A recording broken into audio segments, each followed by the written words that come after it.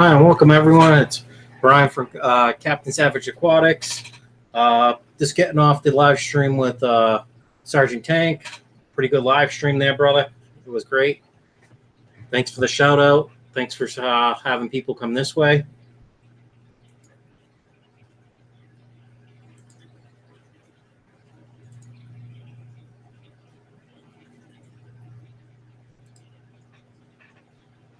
So I'm going to let some people roll in here real quick.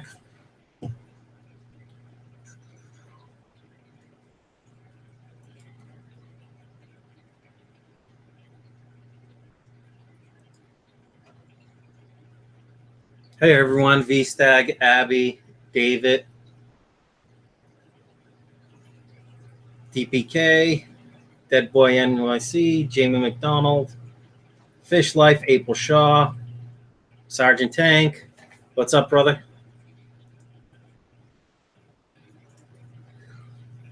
Thanks for the shout out. I appreciate it, Sergeant.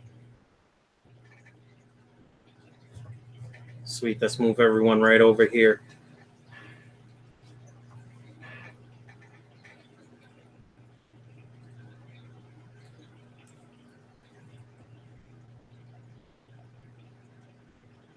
Oh, yeah. Yep. That reminds me. Whoa. Already up to 12. Thank you, Sergeant Tank. I hope you enjoy your Bud Light or whatever you're getting for beer. I'll be right back. I need to listen to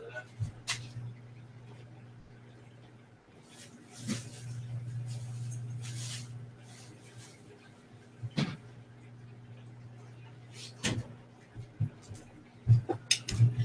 Sorry about that, guys.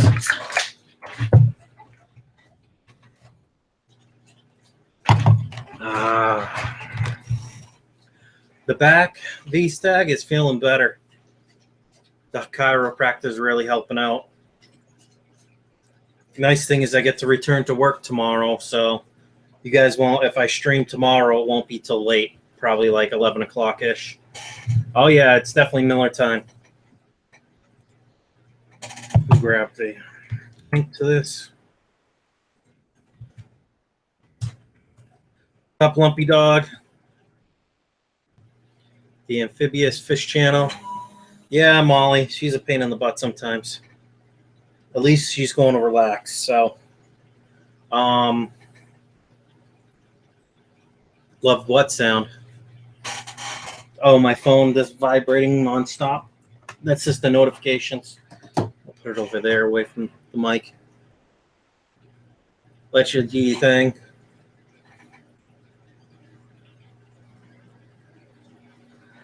She loves, yeah.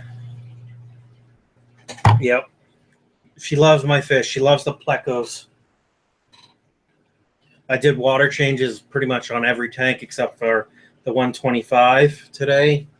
And the main for-profit breeding tank with the fancy guppies. Everything else got changed. And why the heck is it looking at my watch right now? There we go. So, I think, what the heck? Hold on, I missed something. I know I missed a question somewhere. Oh.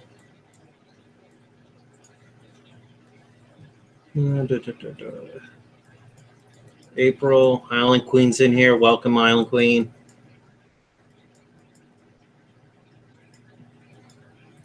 The Fish Life asks, how many tanks do I have? Let me count. One in the kitchen. 3, 4, 5, 8 set up. One being a quarantine tank. And I have 5 10-gallons going at the moment because I'm trying to get some fancy guppies going here. They're just assorted right now, so I have the males and the females separated because I want all the females to drop their fry in that one tank. So, yeah, I have the 125 right behind me that has an Oscar, 2 convict cichlids,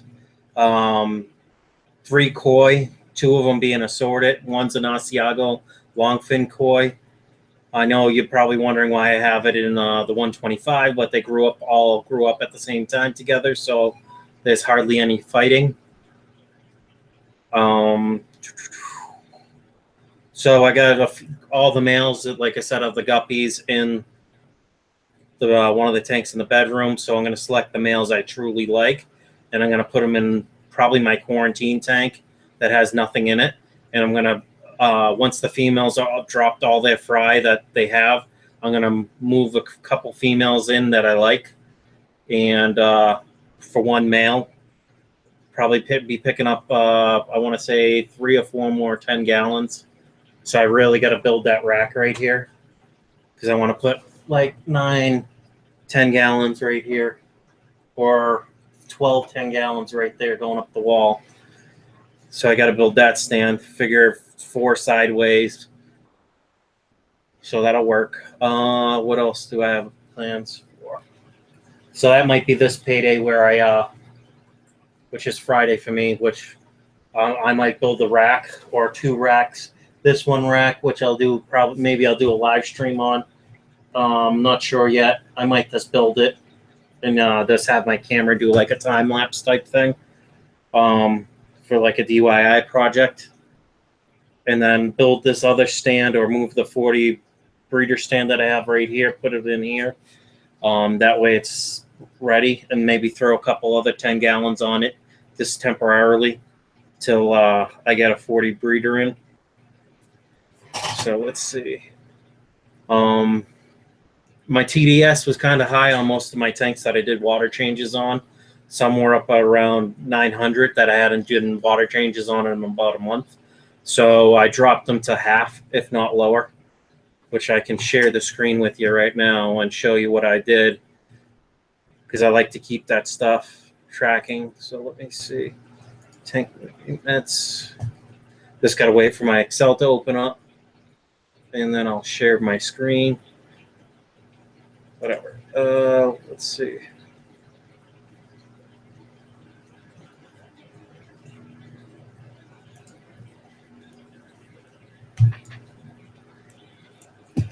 All right, let's see. Share my screen on this. Share it. So let's see. I'll start with. So I did the male beta tank today, which I have all my male guppies in, and the beta leaves them alone. So it was originally at 398.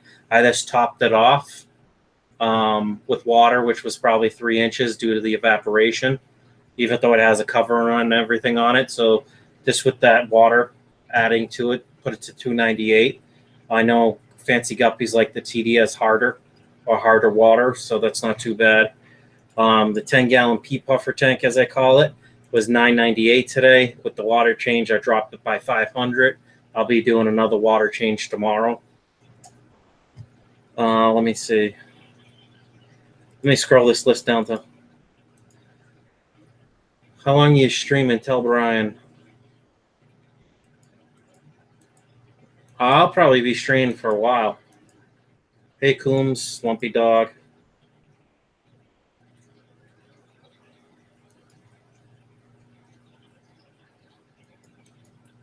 Sorry, let me catch up with the thing. Found a site that sells a 100-gallon Rubbermaid stock tank for $124. Got 20% off. Coupon code, so it's like $100 free shipping. That's awesome, Ruru. I take that all day.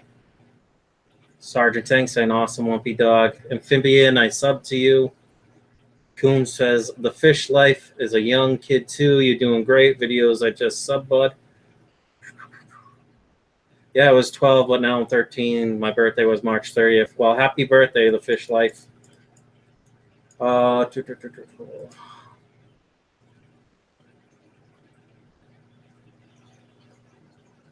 Everyone's just talking to each other. I'm not going to read everything verbatim right now. Coombs Aquatic Ryan, could you possibly send me that file? I'd like to try to use it for my maintenance schedule as well. So with this, if you see this, so $9.98 to $4.98, that's a 500 drop. And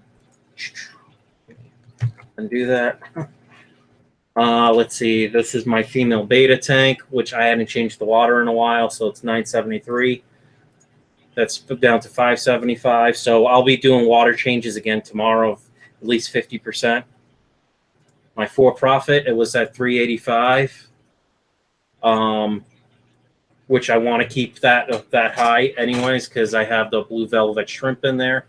And I know LR Brett's keeps his tanks right around that TDS, maybe a little less. So, but with adding water and topping that off for like 2 or 3 inches, it took it down 30 parts per million, if you want to call it, for dissolved solids. My 18-gallon, it started at 905. Let me change that today, but I literally did a 90% water change to that. And that's the one with that's what I'm using to grow out those 2 Oscars. So literally, I couldn't see in the water before. Now I can. And the Oscars are healthy as can be. The 2 that are in there, they look like they put on some size. So doing that 90% water change, I dropped it to 235. Welcome at DLR. I didn't check the pH and stuff yet. I'm going to do that later. Maybe I'll do it on the stream. And whoever was looking for the this tank maintenance sheet, this is so I can keep track of my stuff. The 55-gallon, it was at 942, which is this one.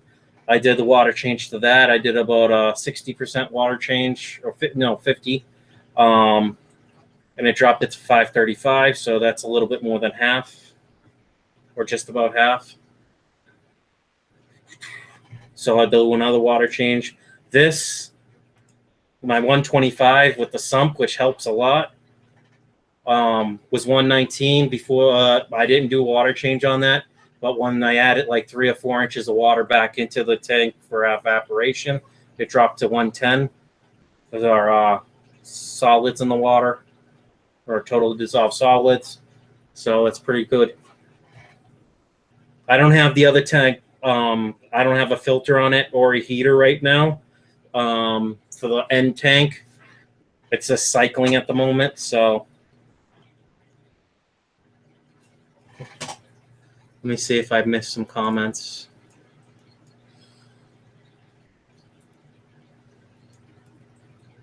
Because I was just blabbing and not really. Coombs, you looking for that? Yeah, but I can send that to you.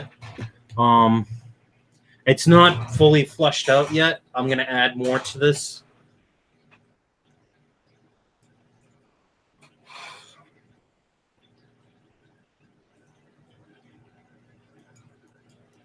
Priscila says she went to the Petco today. Dang, $1 sale.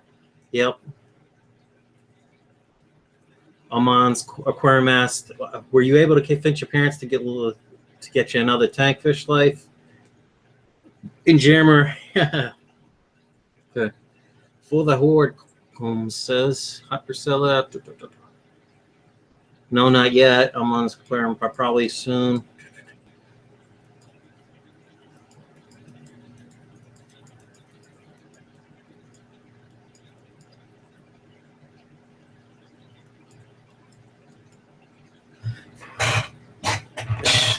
Jim says he's going to do a pure goby tank. How do you feel about that? That'd be cool. Are you doing freshwater gobies or salt?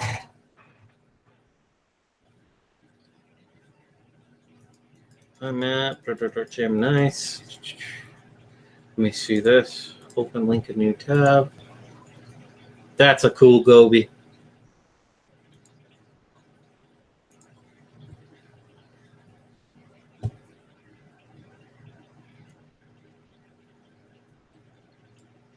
Priscilla's in the house. Yep.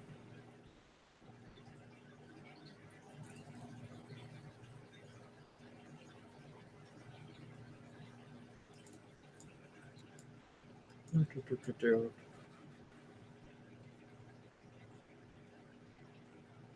you can get me one, I'll make my low boy, my goby tank. Nice. Matt DLR says, I'll look into it, Shishimi. Hey, Coombs. Any plans on getting more fish, for some for breeding? Be right back. Got to make a store run. Sounds like a packy run, David. Oh, who's talking to me? April asks, I really like your spreadsheet. I'll have to do one for mine. I didn't even think about that. the only reason why I did the spreadsheet April is my S5 crapped the bed. So I had a program like Aqua Diary or something where I could keep track of my nitrates, my TDS, all that. So I decided I'll just put it on my computer because I have backup upon backup of each drive. So I got an IT background, so I have one drive cloned to the next, in a RAID. So if I was ever to lose my main hard drive, I still have another backup of this one. You can feed Goby your shrimp culls. Cool. Yep. Skittles are for you, Matt. Shishimi says, let me get a drink and I'll join you, Brian. That's cool. I got a margarita. Nice, DPK. Cab 7 went out to the fish pond today. Next week, we will be putting in the pump for the waterfall. That's awesome, Cab 7. Definitely want to see the video on that. Otherwise, it didn't happen.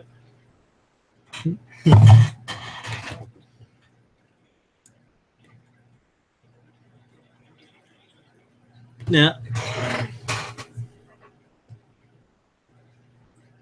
Hi, Cab 7. Nice. Cool, Cab 7. Hope you make some footage. Found Goby selling in pairs. That's cool. All right. So if anyone's interested in a spreadsheet, I can put this up in like a Google share or something like that. But these are my stats for now. I did do water changes to all my tanks earlier last week. It's some of them I forgot to write in the spreadsheet, so I didn't want to guess. So let's see. I think I got 3 tanks that I still have to do water changes in tomorrow. The tote's good. 55 gallon I have to do. FEMA beta tank, peak puffer. Yep. So 3 tanks I have to do water changes in. Cool. Coom said, Aquatics said, just making the wife dinner, so I'm in and out, but I'll PM you on Facebook after the stream tonight, Brian. Thanks. Lumpy Dog says, my grumpy fry grower tank is bursting at the seams. Hashtag busy little fish. Yep.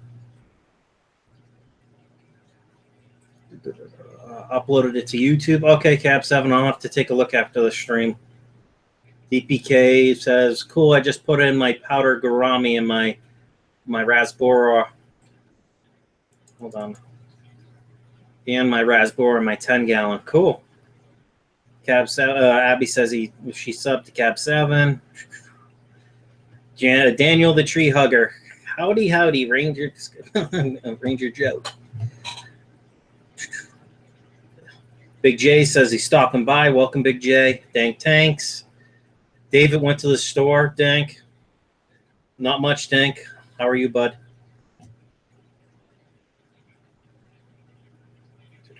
Hey, Sammy. Hey, V-Stag. All right, let me post the link back to here. So let me close the share on this. Save. So stop that. Put that back up here. All right, let me give some links.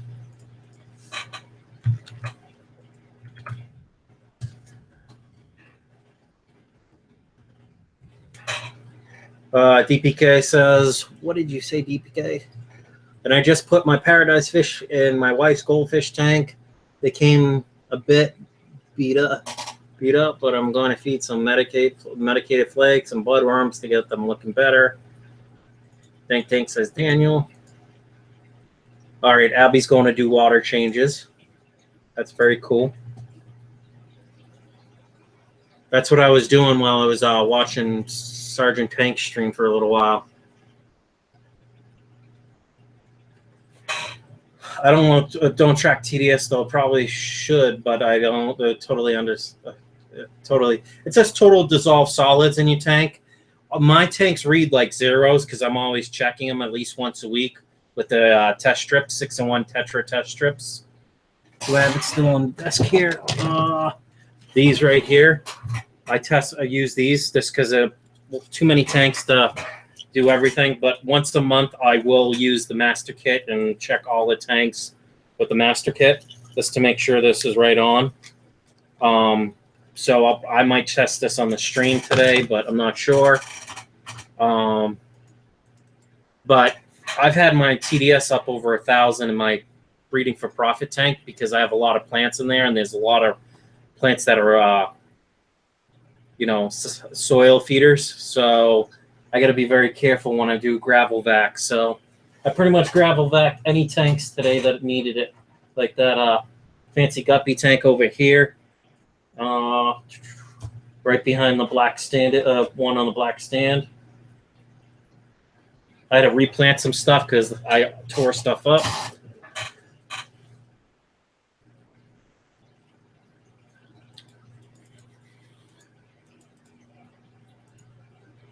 Big J asks, how's everyone doing today? I'm good, Big J. How about you, big guy? Tank said, did you check out my videos yet, Daniel? You being into all plants, you probably will like them.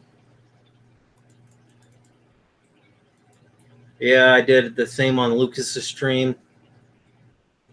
Yeah, I'm probably going to, on my site, I'm going to probably start selling some plants since I got enough going in all my tanks. I got a lot of water sprite growing out. I got a lot of, not Anubias growing out, but because that's such a slow grower, but I got water sprite, wisteria, or water wisteria, duckweed. I got some temple plants that are taking off, so I may sell some of those, but I want to make sure I have enough before I start selling that stuff. Native Fish Keepers is here. Welcome, Native Fish Keeper. I don't know why this camera loves my watch. Probably because it's shiny.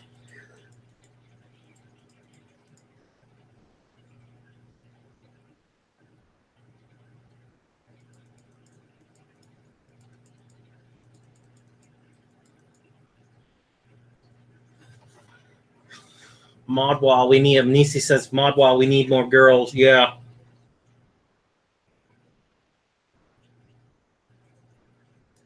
Big J says, I'm not getting a gar just because I saw a gar kill a foot-long arowana, so not worth the risk. I don't blame you, brother.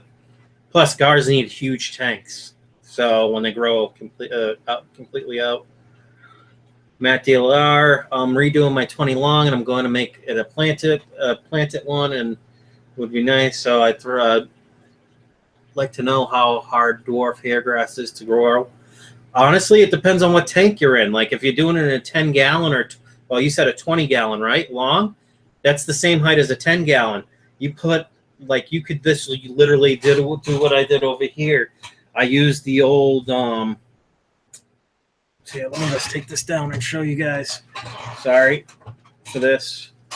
So on that tank, if you can see, the one on the black stand, I got that, what do you want to call it, the cover or whatever. In there, I got 2 LED lights that are rated for 5,000 K each. They're stick lights, and they put out 1,100 looms a piece, but you can tell it's not that bright right now because I got to clean out the duckweed again and transfer it into my 125. But when I do that, it's so much brighter in there. I got a lot of other plants in there. I got Java moss growing out. And then, sorry for the thing, the water change, that looks a lot crystal clear, but look at all those plants floating in that other tank right there. Let me see how far I can stretch this cord before it gives me issues. So on this tank right here, where it's got my female beta in it, that's the one I did the water change to. The Amazon sword's taken off in there, but you can see the Anubias is floating. It's actually growing out of the water. I got to get a new grow light because that one burned out. But it's a 2-year warranty, so it's just calling the manufacturer and having them ship me a new one because I've only had it like 2 months, 3 months tops.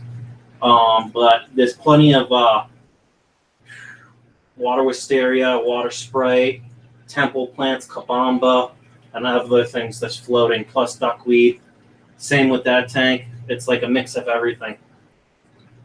And then here's the quarantine tank for the Oscars while they grow out too. Then you can see this one. Sorry if I'm not looking at the chat, but all these big guys have been fed. I just fed a bloodworms and what was it? Brine shrimp to all my tanks. Just as a treat. So these guys are thinking they're going to get fed more, but I haven't had to clean this tank or do really any type of maintenance at least in 3 weeks. So I just keep watching my parameters and the total dissolved solids. Just look at my sump. You can see all the duckweed I have down there. The only thing I'm going to have to do is right on that trickle tower, that top drawer, I'm going to have to take that blue bonded out and put a whole new piece in. But I'm going to take that blue bonded out and squeeze it out in the sump. It'll make a little bit of a mess for like 5 minutes up here in the top, and then the overflow will take care of the rest.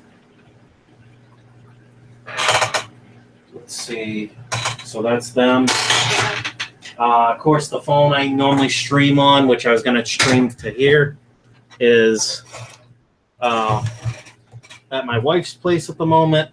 So here's the Texas cichlid and the African tank. I did gravel vac this whole thing today. Kind of moved it around. It might not look like it.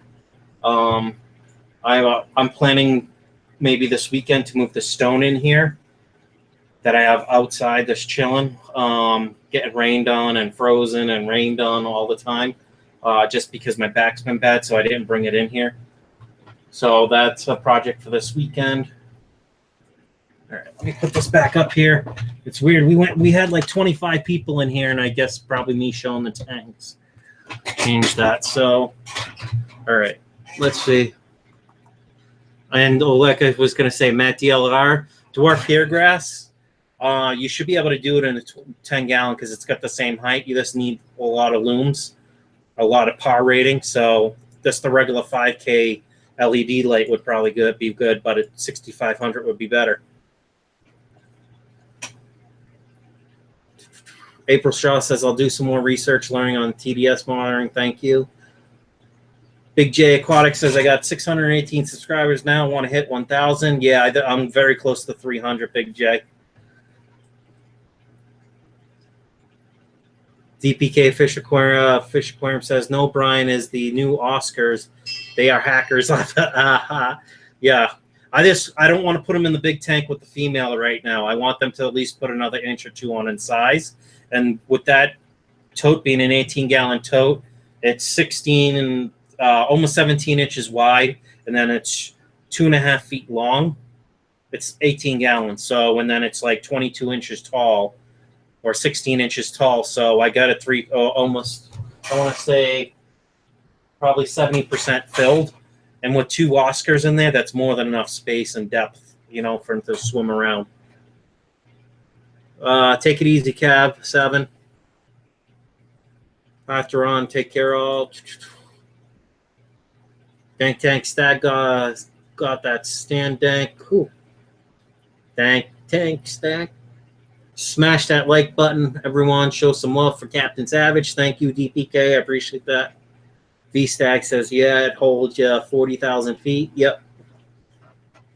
DPK Fish Aquarium says, or I'll have to put $1 in the troll jar. Hey, it is what it is. Just sub to the Fish Life. Matt Dealer, all I have is the one that come with the lids. It's not too good for the light, but it's nice and bright. That's cool. You know what? If they're low-tech plants, as long as it's kind of bright towards the bottom, you should be okay. Make sure you fert too for the grass. Can I come work? All right, let me copy and paste this link because I'm sure people want to join in.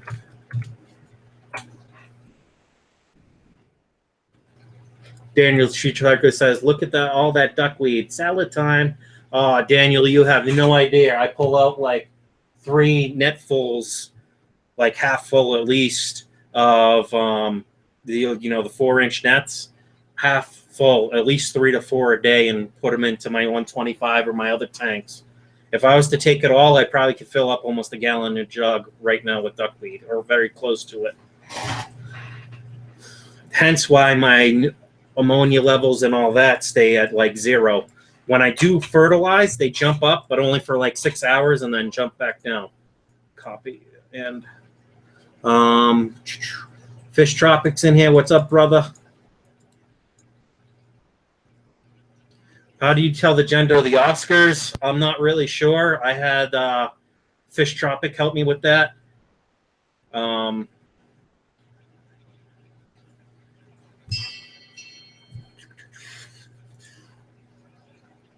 DPK says, yep, I agree. Okay, what are you agreeing? I think your light will be okay if it's the one that comes with the hood. Just ask your parents if you can get a couple LED lights. They're cheap. Get the stick lights, you know, for like $12, and you can, even if they're only like 500 or 800, 500 looms a piece, just make sure it's under the wattage. I think each one of those sockets can take 25 watts, but the ones I have are rated are like 60 watts, but they only draw 13 watts of power or 12 watts of power a piece. So I'm okay. Fish Life, my dad also thinks that the streams that I watch are podcasts. Easy. Okay, that's cool. Aman's Aquarium, I'm glad you showed us your tanks. I can come by and see you here talk about your tanks. That's cool. April Chaz, yeah, Nisi's always busy. She always stops in this. Lurks in the shadows.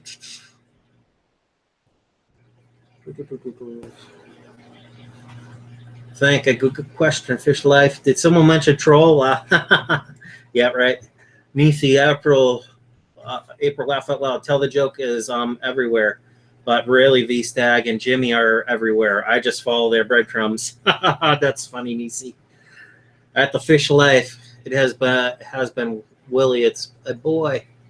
El Tropico. Yep. Close that. The rope lights, you just got to make sure. I mean, with that tank, you probably could get the rope lights from your local hardware store, like an Ace or Ace Hardware, or what's the other one? I don't know. Any hardware store might sell those lights, or you buy them off of Amazon for cheap, or AliExpress, like I did, and it takes months to get here, but I only paid like $6 or $12 with shipping, or something like that. Cyclic Guy 915, welcome. True Value, that's right, True Value. Thank you. Hi, Brian. Hi, and X-Men. Yep. So that's what I got going on. I mean, big water change time. It takes me like an hour or so to do it if I don't get distracted with other stuff.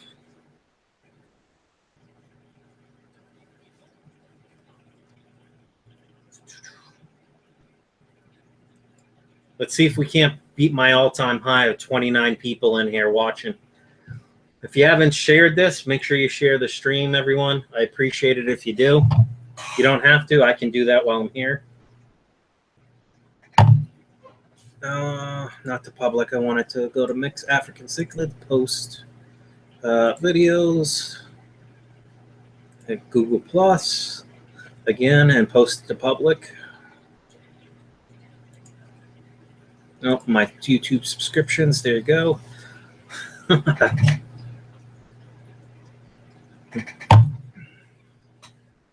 Did he get a haircut? I don't know. You guys can see I'm starting to get really bushy, so.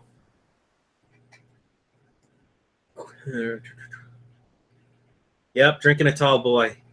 I might have to run out eventually, so I'm hoping Jim or someone joins the stream here shortly, because I only have 2 tall boys right now, and I might have to go get another one to make. Yeah, I picked up like 15 or 18 subs today.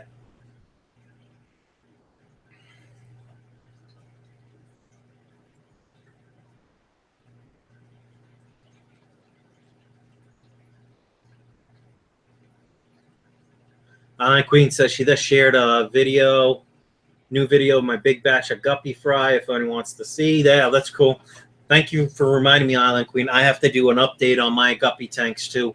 I haven't been keeping up with my Wednesday updates, but today's not Wednesday. Normally, I do the update Wednesday. I record it on Wednesday night when I get home, and then I post it up. So sometimes they come out on Thursday instead of Wednesday night. Cichlid guys in the Navy. Wow. Thank you for your service, Cichlid guy. My buddy, my best bud, Brett, was in the Navy for 6 years. He was a fire control specialist. Got to play with the big missiles on a missile ship. So Brian and X-Men's Aquariums asked Brian, what's your favorite fish? Right now is my Oscar. But I'm trying to have the rubber lip plecos in here breed, so I don't know. I like the breeding fish, so it's kind of a toss-up. Big monster fish right now was the Oscar, definitely. Smaller, fancy guppy fish kind of stuff. I don't know. Honestly, it's a toss-up between plecos and the Oscar. Nisi said, that's great. My boss's son is thinking of joining the Navy shortly. I'm here. What's up, Jimmy? What's up? Not much. Okay. Whew. What are you coming on? What are you streaming from your phone? Yep. Why does it look kind of crappy? That's okay. I think it looks all right. So what's new with you, Jim? New fish. New ones I got. I wasn't watching the guy when he caught them because I was looking at other fish that I wanted to buy. Now that I look at him when he's in his, he doesn't look too good. But I put in meds and let's see how he comes out. But you guys want to see it? Yeah, why not? Let's see it. Yeah, let's see some new fish. All right. There's so many new fish. Gotta flip this camera. These koi swordtails. There's like a bunch of them in here. That's sweet. I don't know. I wanted them, but I didn't know where to put them. So this is the only spot. They were free. Hey, nothing wrong with free. Yeah. That's my type They really of deal. colored up the aquarium too. Yep, my favorite kind of deals. Let's see. Like these pink tuxedo guppies are really cool. These were not free. Look at the color on that. It's so weird. I've never seen this like color. Wow, that's awesome. The body is like a pinkish. Yeah. Peach. It's kind of hard to see with the camera, though. You know what I mean? Yeah, Google Hangout sucks. Well, they only let you stream in 720p. That's the problem. Yeah. Doesn't even look like 720. It looks like 540 or something. But those are new, and I really like them. That's awesome. Let's see. Some black tails are new, but nothing outrageous about them. Show you. Rainbow daces. I think Native Fish Keeper would be very proud. They're like a blue and a purple, a green, and a little red on the head, orange. That's awesome. Probably looks really crappy. No, you can see it. It's just the camera's lagging. You know what I mean? Yeah. That's terrible. It's probably not your internet either. It's just probably the Google Hangouts itself. Yeah. It's a good program. It just has a lot of things to work on. Rainbow. What else is new? That's the Millennium Rainbow. Back over there. He looks a lot better than a couple hours ago or an hour ago. There's a new red. You could tell they're new because they're just like not doing anything in this tank while everyone else is like swimming around. What size tank is that, Jim? 5. Oh, okay. I thought it was, but I wanted to be sure. I wasn't 100% sure. The turtle tank down there. Nice. Yeah, I don't even need to keep this thing heated because the turtle tank light gets pretty hot during the daytime when it's on. It just heats up this aquarium, so that's pretty Now, cool. what do you use for turtle tank lights? Do you use the metal or those halide lights? You know, where These it's are UV? actually high output T5s, like high output with two UVB bulbs. The blue ones Oh, are okay. UVB. Yeah. So you got the UVA, UVB light. Yeah, Yeah, that's cool. they're What type growing of turtles algae are really those? fast. Are those Diamondback terrapins? And Diamondback terrapins. Those are my favorite. That's what I kept when I had them. When I had turtles. Yeah, they're a lot of fun. They live with a bunch of rice fish. Rice fish are way too fast, but eventually, I don't know. I don't care if they get eaten too much. They're pretty cheap, but so far so good. And what do you have? Algae. A sand substrate in there? Yeah, this is the supernatural Carib Sea sand. It is. They just fluff it around like everything. See this whole hill right here? It's all made by them kicking.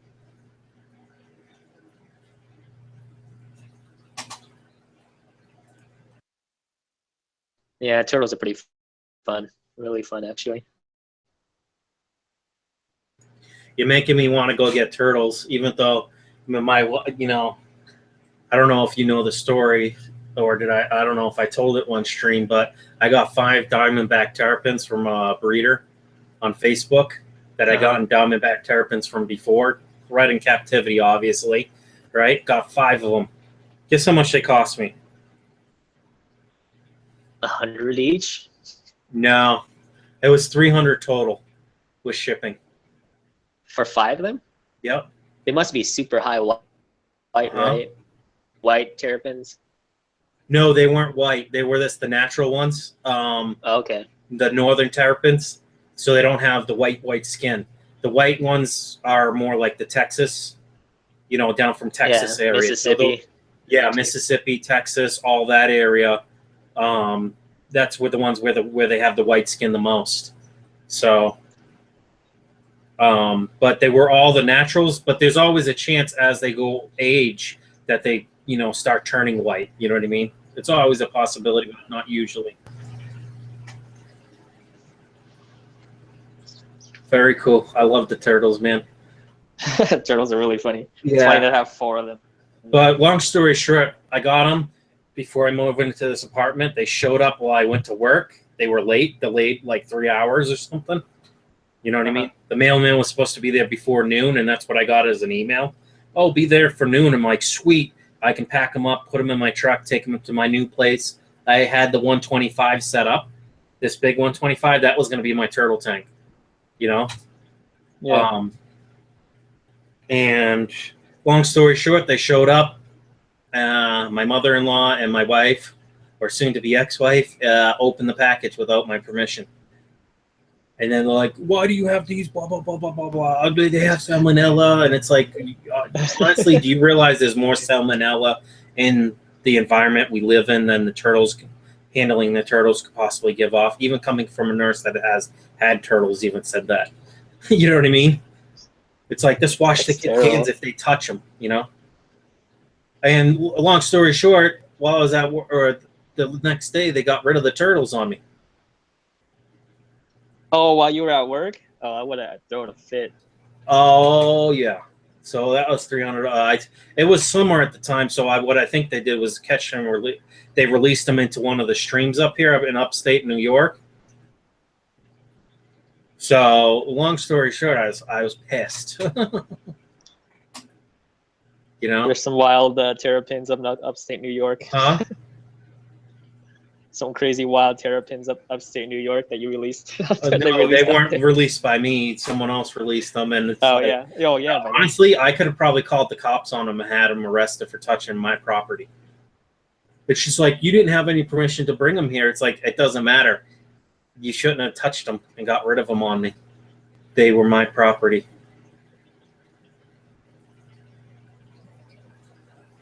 I mean, $300 is $300. And I'm like, are you going to pay me back the money since you released my turtles that weren't your property to begin with? But I'm just driving up. I shouldn't bitch and complain about that, but rubs me raw. My mother-in-law, she works for the DEC, or Department of environmental conservation, and she's like, oh, you know, if they're under 4 inches, you can't have them. They're for school or educational and all that use, right? I think one of them was like the shell was just under 4 inches. You know what I mean? So I could have gotten a fine if she really pushed. But others buy stuff that's it's illegal to open someone else's mail. Also, yes, it's a federal offense to open someone else's mail. It's FBI type shit. But long story short, go to jail for a pretty long time for that. Yeah, well, it's because it's mail. It's federal. Mail's federal. Yeah. Yeah. Dank Tank says, I got my turtles when they were a quarter that size. Most people do. Most breeders will sell them to you, but they specifically write on the Facebook group or whatever, say, hey, any turtles under 4 inches in shell length, because that's how they count it, not total length. Shell length is for educational use or research purposes only. You're taking a risk if you won't have these turtles and you get caught with them.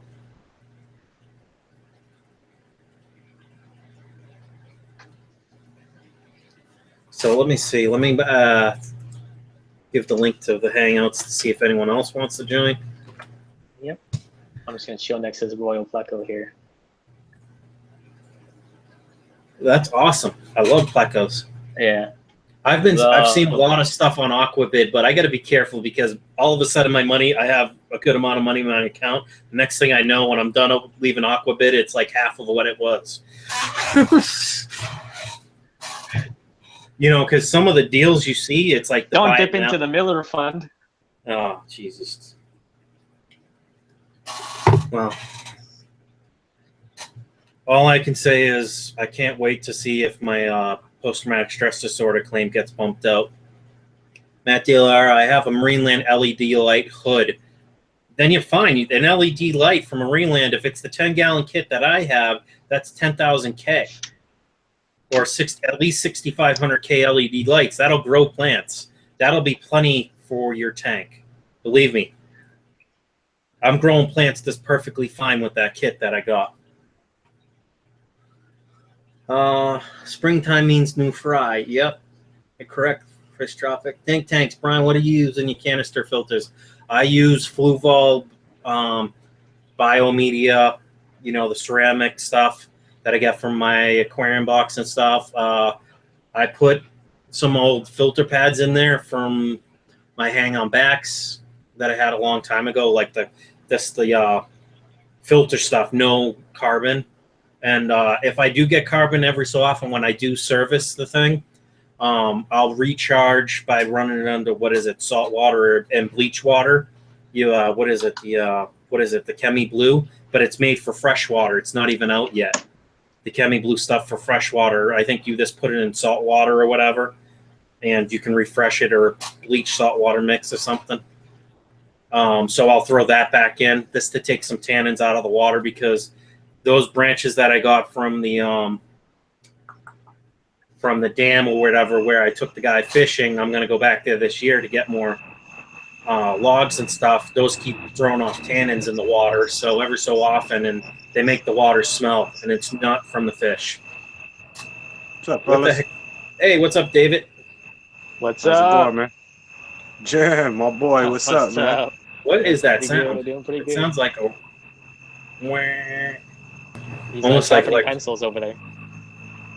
It's probably the crickets and all that stuff. Oh, crickets! Yeah, you're outside. I gotcha. Florida nature. Man, those discus look nice. Sashimi. They do, Jim. They're getting so big. It's my biggest fish, but He's definitely real nice with that blue light on him. yeah. Yeah, so I can't wait till this week, man. I get me my new shipment of fishing from Sergeant Tank. Nice. I'm stoked about that. What Simple fish, but I'm getting a school of black neons from him, and I'm getting bushy nose pleco to help with the algae in my community tank. The chocolate ones that he sells. Yeah. I'm thinking about picking up a couple from his stuff too. I'd rather man. give my money instead of to someone on Aquabid, someone that I watch on YouTube. You know what I mean? Yeah. He's definitely very cautious and he does a great job with his taking care of his fish.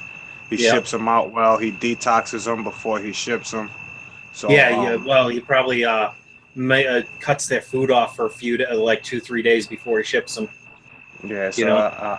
I would definitely highly recommend getting some fish from him if you guys were looking to get like plecos and shrimps and stuff like that. He Well, definitely got I'm a nice trying to little breed. collection.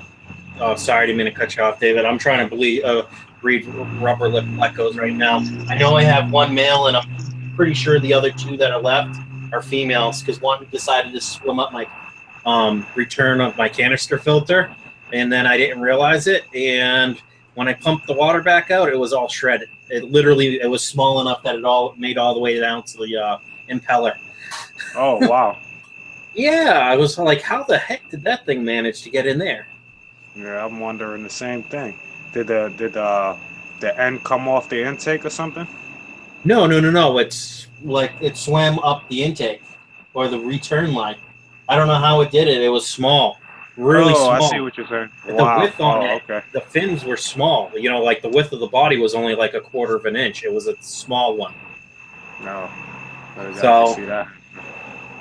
it Strong came little out guy. all chewed up. Long story short, I bet. everyone's So saying Jim, hi to David. what's up, everybody? I can't see the chat on my tablet. I can only see the pictures. I gotta pull out my phone to get in touch with the chat. Fish Tropic says, David, you need to quit smoking, bro. Yeah, I know. It's a nasty habit, but hey, man, one thing at a time. You know what I mean? Hey, I quit. you ever thought about switching the e-cigarettes or that? You know what I mean? I tried it, man. It don't do nothing. No. It The don't. actual liquid, where it's the actual vaporizers. Yeah, I tried it. I mean, uh, I prefer more the real cigarette. You- I tried to do the e-cig and I tried to do like water vapors. I tried a few different tactics. I think the best way to do it is cold turkey. I just gotta wait till I'm ready, I guess. Right? No, I hear you. I already quit. I already quit two big habits. I quit drinking soda, and I quit smoking bud. So Hey, it's man. one thing at a time. Right? Hey, quitting soda. No joke. I quit soda, but like once or twice a month. You know, with my son, I might stop at McDonald's or whatever, wherever we're traveling, and it's like, you know what? Be nice. Even Subway, I'll get one soda, 2 sodas a month. That's it. You Yeah, know, I I have. figured that that's not bad compared to me No. drinking literally a 12-pack plus a day when I was drinking soda. Yeah. Soda's definitely highly addictive, man. Um, I found when I stopped drinking soda that it was real hard not to drink soda. Like I would crave soda, you know what I mean? And I was like a Pepsi, Coca-Cola guy, so that was real like hard for me to quit, especially not smoking bud anymore. So I was like, you know what? I'm just gonna go to full on juices and water, stuff like that. Try to help my health out a little bit better. But I guess I'm how you call it? I'm defeating the purpose, still smoking cigarettes. But Hey, Dank Tank says you picked the wrong smoke to quit, David. yeah, I know. Yeah, I know. Unfortunately, it's the cheaper one. So Yeah, right. Yeah. maybe not up north, but down here they only $6 a pack. So up north No they kidding. go for 10, 11. No kidding. Like I like when I did smoke, I smoked Marlboro Lights or full flavored Marlboros, and it's like $10 a pack. It's like Yeah, it's that. I can't ridiculous. afford that. Or Ridiculous. I Up could north, when I was living with my mother-in-law before things just went. Me and my wife finally said enough's enough. Let's go our separate ways. yeah, It's better sometimes it's for my what's son. best. It's better for Yeah. my son. He likes it so much better. He sees mommy and daddy are happy now. You know, No, that's a good thing. That's all that matters, man. That's all right? that matters. Hey Jim, what's up with the discus? They spawn yet?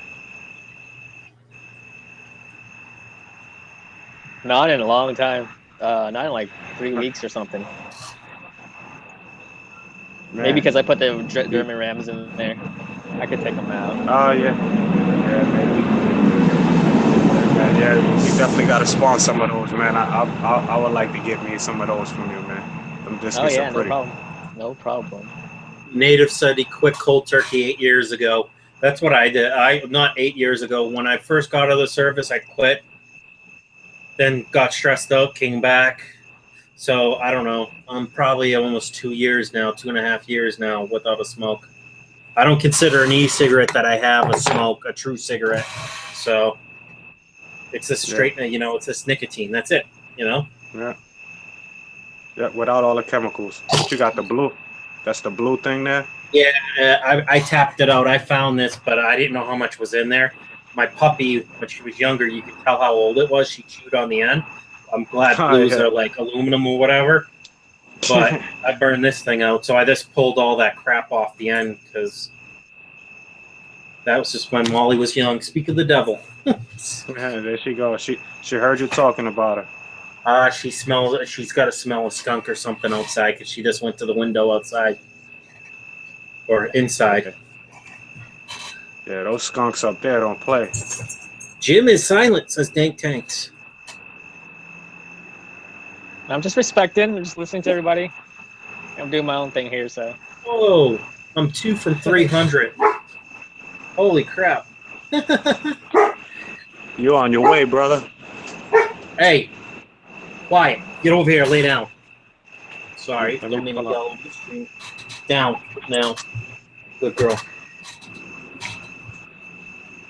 There's probably deer out in the yard that my landlord throws like corn that's not going to get eaten and like green beans, just all that stuff off his deck down into the back lawn. So there's deer always outside eating that stuff. Yeah, man, I got a funny story back when I was living in Rochester, New York. I had to be like 16 or something like that. So it was like 2 o'clock in the morning, and I was on the porch, doing not so nice things at 2 o'clock in the morning. You get my drift. But anyway, I'm sitting on the porch and a skunk comes out.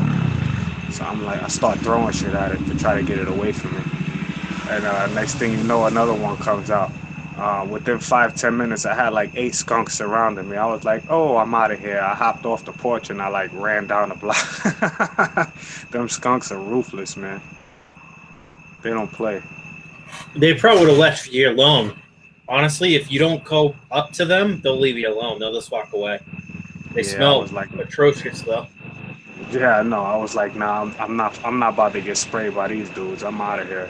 I jumped right over the banister and ran up the block. It was pretty far. I was laughing at myself. I was all stoned.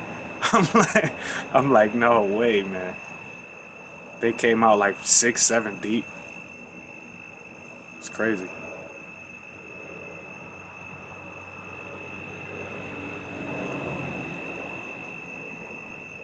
Oh, Island Queen says, I have a question. Sometimes I get notifications for a comment on my video. When I click on it to replay the comment, it disappears. Not in my comment section or video anymore. Anyone have this problem? Yes, Island, that means it is marked as spam. And you will have to go into your spam folder and actually approve the comment to get it onto your video. Yeah, you just go into your YouTube settings, that area, where you can look at your videos, like my videos and stuff. Then you'll see comments, real-time stats. Just click on comments, and then 3 tabs will come up. Approved, spam, and something else. You know what I mean? Just go to the spam, and all you do is check the check boxes if you approve the messages and click OK. And you can actually sort it to see the comments you haven't replied to.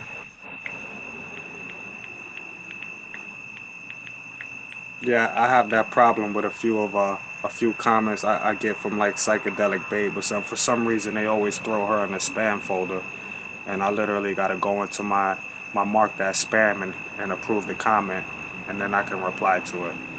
Exactly. And it'll be under the video after that. Right. And I think I was talking the whole time with my mic muted. Typical. Jimmy, what are you editing video right now? That's why you're so quiet? Making thumbnails. Jimmy is in the zone over there. Yep. Making thumbnails for Corey, I guess.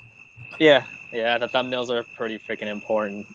Oh, I know, because I got to start making thumbnails for all my live streams. I've been meaning to. Yeah. I'm going back to even the videos that I didn't do thumbnails for, or didn't do at all. I have to do those. So there's like over 300 thumbnails I got to redo. But they're pretty fast. They're like 2 minutes a piece. Sometimes if he doesn't approve it, then like it comes to 10 minutes. But sometimes we have to get really creative. It's like 15 minutes. Hey, Jim, you know you're not going to catch me, right, baby D? You know you ain't gonna catch me, baby D. Matt DLRS asked me, "Can you stream forever, please?" I would, but there's only 24 hours in a day. Eventually, I have to sleep, Matt. I mean, I know I haven't streamed over the last couple yesterday because I spent the night at my wife's place watching the 4K television and chilling and editing my videos, all the videos on my phone, which I actually, well, I got 3 videos done, and I'm so pissed at myself that I left it at my wife's place, not plugged in at this point, you know, on the kitchen table probably. And it's like, I don't want to drive the friggin' 35 miles one way just to get it, or the 25 miles one way just to go get it. So, kind of stinks. Yeah, Jim, me and my co-worker stay laughing at them Friday movies, man. All day long. We be in the kitchen just laughing. They're like, what are you laughing at? These young bucks. I love those movies. Too funny. Fish Tropic says, Slim Jim, why don't you use Resolve 12.5? My light fell. Oh, it's a color corrector. I just looked it up, and we don't do color correcting. As you notice, in my videos, I color correct, but for Corey's videos, we don't color correct at all. I try to color correct some of his videos, and we just don't run with them. Hopefully, I'm not muted. No, we hear you. Yeah, we heard you. They said, what you trying to build, a clubhouse? Roma Aquatics, how do you approve a comment with YouTube app on Android? You go into the comment section. On the YouTube app itself for Android, there'll be a button. Just keep scrolling over. Go to your channel itself and scroll over to the left and right. There's a little bar you can drag. I have YouTube Red, so I don't know. It might be different for someone. Yeah, it's different. It's different for the regular YouTube app. Roma, my best advice would be to download the YouTube Studio or something like that. And from there, you can check your analytics. You can check your spam folder. You can do a bunch of different things that the app won't let you do. And from there, it links directly to your regular YouTube and your page and all that. And you go down to where it says comments at, and then you can click likely spam. And from there, you'll see all the spam, all of the comments that YouTube marked as spam, and you can approve them from there. Also, just like Jim said, you can use TubeBuddy. I use TubeBuddy because I can reply right from the right side column for the notifications. Right there, type in the reply. Yeah, that's so. Yep, that works. Yep. So, pretty chill. And let me put this out here again. The link to the Hangouts in case anyone wants to join. Yeah, amen. Jump in the chat, bro. Is Short in here? Short and Anxious? I don't know. I haven't seen her post anything yet. Fun size? Oh, okay. Yeah, like David said, that other app, what is it, YouTube Studio or something you said? Yeah, YouTube Studio. I downloaded that before I just became a YouTube Red member. You know what? I don't like watching the ads, even though they help people out. But with YouTube Red, it automatically, even though it automatically skips the ads, it automatically gives you credit for any videos I watch that you monetize. Oh, okay. I didn't know that. That's the reason why I didn't do it. Yeah, the YouTube Red app, you'll see it on your analytics when someone watches your video that you've monetized with YouTube Red. It gives you credit, right? if you look in your analytics, it'll say how much credit you got from YouTube Red. And that's anyone that's watching that, because they skip the ads automatically and give you full credit for those ads. As if they watched them all the way through. Nick the Dick joined. What's up, Nick? Hey, what's up, Nick? Not too much. Just got home from the local fish store. That's all. Oh, you pick anything nice up? What you got? Snail and a new pleco. Nice, nice. What type of pleco? I believe he's an orange spot, but they kind of had him in with a tank full of orange spots that were mixed with albinos, so it's kind of hard to say. So it's gonna make it's got a very interesting pattern then. Yeah. That's awesome. Yeah, that is cool. I like unique fish. I do too. Like I would Roma literally go Aquatics pick is out. Oh, sorry. Someone's in timeout. Sorry to talk over you. Yeah, I would literally go pick out the most different looking fish out of all the species, or the one with the most attitude. I tend to look for those whenever I go to the LFS. Yeah, someone's in timeout. Roma Aquatics is at Whiskey. What webcam app do you use for your overlays? I tried Cam Twist for Mac, but it doesn't work for some reason. I love YouTube Red. Worth it for my daughter's toy videos alone. Oh, okay. I'm not sure for Mac what apps are good. Do you know, Jim? Oh, I'm looking right now. What webcam app? Oh, you run PC. You will run PC stuff, right, Jimmy? Yeah. Yeah. So do I. Corey sent me the MacBook. I sent it right back to him. Oh, what? So you could edit right off the MacBook? Yeah, well, we were gonna use it for traveling. Like, let's say we're on the road and we need to really get a video out. But instead, I think we're just gonna pump out a bunch of videos here on my PC because I can do them really, really fast. Whereas I have to learn Final Cut. So. Bracken asks, orange spot like golden nugget type thing. That's for you, Nick the Dick. I'm not sure.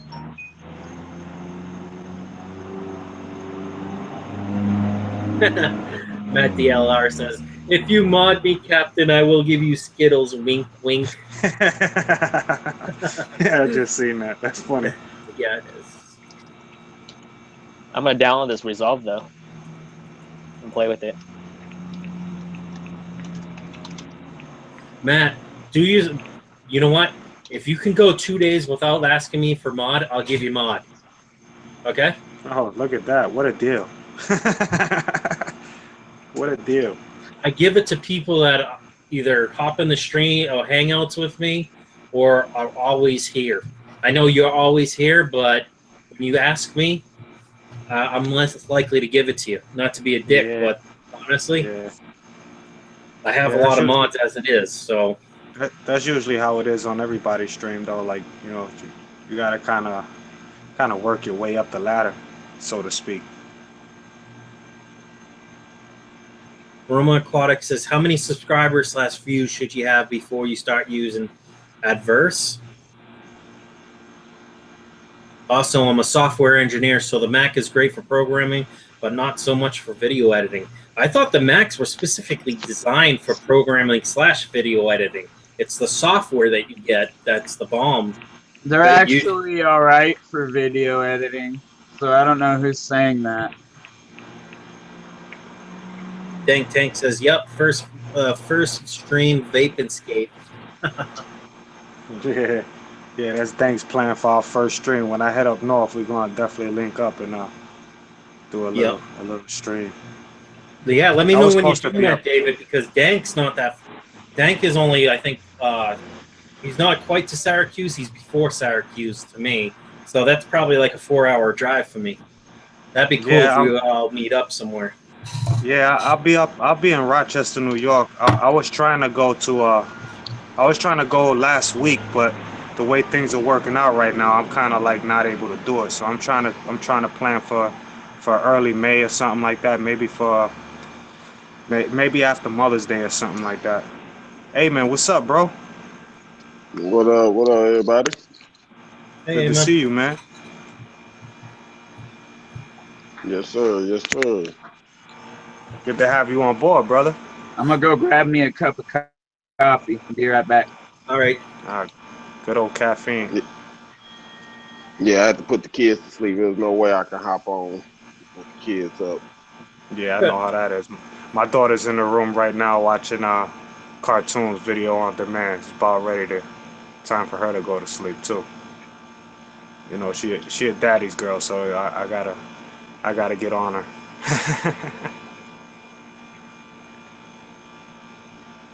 DPK Fish Aquarium says Captain Savage, don't play. He has the golden hook. Roma Aquatics is in Buffalo. Roma, you're only like a Oh. couple hours from me. Oh, Roma, you'll be like 45 minutes away from me when I get up there. I've been to Buffalo many of occasions, so I mean I lived in Rochester for over 20 years, so I'm real familiar with Western New York, the whole area. So That's yeah, cool. we definitely got to do a link for sure. Definitely.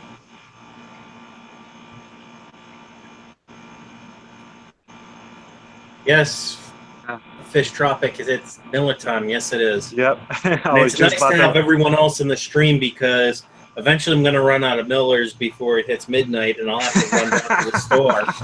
Yeah, you got to re-up on the Millers. Well, especially if I stream to like 2 or 3, I'll go through 5 tall boys. Easy. Yeah, yeah. I would love to have me up there right now. I just won't stop, and I got to work in the morning, so I can't even.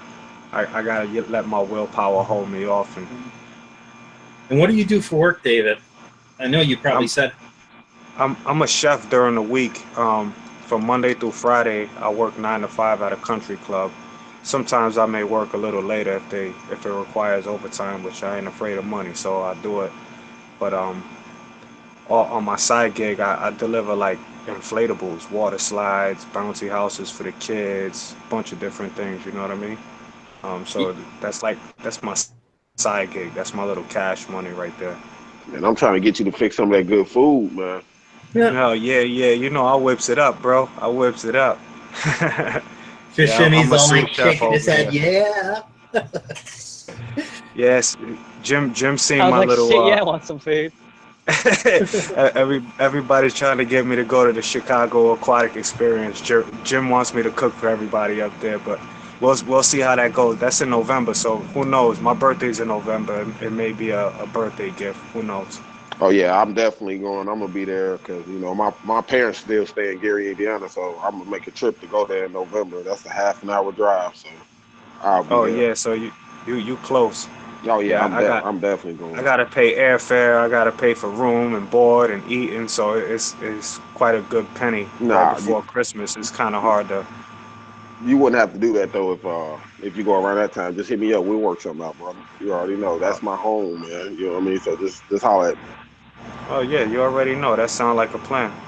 That's one. That's a couple of things less to worry about. You know what I mean? Man, I'm thinking if I can manage it, I'm probably just gonna road trip it there in my truck. See which is cheaper. You know, it's Yeah, 12 but hours to drive to Chicago. So yeah, you're in Western New York. You pretty close, man. But right now I'm in Central Florida, man. Any way I decide to go, it's gonna cost me a little bit of money to travel. So mhm. whether I Oh fly, whether I yeah, drive, so it's kind yeah, of I it's kind agree of there. difficult. You know Well, what I mean? I'm thinking. Go ahead. Sorry, Emma. Yeah, it's kind of difficult for me to come up with that kind of money just to spend it right before Christmas, and you know what I mean. So it's a little it's not far fetched or out of the question, but it's kind of like 70-30 leaning towards I won't be able to make it, but there's still that 30% chance, man. You know. Right. And like I told Jim, if I do go, man, everybody break out the grill and break out the food processor. I'll make all the marinade, you know. We'll get it popping for real. I'll whip up the Spanish rice and, you know, some steaks, some good old chicken breasts, you know, all that good stuff, man. Some mixed veggies, you know, got to keep the diet good, you know what I mean? I'm gonna see who's going up that way and just doesn't want to pay for a ticket and just road trip it. My truck can hold, 5 adults comfortably. 6 you if got I a really big had boy to push it. Yeah, you got a big boy then. Yeah, I got a full-size pickup truck, so Okay. with the big cab with actually the full-size doors, so there's plenty of room. Nice. Everyone chips in for gas. Good. Oh yeah, take turns. You know how we do it. Shit, I'd probably just drive the whole way. 12 hours is nothing. Yeah, now we did that. No, I did that drive like a bunch of times. 12 hours is equivalent to driving from Rochester to Brooklyn, so I've done that plenty of times. I've also drove straight from Rochester to Florida and back the whole way, so that's 22 and a half hours without traffic. So that's a pretty steep drive. Yeah, Dead Boy NYC's. I'm down, Brian. I'll pay half the gas. Dank Tanks is like, I'll pay half the gas. Laugh out loud. Priscilla's like, a shotgun. Someone pick me up. Yeah, come on, Danks. We trying to see you. Yeah. We're trying to get it right. Right. Yeah, definitely. I just got to figure out. I looked at what's the ticket prices to get in there for the 3 days, like $150, something like that. Yeah, something like that. Yeah, the next is the hotel room, But someone was telling me, I think it was Fish Tropic, or someone was saying to check out the airport, some airport hotel type thing. Yeah, like you probably could get like a deal with airfare and room and board all together and get a nice little deal. Oh, no. This was totally different. It was like $60 a night or something like that. Oh, Airbnb is what it's called. Okay. Or $40 a night. I'm afraid of places like that. I don't want to get bed bugs, man. Pedro, what's up, brother? Wow, we got a lot Go, of man. people. All right. Can I take over for a second? Go for it. I just got some questions for Aman. Is it Aman or A-Man's tank? I always say Aman. My bad. It's Aman. Aquarium. Okay. It's missing A-Man's. the dash. All right. Well, let me ask you this, because you haven't been on the stream before. What tanks do you have? What sizes? What kind of fish you keep? Just in case anyone doesn't know, that's in the in the chat already. Oh yeah. I probably have. I lost count. I might have about 10 tanks, maybe. Anywhere from 8 to 10 tanks. Large. I got 150 gallon, 125, 375s, 190, 255s, and 220 quarantine tanks. And then I keep mostly Central American cichlids and African cichlids.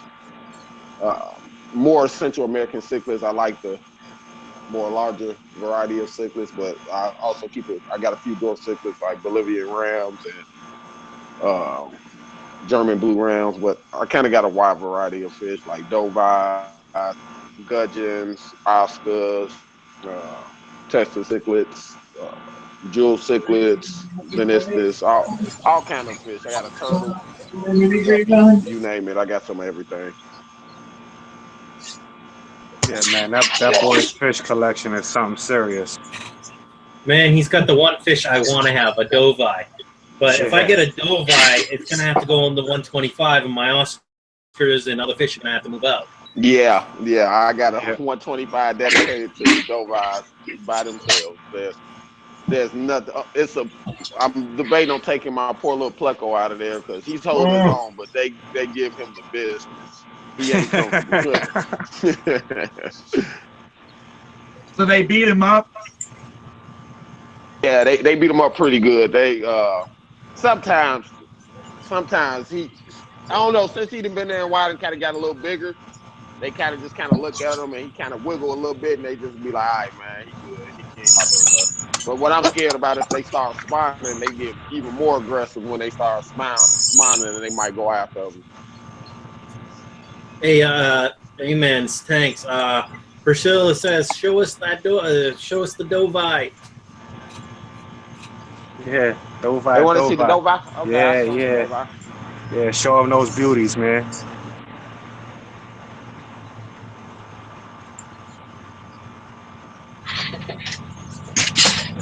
That's the male. He's still a baby. I got him at about 2 inches back in October, and he's probably about he's probably about 10 inches, maybe 11 inches, maybe.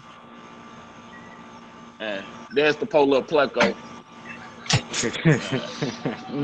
That right there, that's not the one he's paired up with. That's his little side piece right there. So that's kind of why she's off in the corner. There goes his girlfriend right there. Yeah, so those are the Dovis. Wow, nice fish. Yeah, man. Those got Thank some you, beautiful colors. Yeah, look at that. Yeah. I really enjoy his color on him. Like I didn't expect him to color up as much as he did, and he's still a baby at that. He's probably only about maybe 6 months. You got them in a 125. Now, obviously, Yeah. you know, I know Yeah. you're gonna keep them for long term, obviously. So, what's your next step up for Tank when he starts growing? My next step for just the Dovi, because it's already kind of hard to delegate one tank to just one species. My biggest tank in it is probably gonna be like a 220, something like that. But my big build, I want something massive. Whenever I do get a big tank, I want a big, huge tank.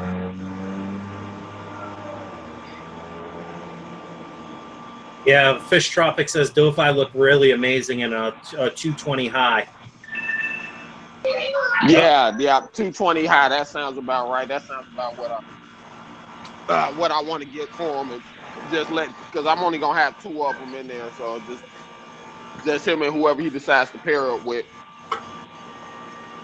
That'll be sweet. Sounded like someone's phone was dying.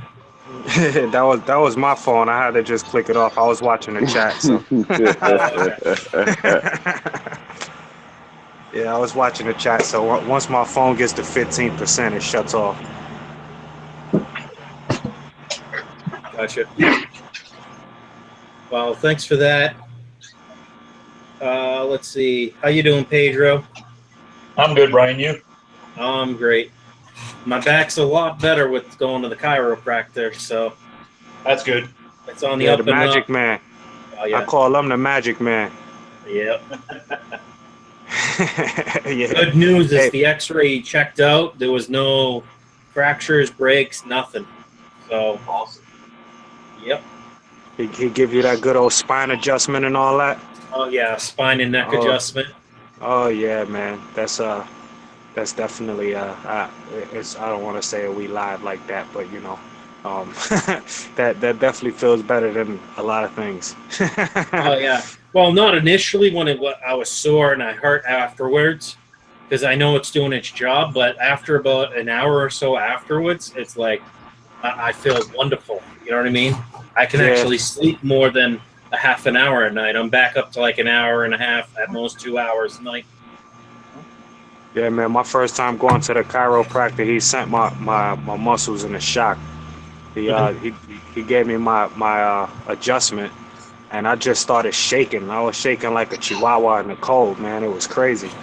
And so I'm looking at him. I'm like, yo, why can't I stop shaking? He's like, your muscles are in shock. They're not used to it. So after like 2 or 3 visits, that'll stop happening. So, but yeah, I went to a chiropractor for like a year and a half straight. Now I did floors for 7 years. So imagine the kneeling and bending, you know, putting down flooring.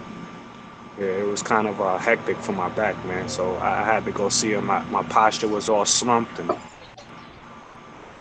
Yeah, That's an interesting.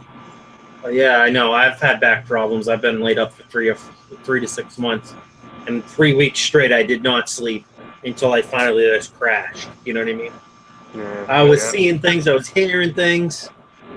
Yep. That pleco that Nick the Dick showed in that link in Hangouts, that looks like a pretty cool pleco. check that stuff out.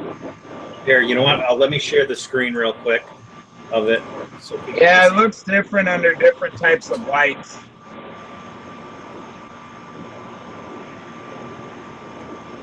That's pretty cool pleco, man. Oh yeah, that's nice. Oh yeah. That's real nice. That's why I figured I'd share my screen. That way, people that don't want to click on the link, besides us and here in the That's a Hangout, leopard pleco, ain't it? that's what it looked like to me. But what type of pleco did you say it was, Nick? Yeah, they're usually called leopard plecos, but some people call them orange spots as well. It's just all whoever bred them or whoever, you know what. Hey, I need some help with my pleco. I got a pleco, and I'm not sure what type of pleco this was. It was sold to me as a common pleco, but when he got older, he got this nice little pattern to him, and I don't think he's a common pleco. I wonder if somebody can help me with help. Was it the one you just showed us in the tank? Nah. It's a different one. I'm about to show it right now.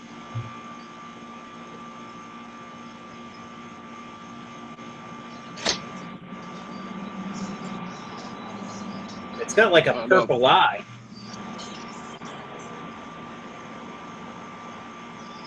I'm trying to get a good picture of him. He's kind of wedged back in the. He looks kind of like the one I just picked up. Yeah, that's what I thought. I'm like, I don't know what he is though. I'm like, he was sold to me as a common, but when he was small, he looked like a common one. But as he got older, he started getting this nice little pattern to him. And I wasn't sure what kind of pleco he was at that point. And then he didn't have circles like the leopard plecos. I'm like, Oh no, that's he got some nice colors on him. Yeah. He's pretty big too. Wow, Shishimi just put a link in chat. That Oh, pleco yeah, is he's awesome, man. I like that. L273 is the one. Yeah, that's nice, Jim. So let's see.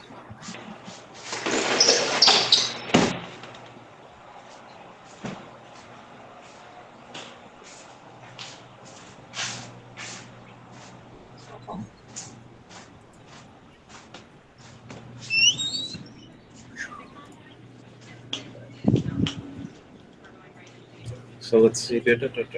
Wow, the stream's so far behind. Yeah. It's like 30 seconds, almost a minute. Well, it's probably closer to 45 seconds. Island Queen says it almost looks like a high fin pleco, but high fin plecos don't typically have like a purple looking eye either. He could just be getting beat up a little bit. It happens. That's true. Pedro has his dog with him.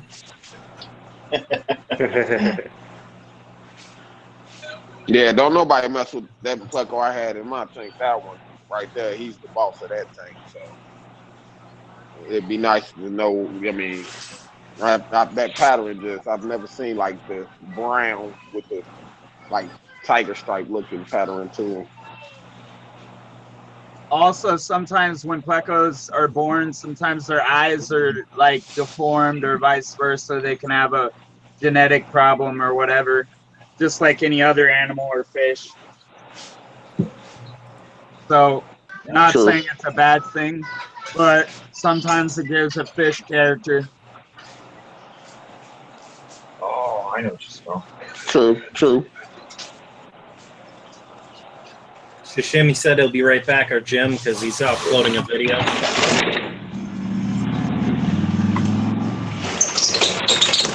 Dave's going back outside. What is that, a 100 cigarette, Dave? Yeah, that's the 1000. That's the lung killer right there. We're gonna get him to stop filming a few. It's coming. We gonna put him to yeah. I'm getting some. I got a few people making me some deals there to try to help me quit. So, you know, I'm definitely trying, man. Hey, I cut down from a pack to a half a pack, so That's not bad. You're I'm on about your to say way, that's man. a start. Yep. I'm trying, man. Okay. DPK says, hey, David, Is this the name of the LED lights that has the thunderstorm mode for the current USA satellite plus Pro freshwater aquarium LED light, 24 to 36 inch? Oh, nice. I can't see it, man. My phone is dead. No. He's asking, is that the name of the light?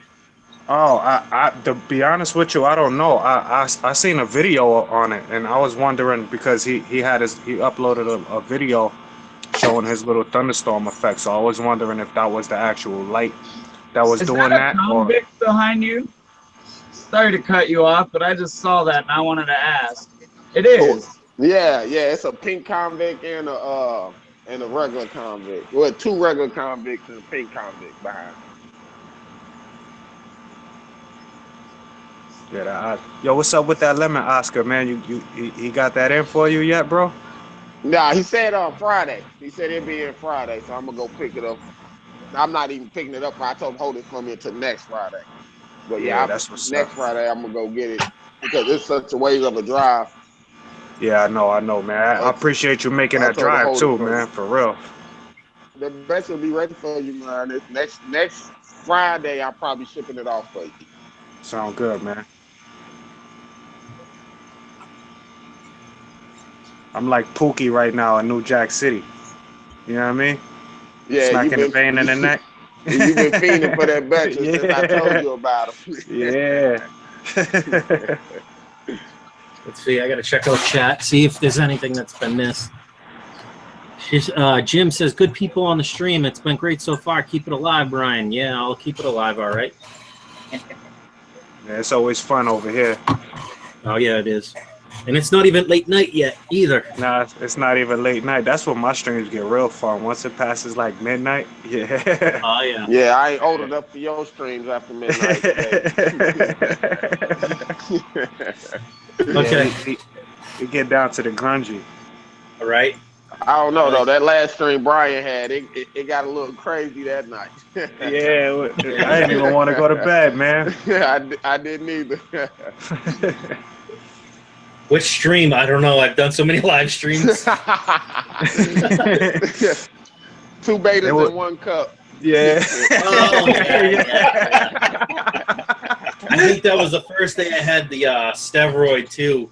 That the VA doc prescribed to me. And boy, where I feel the effects with drinking and on those steroids. Yeah. Yeah, my wife was laying next to me sleeping like, you must be having a blast right now. I'm like, yep. It's like, you got to work in the morning. Yep.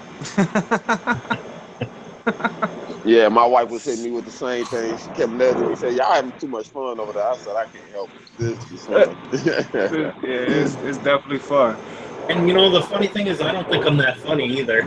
But when you get everyone else in the stream at that time too, cracking jokes and stuff, it becomes real fun. Oh yeah, Brian, you was having a blast that night. No, I remember. It's not like I was definitely buzzing, but I wasn't like to the point that I was blackout drunk. So I guess Priscilla wants to come in. Looking good now that he's in the water. Come on, Priscilla, hop on. I'm trying to see him. I clicked on Nick's stream. I'm trying to see the pleco. Yep. No, Nick's not facing the camera towards that tank with the pleco, so. Oh, okay. So, Native Pedro, did you want to say anything? Because you've been real quiet, or are you just listening? I'm loving that gar. That's what I'm doing. Ooh, yeah, that boy, nice. That long nosed gar is what's up. You definitely made me want to get one of those, Pedro, for real. Yeah. One of those definitely going in a monster It's just a tank. big baby. My kind of fish.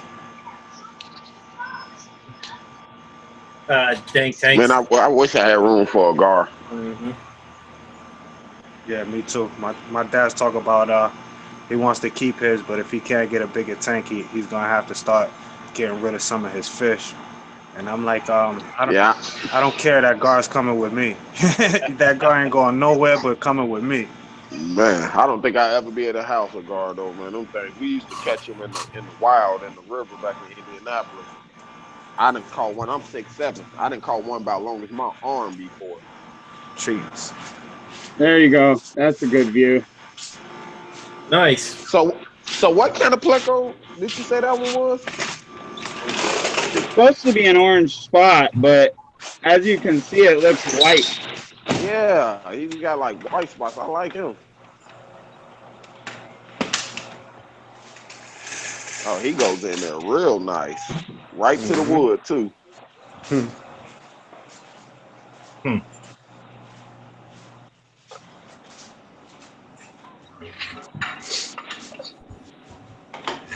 Oh, he goes in there real nice. Right to the wood, too. Welcome. Kristen, what's up? Yep. What's Welcome. going on? Hey, man, this is the monster right here, bro. Give me a second to mute this right quick. There we go. Wait, yeah, that. Hey, time out Time box out. for him. I'm Time tired out of box. every fish in the tank. Time out box. Yep. Yeah, Time out that, box. He was being that, bad. that boy is he's eating everything in there, man. It's crazy. Yeah, I was highly upset when you told me he ate the best. Oh Priscilla, man, hey. you ain't the only one. Hey, Back. can you guys What's hear up, me Priscilla? Yeah, we Yes, hear we you. can. Yep. and see me? Yes. Yes, ma'am. Oh yeah, them Oh, I storms are can't starting see to hit hard. anything. Yeah, dog.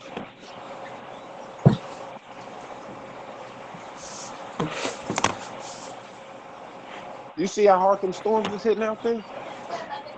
Man, that storm is hitting hard. How many people are here now? 7. 7. Jim's like, it's cracking in there. In here. Yeah, it's popping, Jim, for real. Release the Kraken. I want Red to show Ring. you guys a really cool saltwater fish I saw earlier. All right, just keep talking, Nick, so we can see your screen. If you don't talk, we don't see anything. Yeah, look at that. Oh, What is that, a trigger? Trigger. it's a harlequin no. Hold up. A clown trigger. Yeah, sorry. Yeah, Almost said yep, the wrong definitely a thing. I had trigger. another one. Definitely a my- So I got trigger. a question for all of y'all. Can y'all hear me? Because I don't have my headphones today. Yep. Yeah. All right. It was a $400 or $500 trigger. Yeah, those clown triggers are expensive, man. Yeah, that was a new one they got today.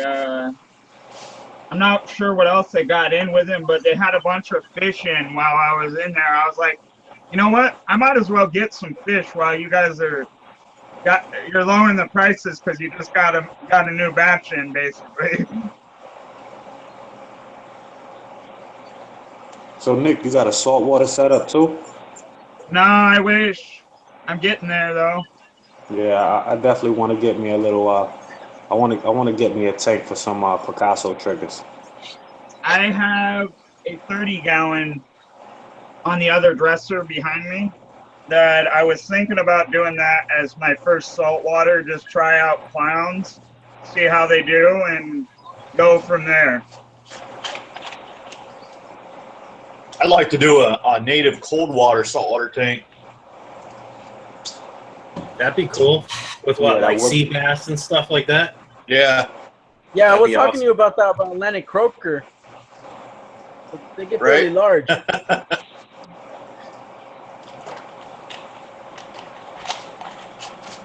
What do you call those fish called? Those small herrings. They'll be nice. They're saltwater too. Yeah.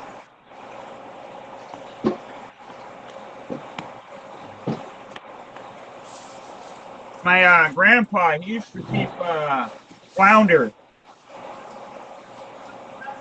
Yeah. Flounder. How did that work out? It's kind of funny because you asked how that worked out. He used to catch them straight out of the ocean. Wow. And that's not illegal at all, huh? To keep him in captivity. Don't believe it is where he's at. I could be wrong, but he's dead now, so. Yeah, you got nothing to worry about. Yeah, it just depends on the location. Some states are kind of weird about it, and others are all right. So He was in North Carolina, so I yeah, don't they're know. pretty lax on their laws there. Yeah, I don't know all the laws there, but I know they're pretty relaxed, like you just said. I don't think it's illegal. I don't think it's illegal here to keep fish in captivity here in Houston. But You gotta just make sure you check your local laws, because if you pull Yeah. from streams and rivers and lakes, I think they have to be a certain size. Some places it's not illegal to keep them. It's just illegal to transport them from a body of water to your Yep. house. So yep. And that's where I am in upstate New York. The DEC's all around a lot. You see their trucks everywhere. yeah, You know, the Department of Environmental Conservation. So it's like, even though my mother-in-law right now works for the DEC and she's pretty high up in there, if I got caught transporting those fish, I'm screwed. yeah. We got over here in Houston. We either got the Coast Guard or Bayou Patrol. We call it Bayou. right.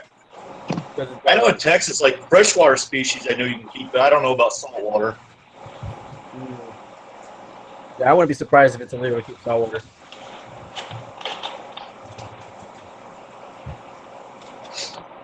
But yeah, it'd be hard for me to collect any saltwater species here in Ohio. You know what's kind of funny, Native, is right off the back of my dad's dock, he's on brackish water.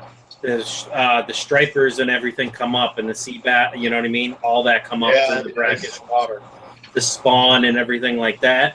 Right off his dock, I've caught so many stripers. That's why it just disappeared. You know what the funny thing about that law saying that you can't transfer a fish from a body of water to my house? Like, what if it's like for human consumption? Well, then they That's another story. He said, Yeah, that's what I'm saying. Some states it has to be dead to be transported. Yep, exactly. Most states, they because they know people try to pull that crap, they'll want you to gut it. Yep. Believe me, I'm not. California is like that. I think it's ridiculous. Yeah, it's. I don't know. Sometimes it just doesn't make any sense, but you know, I understand like places in Tennessee. I understand why it is. It's because we'll screw up the ecosystem if you're vice versa. Yeah. Yeah, like Florida's all messed up, but like places like Tennessee, it's illegal to keep. I hear you laughing, David. Native bitches you can take in Tennessee because they have like half their species in Tennessee are endangered species, so they don't want people, you know, catching endangered species and transporting them, and so yeah, Florida, I can't even keep a piranha. Ain't that right, David? Yeah, you can't keep no piranhas out here. Not in Florida. Not in California. Not in in New York Arizona, yeah. New York, you can't either. Yeah, anywhere you're too close to the ocean, they try to prevent you from a lot of bodies of water. They try to prevent you from keeping piranhas because people will put them in the water. Yeah, you can blame the mob for that one. Yeah. Dang, man, it's like one of them cities bans pit bulls. They ban fish. Yeah. Correct. David, that's one active pleco you got right there. That boy there, you see it? Stay at the top. He always around at the top. Yeah, he think I'm about to feed him. I just fed him. He trying to get a head start. He know them boys right there too fast. Yeah, he definitely hold his own in there though. We're getting some hail. Woohoo! It's funny because when I first got all these fish, that pleco was bigger than all of them. Now he's like, besides the parrotfish, he's the smallest guy in there. Wow, and that's shocking because normally a common pleco will outgrow everything. Yeah, but like we discussed on my live stream, he got to fight for food, so it's hard for me to get food to him. Yeah, it makes sense. That's why he be up at the top trying to eat. Yeah. He don't care. He'll go right to the light, which is not necessarily a good thing, but he still eats. So Yeah, I had a common pleco or plecos like that too, because the top feeders or the middle and the top guys would take everything, wafers, everything. It didn't matter what it was. So the pleco that started once he saw me come near the tank, straight to the top of the tank like yours, David, right? And he would literally flip over, and you'd see the mouth like a pimp back down. Yep. That's exactly what mine does. Mine does that same exact thing. And it's funny too because I could turn the lights out in here and drop wafers and all that stuff in there. And those Paco do not play. When I tell you they do not play, when they come to food, they will swallow like 4 or 5 wafers in one swipe. And it's crazy. I'm like, yeah, I don't know what else to do. And I don't want to put them in my 75 with the other self-in common I got because it's not enough room for them. And I already tried that out, put 2 common plecos in, and unfortunately it didn't work out for one of them. So this guy killed the other one. So I was like, you know what? I'll throw him in there with the monsters. He'll eventually get big enough to fend for himself. But it's funny because when I had him in the community tank before I got that self-in, I would turn off the lights and I would drop wafers in there, and you would literally see.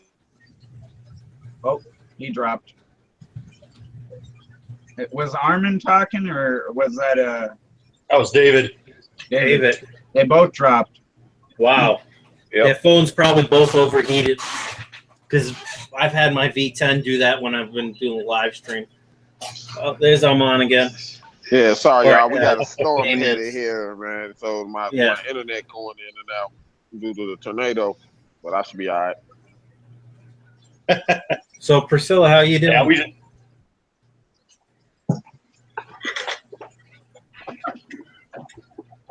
She being quiet over Oh, there. wait, sorry, I muted my mic. I was like, why is nobody talking back? I'm good, just tired. You drawing at the moment, or are you just relaxing? Oh, kind of trying to upload something and draw. I'm still working on that pea puffer thing. Nice. I got the puffer done. I just gotta finish the background. Here. Aw. oh, nice. Sweet. See that? Looks I like like one of my little puffers. Oh, I like wow, your that's skill. beautiful. It looks like one of my little puppers, too. Yeah, that's beautiful. Everybody has pea puffers, right? Yep, I do. They're in Yeah, the they're last awesome. tank. It's kind of struggling right now. I ain't even about to lie. If I showed you the, this is the test from last night. I'm just gonna show you that. Oh, Yeah, that's bad. yeah, that's very bad. And it's better Oh, today, wow. Yeah, that's but deep red. yeah, it's been bad. I don't know what happened there, but Hangouts wasn't having me talking so much, I guess. Yeah, they make me talk now. David, you sure you ain't getting the same storm I'm getting? You got kicked out same time I did. That's funny. Nah, it's actually relatively quiet out there right now. But All you right. know, it's always hot in front of a cold front.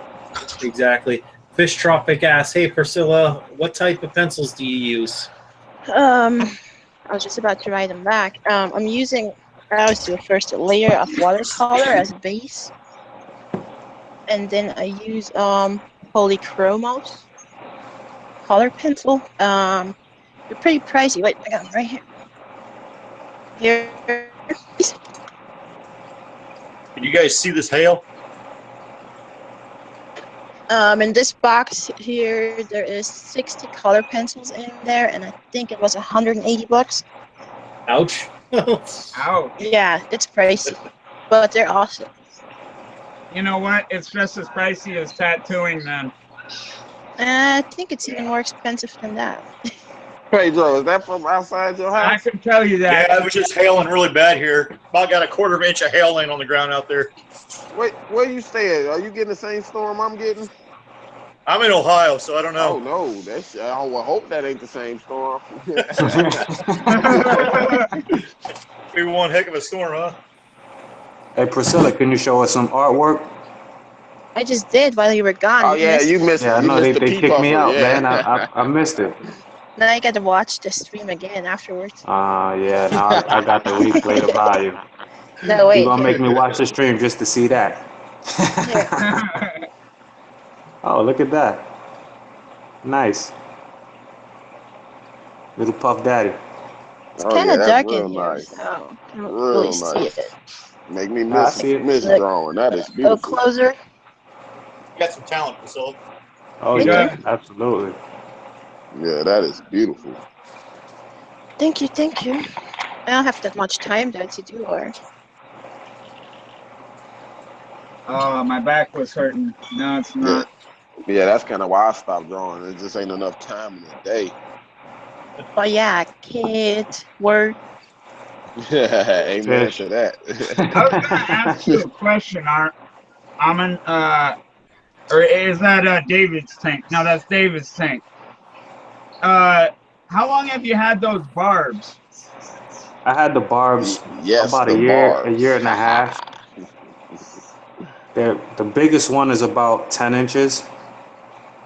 When I And was real young, I was growing up. I had a 225 with those same types of barbs, and mine was the same size. I told you how long did you them have barbs them? catch they eye. Yeah, them About barbs. 6 or 7 years. Oh, Yeah, see, I got these guys. They were really, really small. Oh yeah, I they want get to big. I want to say they were probably like the size of my parrotfish in there, if you could see him. Yeah. He's probably about like 3 inches right there, and nobody messes with him. He don't I play. want one of those, but I need a 40-gallon breeder before I can even try to get close to that, or something bigger, 50. Yeah, these Probably. guys, these barbs, they're the most besides the cockles in there, they definitely get their share of food. So they're growing at a reasonable rate there. Yeah, David, that's that next project I was telling you about. Remember I was telling you how I was moving the betras and gudgeons? I'm Yeah. trying to do a little memorabilia tank to my dad, and I was gonna get a lot of the fish that he used to have, and them barbs. It was gonna be one of them. Oh yeah, that's nice. Yeah, I know that. That's why you hold those barbs close to your heart. Oh yeah, I love those things. Man, I tell you what though, these guys, man, they put me through a little something. I had them all in my 75. The koi, the barbs, the shark, and the bala sharks. They were all in Oh my. wow. What are those And striped ones in there? Not to cut you off. those are banded leporinas. They are quite feisty little guys there. They grow to be Oh over a yeah. foot though. Oh yeah, nice fish. Banded leporinis are nice fish. Yeah, they definitely got attitude. How's Bonnie doing? Oh, Bonnie's doing great. She's healing up real nice. The only thing she has left from that little episode is split fin. Her top fin is split, but it's actually healing back nice with the salt and the water changes and all of that. So all her scales are back. Her nips are gone and all that. She just got that split fin, but she's doing well. Yeah, I know that was a scary moment, boy. Ooh wee. Oh man, the camera does this fish no justice, man. She's a monster for real. It's hard to believe that they were the size of a quarter not even 6 months ago, Right? Mm. and she's well over a foot. Yeah, you sound like me talking about that dang Dovi. It's hard to believe he wasn't even an inch long when I got him. Yeah, when I bought these guys, I went to the LFS, and here's a quick little story about them. I went to the LFS looking for Pacu, and they finally had a tank of them. And I'm like, yeah, I'm getting me some of those. And then when I got up on the tank, every fish in there was infected with ick. So real quick, I was like, where's the manager at? They pulled the manager, and I was like, how you gonna have these fish in here and they all suffering from ick? They gonna die. I came here just to get these fish. And he was like, you know what? Thanks for telling me. He put not for sale on the tank. He threw the medication in there. He was like, come back in 7 days. They'll be fine. So I was like, all right. So I went back 7 days later, and literally all the fish were healed. And I was like, all right, so I'm gonna take 2 of those. And he was like, you a member with us? I'm like, yeah. He's like, so they had them for $9.99 a pop. So he was like, I'll give them to you for $5 a piece. And being that Boom. I'm a member, they gave me 2 for the price of 1. So I basically got one of them free. So I paid $5 for both of those guys. Oh yeah, that's what I love about my local fish store. When you treat them well, they treat you well. Like the guy at my local fish store, I got jewel cichlid, betchers, and all that for free, just because they might have had a little nip of a fin or something like that. And he'd be like, "Hey, you go, you just take it." Yeah, see, I love that. that's what you call he was real appreciative that I pointed it out and he didn't lose his fish, you know. But my thing was, if you're a fish store, you're not keeping an eye on your fish. You know what I mean? Mm-hmm. That's something that's Oh real yeah. noticeable. White spots all over the fish. I mean, come on. Yep. You Oh you yeah. rather lose your stock than put some work in. Come on.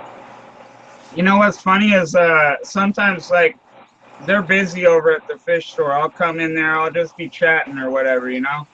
I'll notice something like, let's say fish getting picked on or vice versa. I'll switch it to another spot for them. They don't even complain at me when I do it because they notice that I'm just helping them out. Yeah, yeah. So I mean, sometimes their manpower is a little weak. Lacking.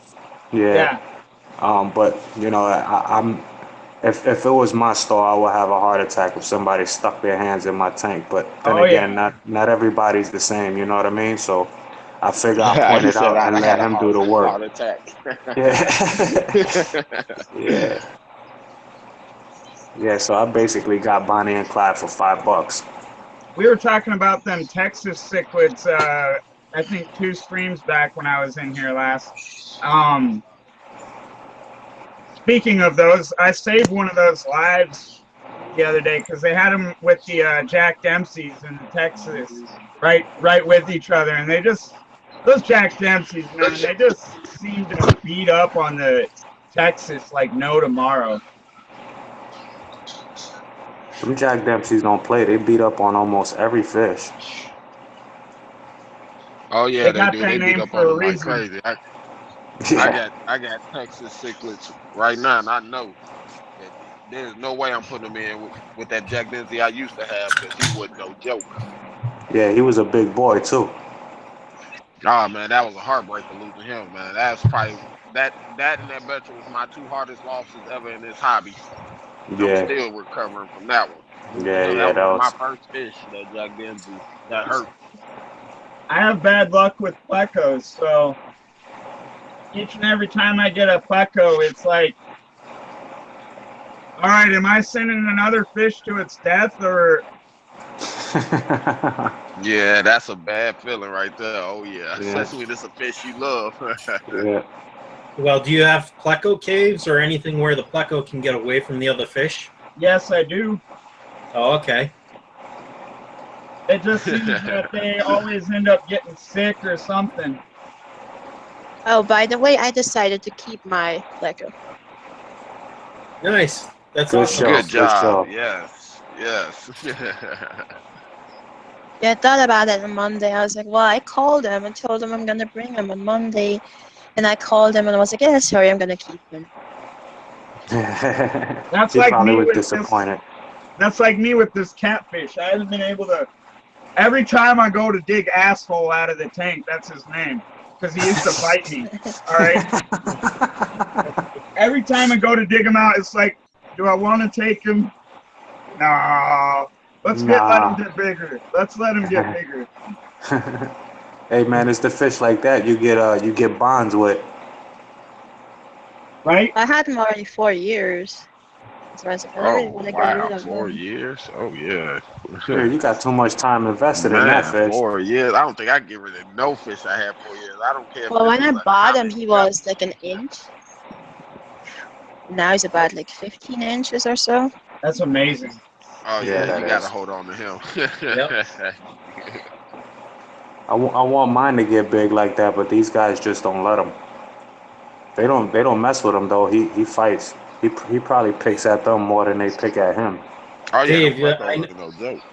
Dave, I know with that tank you got a lot of big monster fish in there. Have you ever thought about adding like some driftwood or something where you can munch on? I actually thought about it. The thing is with that Pacos, I don't know if you guys are real familiar with them.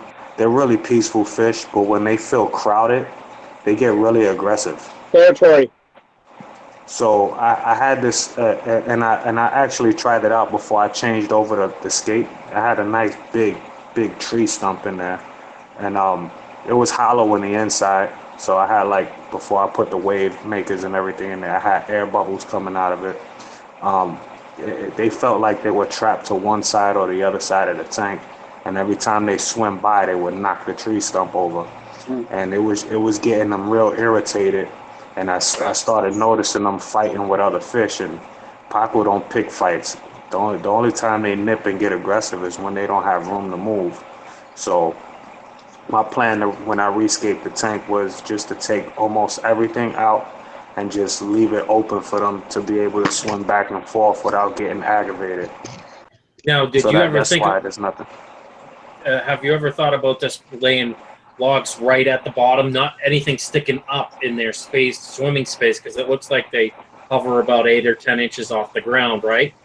Or off the tank floor. Yeah. If you put lower stuff like small trunks laying on their side that are only like branches pretty much 4 or 5 inches at max in width, you know what I mean? Now, I thought about that too, but also they said about hiding your rocks, you know what I mean? Yeah, now those rocks are very small, and they're all the way at the back of the tank, and they still have a hard time maneuvering around those. These fish are actually a lot bigger than what they look in here, and this tank they're pretty much outgrowing this tank now. So, I mean, if right now, Clyde, which is the smallest one right here that just went by, he's actually in the middle of the tank, and you see how low he is to the bottom. So even if I had something 3-4 inches, or they'll still be brushing against it. And so they're my trophy fish. I'm trying to protect their fins and all that other stuff. So I don't want them to get scratched up or scraped up, rubbing up against sharp objects or pieces of wood. So I decided not to put anything in there until I get my monster tank built, and then I'm gonna have me a nice big piece of either driftwood or real wood, or I don't know exactly what I'm gonna do yet with it, but I'm planning on doing an Amazon theme with it. So it's definitely gonna have something in there. It won't be naked like this. Oh yeah, that makes sense. I understand that.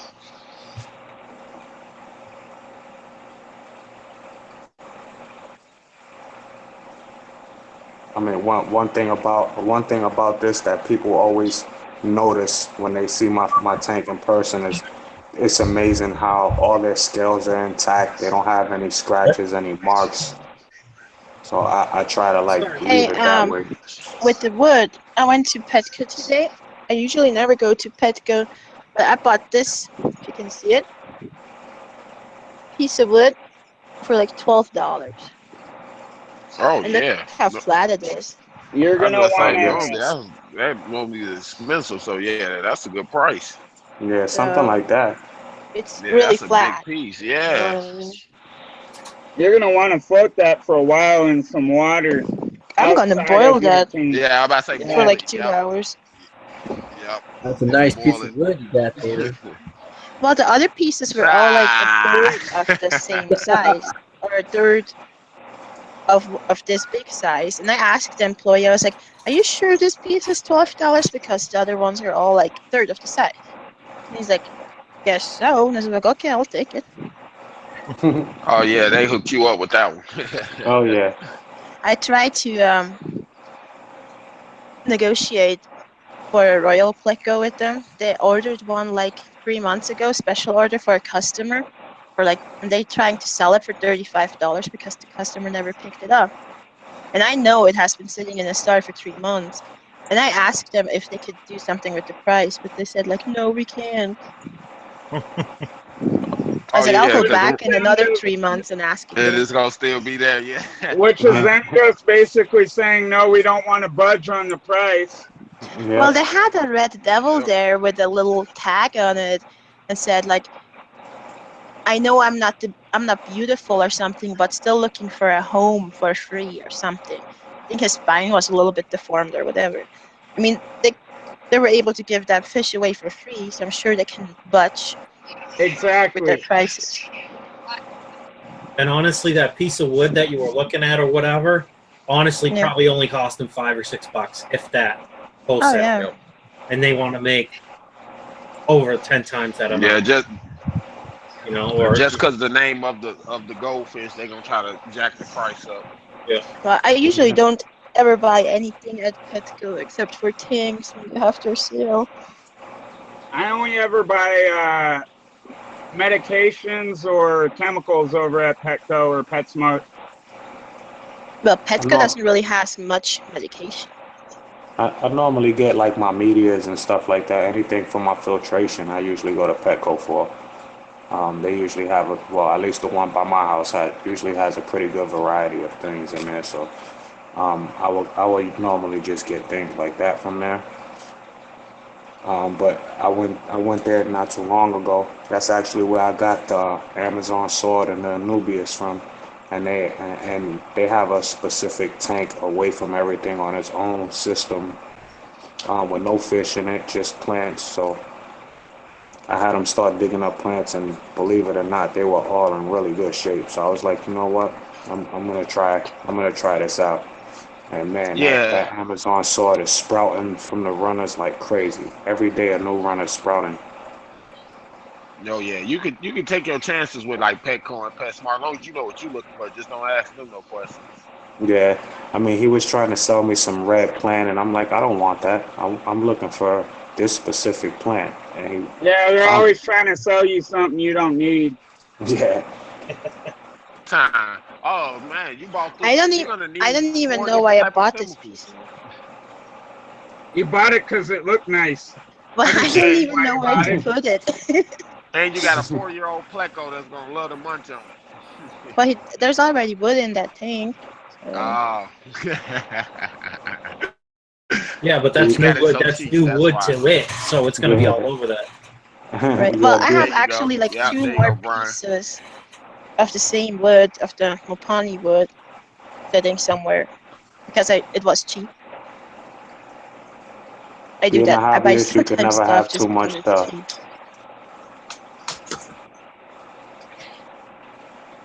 I found that out the hard way. Being a hobbyist, you can never have too much stuff.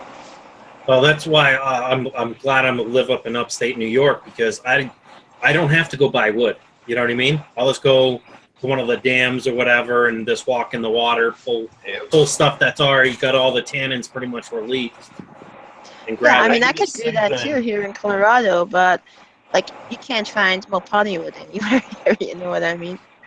Right. And it just looks nice. Yeah, I don't buy driftwood either. I just collect it all. Yeah, I I gotta quit went being lazy and go to my local stream and collect too. I bought 4 Well, that's- 20-gallon tanks today. I don't even know what to do with them. I just bought them. You can't But I'll pass up figure a it sale, you Can't know? never have too many tanks. I'm the same way. If I catch a good deal on a tank, I'm buying it. Well, yeah, tax return came today. Like, I'm gonna go Petco. Yep. Perfect timing. On it. My problem is Petco's too far away from me. Well, it's more than I want to drive. Petco is in what is it, Vermont for me, and that requires me to take a ferry. Otherwise, I have to drive all the way south. Yeah. And then go over the bridge that's free, and then cut all the way back up to Burlington. So it's like I'm not. I don't want to pay $21 in ferry fees round trip. Yeah, but if you go and buy like 10 tanks, then it's worth it. But Yeah, that's true. I wish I had enough money for 10 tanks right now. I wish I had enough space for 10 tanks right now. That's yeah, why- I don't have the space I need. I think. I wish I had the space for 10 more tanks. You do, right above your 240 or whatever, the big one right next to you. Let's make a rack of 10s all the way across the top. Leave yourself enough room so you can service the tank. Yeah, my Yeah, problem is I probably wish good. I could do a rack of 10. I don't have a fish that I can keep in a 10-gallon tank. Yep, me neither. I like small fish. I like large fish. I like medium-sized fish. That's why I'm going to do a rack, I think, with 340s going up the side in this little niche. And then all this is going to be 10. But that's going to be for-profit stuff, growing plants and whatever. Oh yeah, I agree Putting with you some on that one. 'Cause I just guppies. thought about it. What I we saying, probably put Amen? some rams that I got paired. They probably can go into 10. Let them do their thing.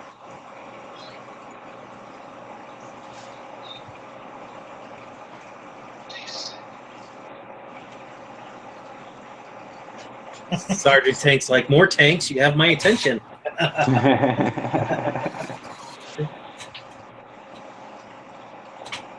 Yes, man. So I'm definitely gonna have to do something with these plants because when I start snipping them and all that, I'm not gonna have room in that 20 to put any more Amazon swords in.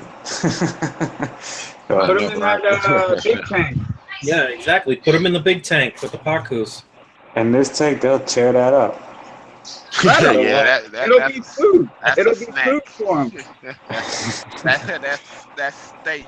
Yeah, I can't put it in here with these guys, and I can't put it in my community tank with the koi fish because they'll eat it too. Actually, if you have enough of it, let it build up for a while. If you get enough of it, just put it everywhere. You know what I mean? Exactly. You just I put got it everywhere about- in the tank. Right now, I got about 5 runners on it with like one runner has like 3 buds, another runner has like 5 buds, another runner has like, so I probably got like another 10 or 12 pieces of Amazon sword when I cut it. I can plant. Yeah, just make sure you let those leaves come out and get like 2 or 3 inches or whatever at least. Yeah, before they're you about cut it 2 or up. 3 inches now, and they have like 3 or 4 roots sticking out. But I'm like hesitant to snip it because I don't got nowhere to put it right now. So I'm just letting them grow out on the runner until I have no choice but to snip it. You know what I mean? So Fish Tropics asks, so who has the most fish tanks? Who has the most tanks on live on the live stream right now? I'm at 8. I'm at about 10. I'm about 4. I got 6. I got 6 running, but 2 don't have fish. I got 2 And I running. got 8 more waiting to be set up. I have I got 4 2. running and 2 not running. I got 2 running and 1, 2, 3, and 3 not running. So Okay, I got 10 running and 3 not running. so it sounds like 15. between. Go ahead. I have 15 running and 1, 2, 3, 4, 5, 6, Pedro 7, wins.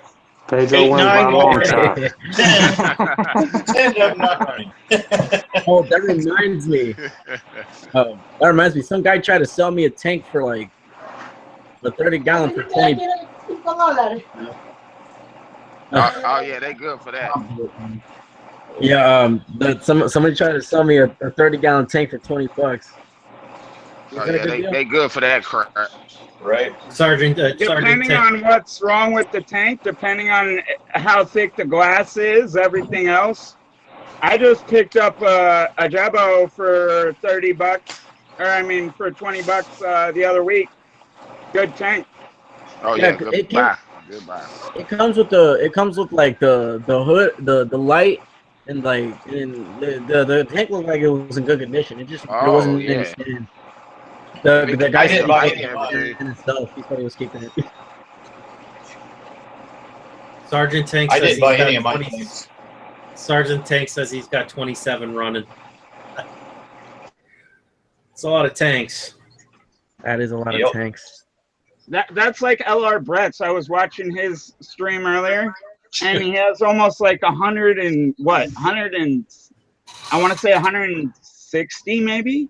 Did you actually count it this time? He said he's got 120 set up, but he has so many more in his garage. It's insane. Like another Yeah, like that's what I was thinking. it's 50 or 60 waiting in the garage. He has a lot of tens too. Yeah. Yep. The third tank Yeah, I got have every. I don't think I have nothing smaller than a 55 that's actually inhabited with my normal fish. David, why they keep kicking us out at the same time? I don't know, man. He's moving too much. We're the monsters, I guess. I think it's because we in the South, man. I think that's what it is. Yeah, it's because you're both in the South in that storm. I live in That's what Houston. I'm Is that going with. considered snow? I've been Well, doing you're Google a little Hangouts. more. You're Central Time. We're gonna go Eastern Time, South. Yeah, I've been doing Google Hangouts for almost 2 or 3 years now. So it every time somebody has a storm problem or something like that, I've noticed there's a lot of like latency issues or something of the sort. Too much lag. Mhm. Well, when you start getting more than like 4 people on a Google Hangout, the Hangouts naturally lags more. So that's cool. What is going on in the background?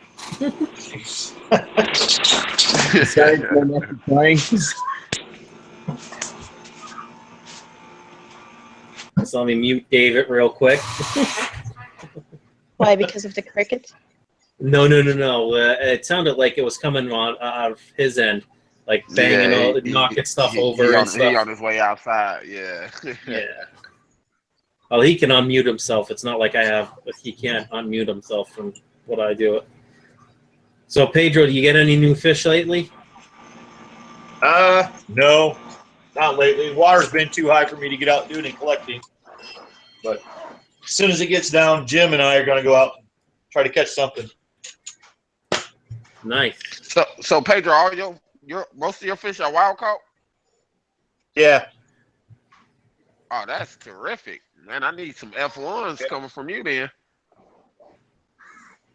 What's that? I said I'm gonna need some F1s coming from you then, since all yours is wild caught. That's terrific. Yeah, they're all wild caught and native. So, that's what's up. I like that. Yep. I'm trying to get some of my smaller fish to breed, but they're just not cooperating at the moment. Yeah, it do seem like the smaller ones can be more of a pain. Yeah. You're from Florida, right? I'm from Ohio. All right. I was just wondering. I have fish from Florida. Yeah. The reason why I asked because I got I believe it. We don't really know. We're kind of like toss up. It could be either a pike or it could be a bluegill mixed with a pike or. Well, that's not possible. So I know it's weird, but yeah, this fish right here that just keeps attacking everybody. I don't know if you could see him. I'm gonna have to turn it again. Let's see where we at. What? Is there coffee? Can I run this? Yeah. No. Put new coffee in. Oh, you don't have any made? Yeah, I do. It's in the freezer. I want some coffee. I know that did just make me My bad. coffee. Right? No, I gotta get up early. You making me want coffee. Okay. I know, right? All right. Where'd he go? Oh, he went to the other side of the tank. He'll come back. All right. I've got steadier Yeah, I'm hands than very I interested in used seeing to. this fish. He's a weird fish. Don't get me wrong. But I don't know. He's a mystery fish. The reason why I said I don't know what he is because nobody at the store even knows what he is. Was he wild caught from somewhere? Or? Yeah, he was caught out of somebody's pond. He's this guy right here. Yeah, I really can't make it out. Yeah, I can't see him from back here. Do you have a picture you could share? No. I haven't taken a picture of him yet. Here, let me. If it's from Florida, who knows? It could be just about anything. Yeah, that's definitely the truth. Florida has so you ain't many lying. types of fish. You ain't lying. People just throw fish in the ponds like crazy over here. Yeah, that's why y'all can't have piranhas. This guy. He keeps moving, man. Boy, it's hard to tell, but it looks like it might be a young green sunfish or something. It's hard to tell, though. It's not real clear. Stripes on him. Yeah, that Looks thing's like a kind of cloudy tilapia. right now. It looks like Or some a sort of tilapia. tilapia. But my view, it's Yeah, I see a little sunfish in him.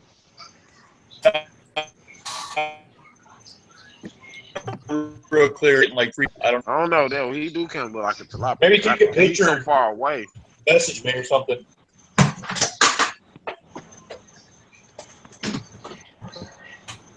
Yeah, cause I see what you're talking about now, David. I do see a little tilapia in him. Right? Yeah, he do look like a tilapia. Yeah. Especially if he was wild caught out here in somebody's pond. I Yeah. wouldn't doubt it. Yeah, that's what I'm saying. Ton Out of in Florida. tilapia there. How big do the tilapia get? They grow. Oh, they get pretty big. They grow on average. It could vary, give or take, but on average they grow 2 pounds every 240. Nick, it's That a do green look like it's sunfish got right here, bud. sun. Yeah, that's what I was about to Yeah. say. It look like a sun. Yeah. Yeah, that's the best Yeah, I it's- can get. I'll show you. Right here's an adult right here. I don't know if you guys can see him, but Let me he's move staring my at the camera thing. Yeah, there we go. this fish right here. That's what you got. All You right. just got a juvenile one, but that's him. Yeah, he has teeth. Oh yeah, if he grows to be that, you That gonna big have one right here. yeah, that's a sunfish. Okay, then it's good that I have him in with South Americans because those Africans were beating him up. So Pedro, yours is wild caught? That's surprising. Usually, I've had green sunfish with Africans before, and he just held his own, dominated the tank. I've literally Pedro, turned everything over in that tank because they just keep fighting over it. So I figure, if they ain't got anything to hide under or fight over, then there's less to fight about. Right? Exactly. Yeah, that's what you got. This big guy right here. So Pedro, yours is wild caught too? Yeah, mine's wild caught too. Yep. Did you catch him as a baby, or did you catch him at about that size? No, I caught him. He was probably, I don't know, about 3 inches. Wow. He's 9 inches now. Wow. Okay. DPK has a question for everyone. What filter is everyone running, and what media are you using? I'll start. On my tank, I got some cheap not a DIY, but just a cheap top fin canister filter. Cost me about like $108 probably, and that's it. Yeah, I run multiple canister filters and multiple sponge filters. In the fish room, I'm mostly hang-on backs and a lot of different hang-on backs, a lot of different sponge filters. But on my big tanks, I got 2 Sunsuns on the 150, and then I got the Marineland.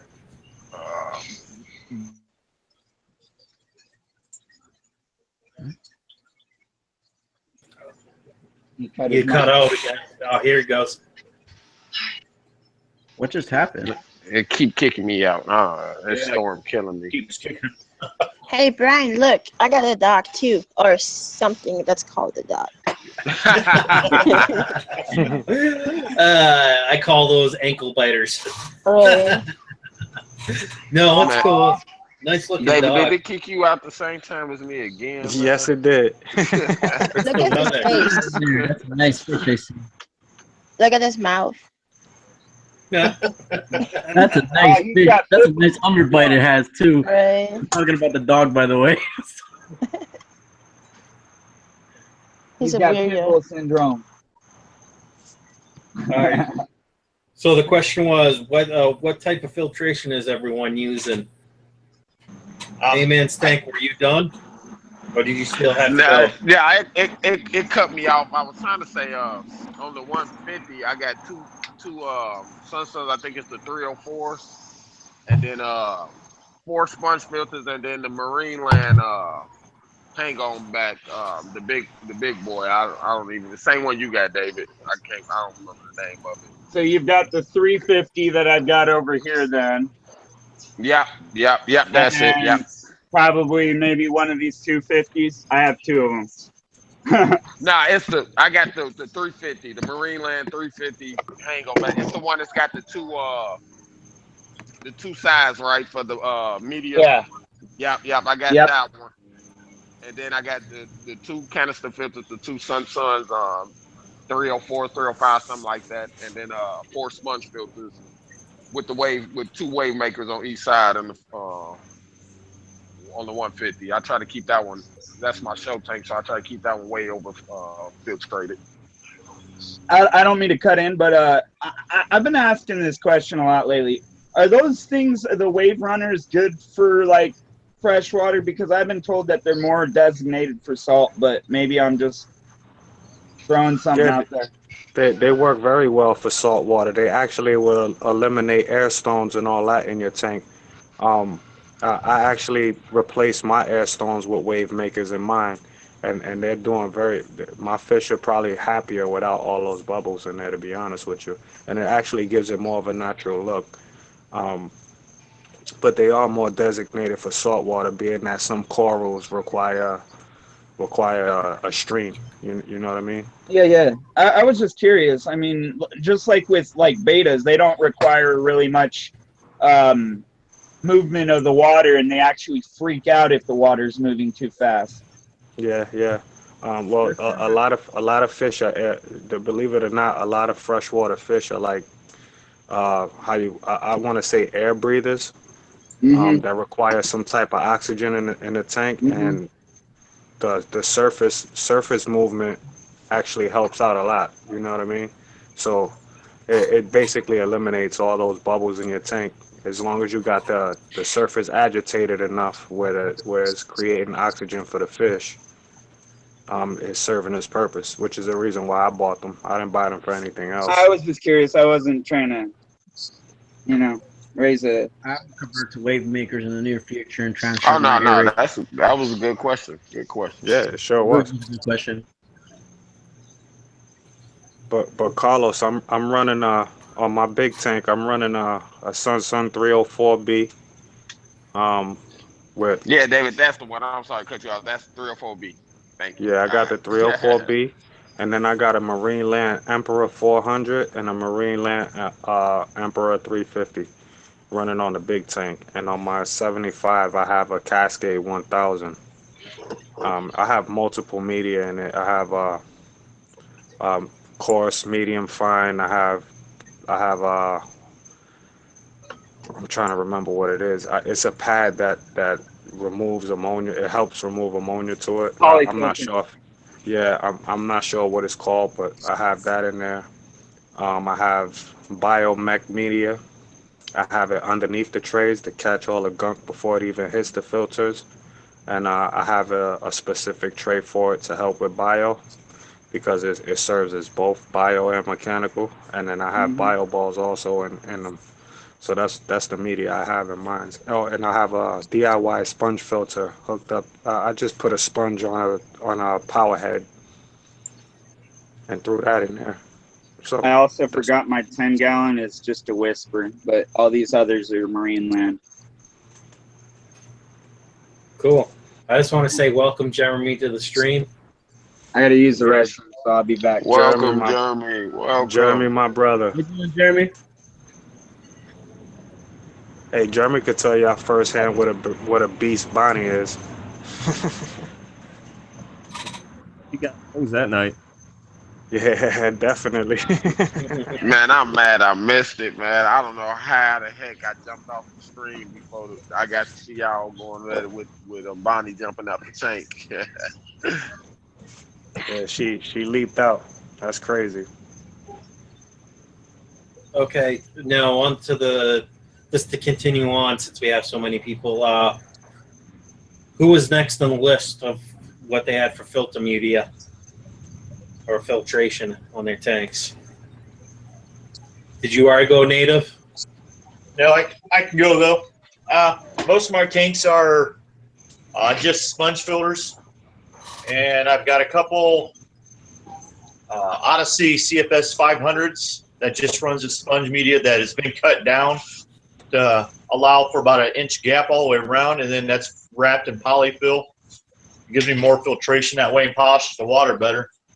And then I have a couple sumps. The sump on my big tank. It's just it's actually the sump I pulled off the Mars units that I have. So it's got the big Marine Land bio wheel that pet stores use, and a bunch of pot scrubbies. And then in a one chamber, I got 2 gallons of K1 media in there. So, but yeah, that's about all I run. Just sponge filters and sumps and 2 canisters. Oh yeah, I love sponge filters. I love the guy that invented my whole fish room runs off sponge filters. Yeah, they're hard to beat. Yeah. I made my own sponge filter too. Same here. Yeah. Priscilla, did you want to go next?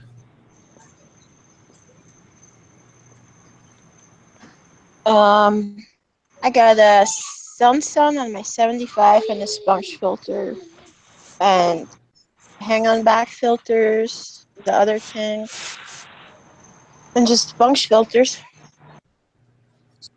Cool. But I hate that Sun.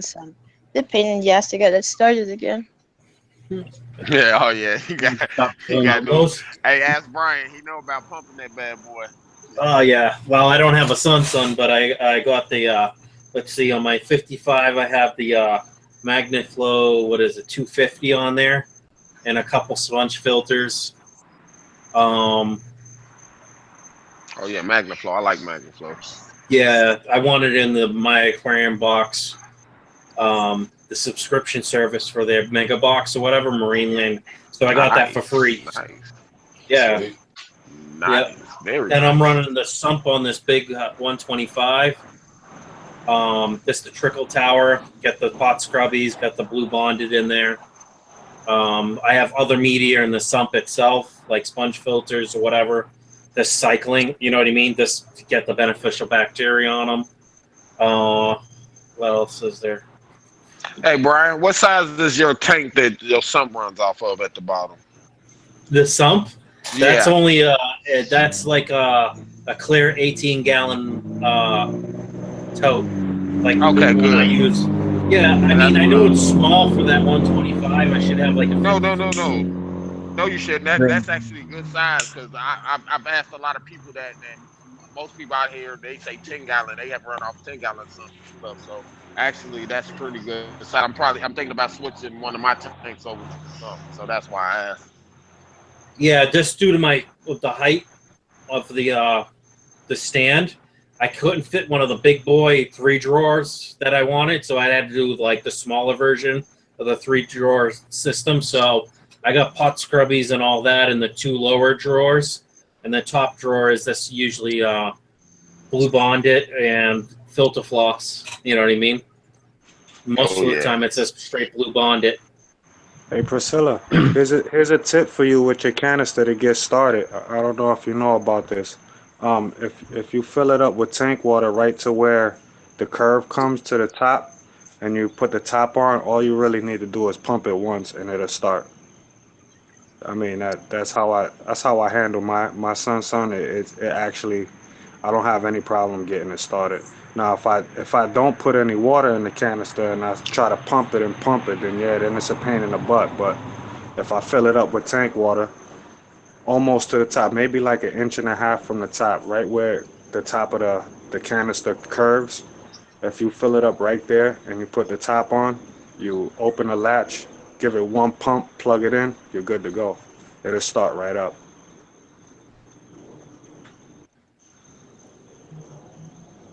It almost looks like she put her headset down on her desk, so I don't know if she caught any of that, David.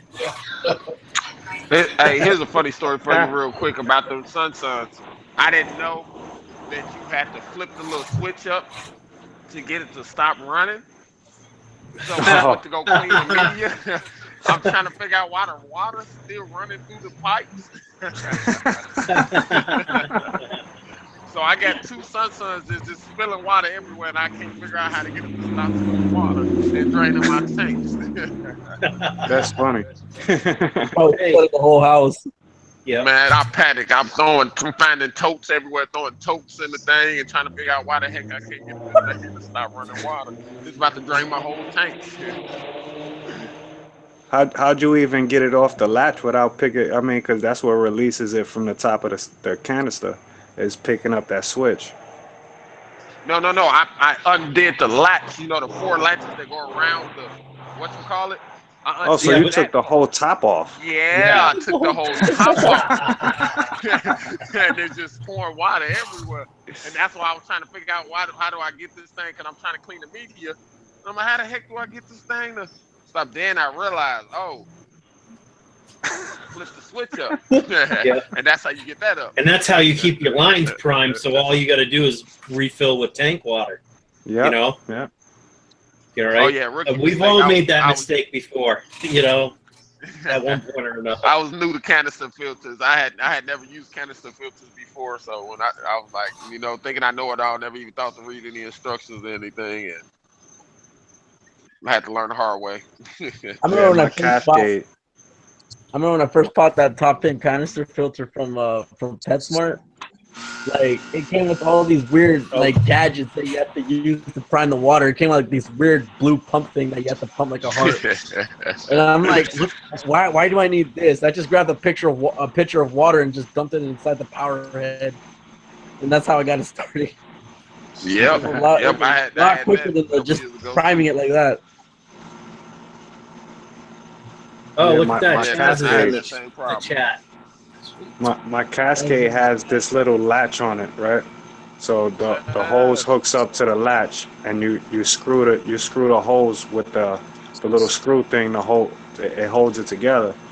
So my first time trying to clean my media out of it, I pulled it a little bit, and it just completely came out of the latch, and it was like nothing I could do because the whole cutoff switch was off the hose and everything. Oh man, my living room was a mess. Oh yeah, that's It was the a worst. mess. It was a good thing nobody was home, because I would have been getting yelled at. Oh yeah, you know I got yelled at, because when I tell you it left a puddle of water in front of that tank. She like, what are you gonna do about that? And we got hardwood floors. Oh man. Oh man, I feel your pain, dude. I feel your pain. That's when you make sure any tanks you set up on hardwood floors, you got those non-stick things, you know, the big pads, so you can push the damn tank across the room. Yeah. I know that's The right. furniture skates.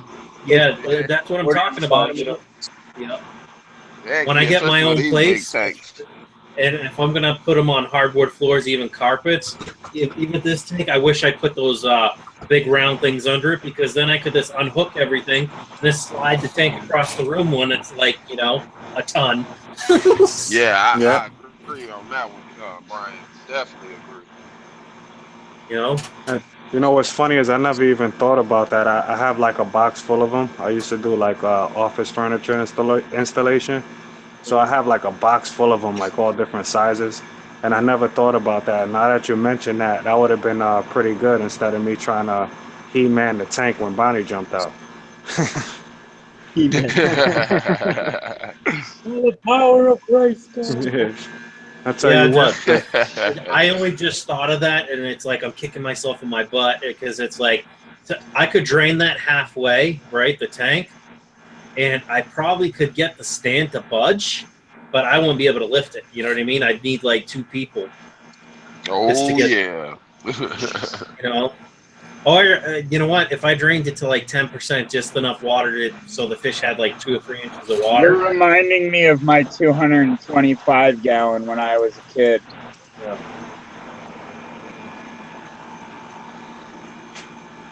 No way were you moving that thing with water in it, though. Oh no! Exactly. I'm just thinking for if because I'm thinking about moving this to where my computer's sitting right now on this wall, or putting it lengthwise right here where my 55 is, and moving my 55 right where my computer is, and putting my computer closer to my bedroom, right? Switch the room up just for space-wise, because I figure I could do at least 2 high. I could do a rack system with 2 55s right here and have the space. That tank, if I was to shorten the stand or get rid of that stand or use it for something else, if I made a stand to just the footprint of the tank, I could put that 125 on this wall and then do a stack of 55s here, probably too high because I think 3 wouldn't fit. You know, I'm going to say something, Brian. After watching a few of your streams, you got me motivated enough to want to actually move this room around and put a few more fucking tanks in here. Pardon my French. Oh, yeah. No, I mean, it just comes down to money, really, because I'm a single dad, so money, I can buy the wood one time and then buy the tanks later on, so it's just getting the stands and setting them up and moving That's everything. like me. I'm not a single dad, but I'm building it one piece at a time and working as I go. Yeah. I have a question, Savage. Yo. Are your kids into fish keeping? My son, I only have one kid. My 9-year-old son, he likes to fish. He likes to go in the store with me and help pick fish out, but you know, he'd still rather be on his tablet and stuff, but I make him get off. I make him help clean up and whatever and help me with the tanks. Because I'm like, if you really want a fish tank, I'll get you a fish tank. You know, and whatever. He's like, so excited. You know? So it's this, I want to get the rack set up before I get him a tank. His own personal tank that he can put one in. And I'm thinking I might do a 40 breeder for him, just because then if he wants koi, because he likes koi for some strange reason. I like them too, but you should koi go ahead get and big. Goldfish in the comments. They look just like koi. I don't want. I have a comment already or whatever. But I'm trying to guide him to its fish I would want to keep, and I don't mind maintaining. You know what I mean? Because he's only here 2 days a week, so. You know, in the long run, you're gonna be the one maintaining it. Exactly. So I try to guide him or suggest to him, and he just looks at things with the color. Oh, that one looks cool. It's really blah, blah, you know. Oh man, he's gonna make you fight glowfish. I steer him away from the goldfish. I'm like, buddy, that's for the tank you're gonna have. I might start him out with like a 20 long or a 10 gallon and be like, hey, these are the fish you can pick from, but he's gonna go for the glowfish or something like that. Yeah, my daughter's steady with the glowfish. I steered her away quick. I said, listen, you know they die really fast? And she goes, no, I don't want my fish to die. Okay, so pick a different fish. And go figure, she picks kissing gouramis. That's killing the rest of her fish. The only ones they're not killing are the mollies. The mollies don't play. Yeah. And there's a ton of them in there. They stay away from the mollies. I'm back. Welcome back. What we All talking right, about? y'all. But anyway, man, I gotta get going, man. I gotta hit the sack. I gotta get up early in the morning. It was fun hanging out with y'all for real. You have a good night. Deuces, David. Yeah, thanks for stopping in, David. I appreciate it. Yeah, always, man. Y'all have a good night. Oh yeah, Dave, you have a good night, man. I got a few more minutes myself. So good night, brother. Good night, bro. Later, man. Later.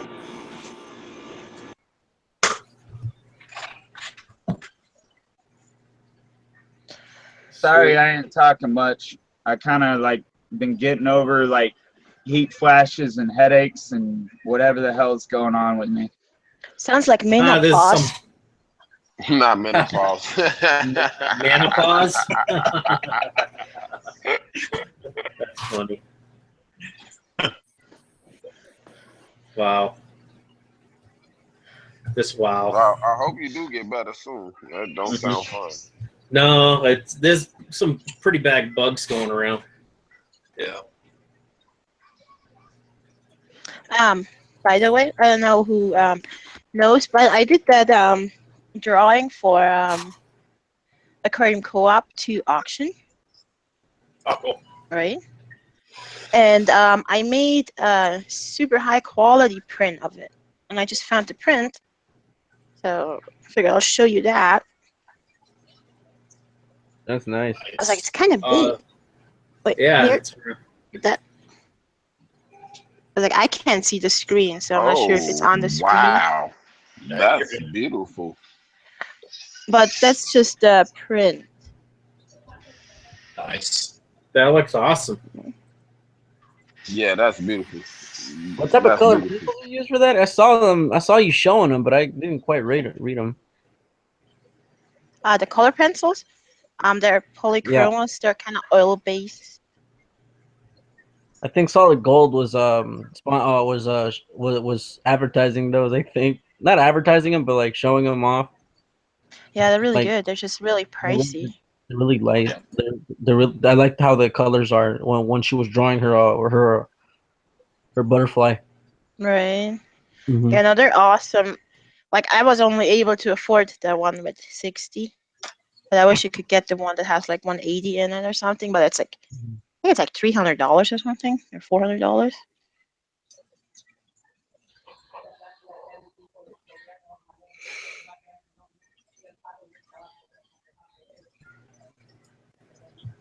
So yeah, art supplies are expensive. Very. Yeah. Sorry about that, guys. For some reason, I can't afford 2 hobbies. That is very expensive. Well, I mean, I had this box now for like 4 years. I mean, it lasts for quite a while. Yeah, you got your money for it.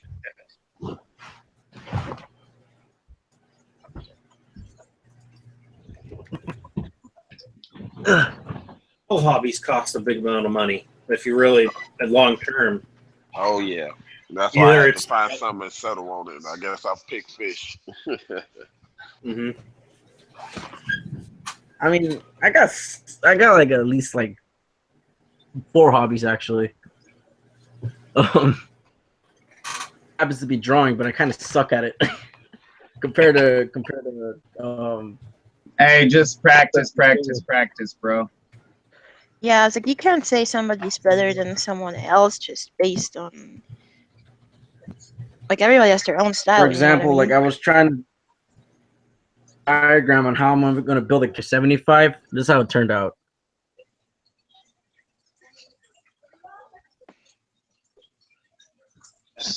Oh yeah, that's not bad. That's pretty good. That's better than we gonna sit there and do. Yeah. Oh yeah, and this is a drawing of my front toes. It's just a doodle.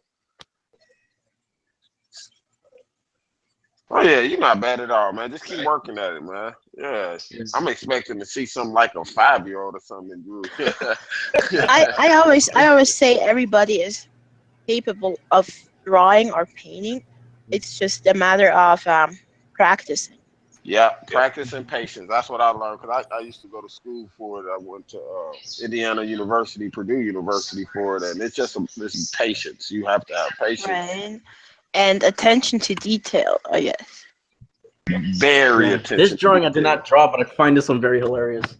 Like, I take sometimes forever for my drawings, but that's just because I'm a freaking perfectionist. And that's why they look so great. So I was like, if I tell somebody, well, I'm going to be 10 hours or something for that pictures, it's going to be like 30 hours just because every time I look at it, I see something. Kristen, did you draw that one you put off the wall? No, that was from like an event I had in my college. They were doing those little drawings. Yeah, the caricatures. I was just about to say you might need to go in the caricatures. No, that was just somebody who drew it for me. They put they had me sit on a chair and it made me like smile and all that, and they did the whole thing, and they made me look like a mixture of Shaggy and Backstreet Boys. Honestly, that kind of looks like the photo when me and my wife went to Florida one time with our son, and they did the whole character. You know, what is it? The caricature. Caricature.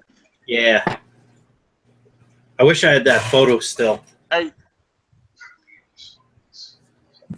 Yeah. Something's up. hey guys, I'm trying to see. Here's a better look at that pleco I was trying to show y'all. That's a nice pleco. I had a just common wish I pleco, knew but what I he had a was.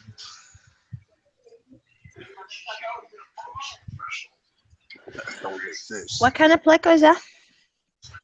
That's what I'm trying to figure out. It's fucking common. For, I was sold to me as a common, but the pattern is.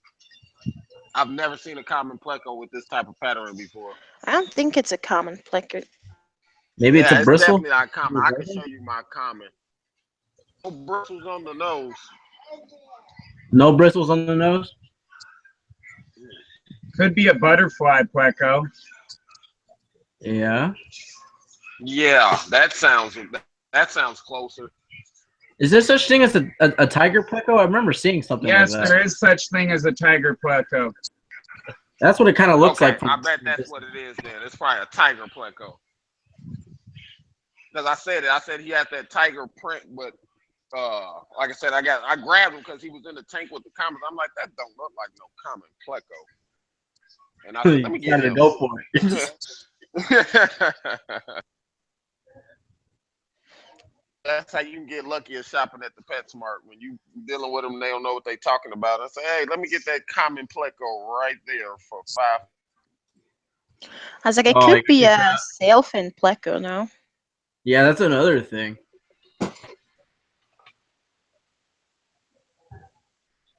Damn, man, Chad's kicking you out like it was a bouncer in the club. Man, every time this storm ain't passed yet, so it's giving me fits off. I'm probably about to go ahead and say my goodbyes, y'all, and go ahead and call it a night. Hey, I appreciate the great stream, everybody. Yeah, have a good night. Yeah, thanks for stopping in, man. Yes, hashtag fish fam. Keep y'all sleeves wet. That's definitely a tiger pleco, bro. Hey, I'm not sure what type, but it definitely is. Thank you, Nick. You the man. Appreciate you for looking that up for me. I knew it was something. Appreciate I'm just y'all. glad I brought it up. All right, y'all. Take it easy. Have a good night. Right. Might even be a tiger pleco crossed with a common. That's probably why they sold it as a common. Yeah, with the green striping that it looked like, I was gonna say it's got to be something else, you know. Because everything I'm seeing looks close to it, but then you look at others and it's like, kind of looks like the one I got tonight. But then, yeah, there's so many different species of plecos by now that it's like. I think hybrids should have the number codes. That's part of the reason why they do, I believe. I could be wrong. We were on this subject a couple streams back. Mm-hmm. Because a tiger cross with a common should have an L number. Yeah, that's what I think too.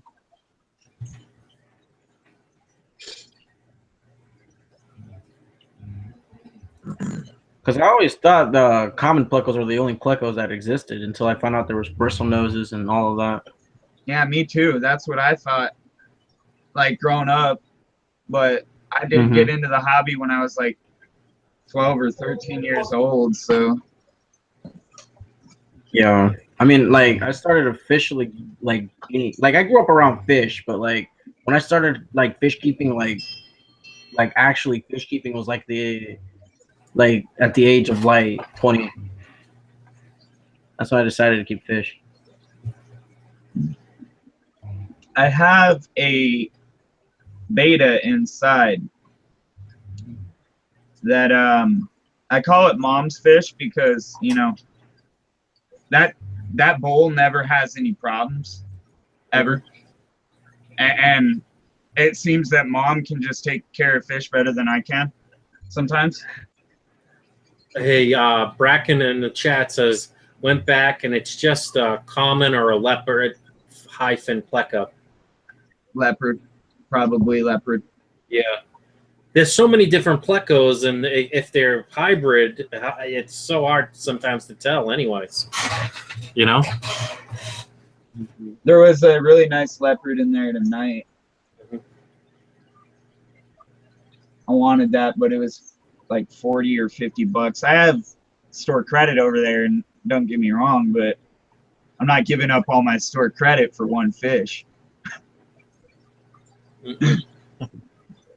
It would be different if the store, the store would let you get 2 for the price of 1. You know what I mean? Right. Yeah. Or hey, we'll give you pay full price.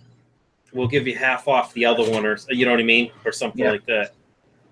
You know, pay $75, but you got the store credit of 50, then it's worth it. You know. I actually have about 90 bucks worth of store credit. See, that's my problem is if I was to go to a local fish store, I'd have to go into Burlington, Vermont. Or I'd have to drive like towards Syracuse and out west. So you're close to Albany, huh?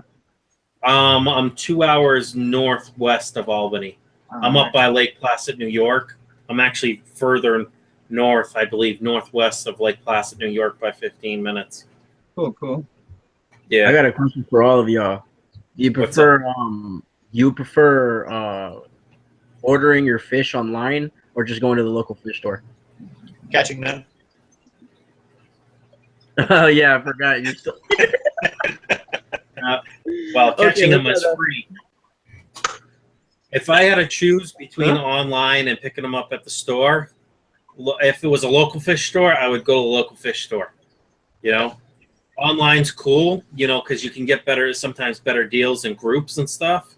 Like from what I'm seeing for Aquabid, you know. But to just be able to go to the local fish store, know it's a mom and pop store and that they take care of their fish pretty well, you know, really well. You just never know from a hobbyist. Most hobbyists are really good, especially if they're selling on Aquabid. I'm sure there's the ones that aren't, but I don't know. I'd rather just give my money to the mom and pop store, to be honest with you. Okay, here's my deal with it, because most of the stores that do online for California, there's only a 14-day return. So with me, that's not very much time. I'd rather go in to a local fish store, because say something goes wrong within that first month of having that fish, then you're not out $40 or $50 spending. Yeah. I prefer going to a local fish store due to the fact that whenever I started fish keeping, I was looking up like a lot of YouTubers ordering their fish, and then they have to go all the way to the airport to go pick them up. And I'm like, why? I'm like, huh. Now this is just my opinion. Now I don't want to like, you know, trigger anybody now about it, but like I don't want to like waste my gas going all the way to, let's say, Hobby Hilton Airport, which is across town from where I live. Right, just to go pick up some fish that probably might lose their oxygen coming down. If I can just go to like a fish store where I can just pick them up and to my choosing right there, and I know what they look like because I'm looking right in front of them. Mm-hmm. Yeah, I like local fish stores also, but they're all over an hour away from me. So I mean, I got a big box store that's 20 minutes, but I don't like stopping there every now and then and buy some food or something. So at least you get to catch them, right? Right. My local fish store is freaking awesome. They have $2,000 gallon saltwater tank, like a racetrack, in the middle of the store. Oh, cool. And it's like it's literally half of the store is saltwater with a lot of corals, and the other half is freshwater, and they can order whatever you want. Let me rephrase that. If it was saltwater, I would probably go and buy it at my local fish store. But if it was freshwater, I would chance online. Let's put it like that. Yeah, Kyle's Wild World says he prefers to buy from a hobbyist. I'd rather buy from a hobbyist if it's local to me or not that long of a drive. You know what I mean? I kind of classify that as a fish store, honestly. Yeah, like a local hobbyist, yeah, I would consider that like in a way an LFS in a way. You know what I mean? Yeah. Right. And I would rather give the money to the hobbyist / local fish store, you know?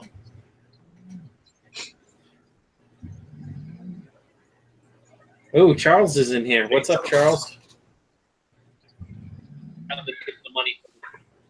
The questions got interesting though. He came in.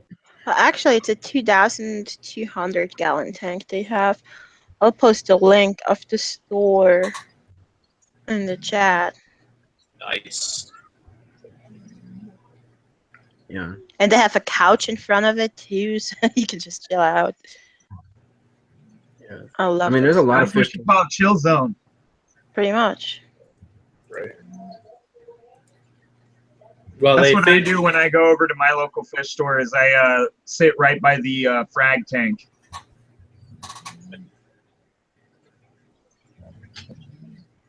I hear the word frag, and I'm thinking frag grenade for some reason. frag out. That's all I think of, but that's because I'm, you know, military. I like my old local fish store, something like yours, Priscilla, but they have half the big fish room is salt, which is set up almost like a racetrack, you know, and then the other half is fresh. So, you know, it's probably like, I want to say that room is probably, I want to say 2,000 or 3,000 square feet total. So, you know what I mean? So you got your different rows for fresh, and then back to back, the fresh and the salt water, like back to back like this, you know? So it's kind of cool.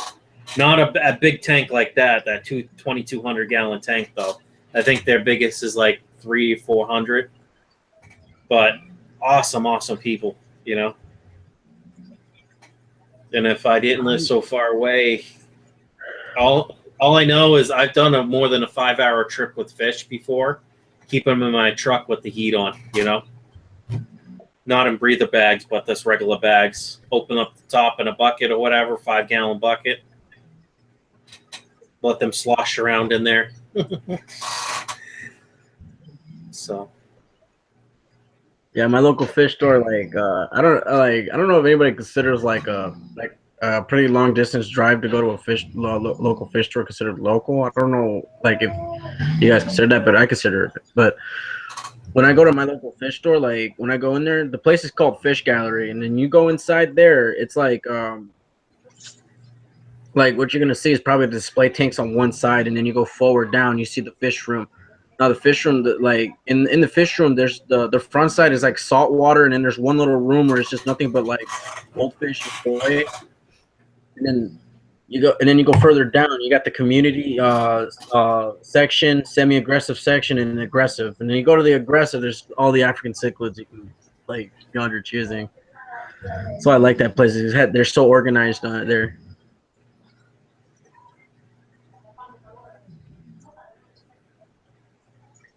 Sorry, I'm misreading the chat to make sure I didn't miss any questions. I hope I didn't throw anybody off with that. No, I love hearing about other people's fish stores, because like when I go in mine, it's just like I stand there for hours just talking or staring at fish, and people don't get it. My mic working? Yeah, it's working, Chaz. Oh, thanks. Yeah, my local fish store, it's like 30 minutes away, so I don't know if I consider it local or not, but I consider it local. I would consider that local, because for me, a local fish store, like I've done the map, and most of the local fish stores, which I would consider mom and pop stores, are like an hour and 15 minutes for me, where PetSmart's only like 45 minutes for me, but they keep their qualities very high. I know it's a big box store, but their quality's high on the fish and stuff like that. I've never had anything really come from them that's had ick or anything. You know what I mean? Yeah, so I've got a question for you guys. How many local fish stores do you have in your area, your region, near to you? I think I have like what I know of is like 4 of them that are near me. Yeah, I have 4 also, but the closest one is an hour and 5 minutes from my house. So. I mean, he said region, so yeah. Yeah, I mean, like for me, for instance, I'm kind of spoiled for choice. I've got about, say, 20 local fish stores. So I only go to maybe 10 of them frequently. 40? 20. He said 20. Oh, I thought I heard 40. I'm like, whoa. Actually, No, probably what about else? 40 local to me, but I just don't even know about them. There's quite a lot of fish stores there. So Chaz, how you doing in the college? It's boring at the minute. Just loads of group work and stuff. It's basically marketing plans, which is the same all the time. You just need to know what you're doing. So it's just lots of work. I mean, it's like I'm a marketing major and a business administration major, but that's just, it's like my last semester, but I've just got to do like a thesis and lots of other little projects as well. But it just gets boring.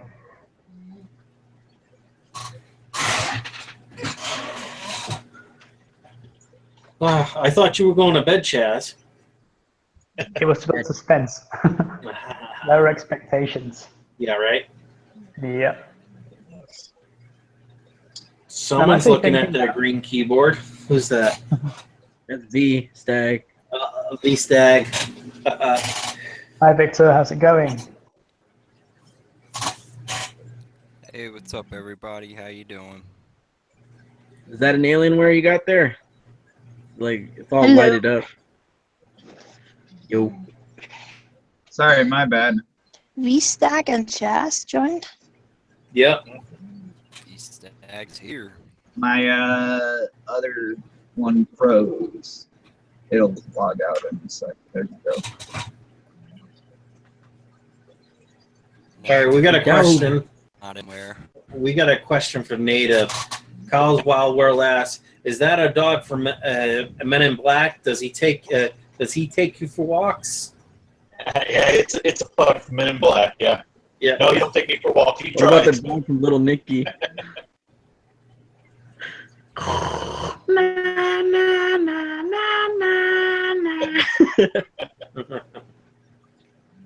Oh, that movie, man.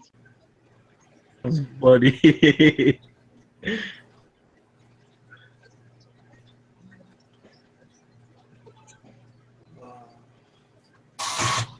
See, he likes to enjoy the fish too. Mm-hmm. I don't know if you guys see Molly just hanging out right by me, staring at the tank over my right shoulder. I wasn't sure if you were talking about a fish or your dog. She's just chilling right there. Yep. Hey, Well, what do you look guys think? Is a 75-gallon for $65 a bad deal? No, that's sweet. That's decent. less than $1 per gallon. Even if you had to reseal it and build a stand, you'd still be cheaper than buying a brand new 75. Yep. eBay, baby. eBay. Be careful with eBay. Be very, very careful with eBay. People say you gotta come pick it up, obviously, but this. I'm sorry. I've dealt with some weird, shady people where I kind of looked at them and I'm like, do I really want to take my wallet out of my pocket? Just be careful. I felt like that the other week when I was pulling my wallet out of my pocket. I was like, I don't know this dude. We're in his gated community. He could easily just jump me and take all the money in my fucking wallet. Mm-hmm. This isn't a very good scenario. I'm just gonna get this and go. Check it when I get home. If he's gonna try and steal my money, he better kill me before anything else, because I will set his house on fire. I've had deals like that too, where you just like, wow, this just doesn't feel right. But That's what I'm saying. Let's be careful with eBay because, either that or last minute you'll be on your way to go pick it up, and then I'm not selling it, or something happened. I've been there. I drove 4 hours once to get it changed. Got to the dude's house and he wouldn't come to the door, and then he texted me. He's like, "I'm not selling it." Yeah, I mean, there's lots of weirdos on the internet, and it's like you just got to watch out for these guys. The kind of plastic. Just like Woody. Woody, bro. Who doesn't have a? Should've got the who one doesn't that have a weird face is like. Mhm. Hey, what's up, Bracken? Hey. Howdy, howdy. Sorry, Bracken. my brain is starting to hurt. Well, don't let us keep you. If anyone's dying out, don't stay on just because you're trying to hang. No, it's my own personal issues. Like I said earlier, if I go to the bathroom frequently, that's why.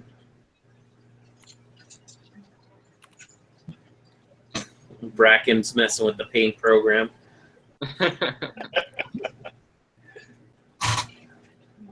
Is he drawing himself a mask? Okay, good boy. Yeah. I think that's a Chaz drawing on mine. Hi, King Lee. Welcome. Hey guys, I'll be right back. I gotta take out the trash. All right.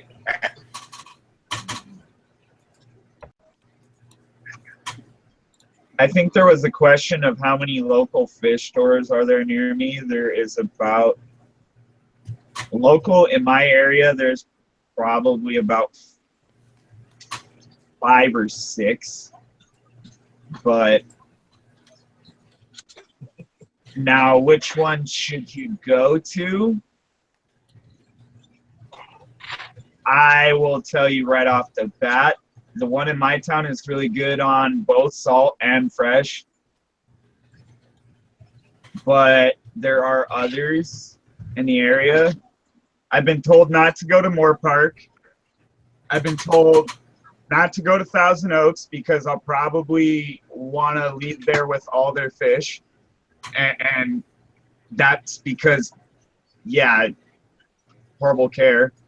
But the point is bunch of nothing against teenagers.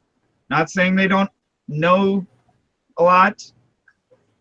But when you've got a bunch of teenagers running a fish store and think they know more than everybody else that comes in there, just kind of says something. Yeah. Yeah.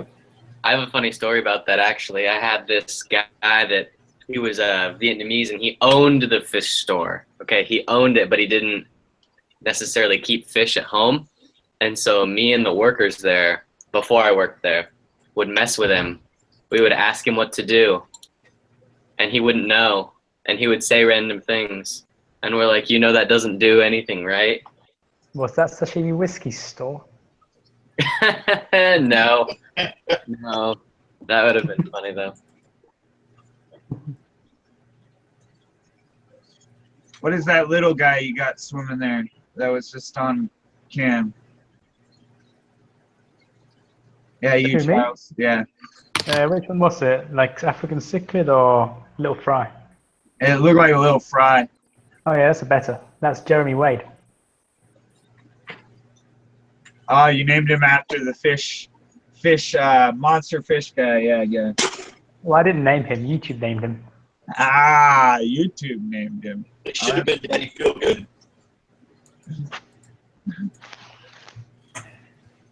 That guy's pretty too. Oh yeah, I think that's a neon blue, I don't know, peacock? Yeah. The blue neon? Yeah, I think that's what that is. Yeah. Those guys are... And they've got some jewel cichlids. They're like my favorites at the minute, jewel cichlids, because they got great colors.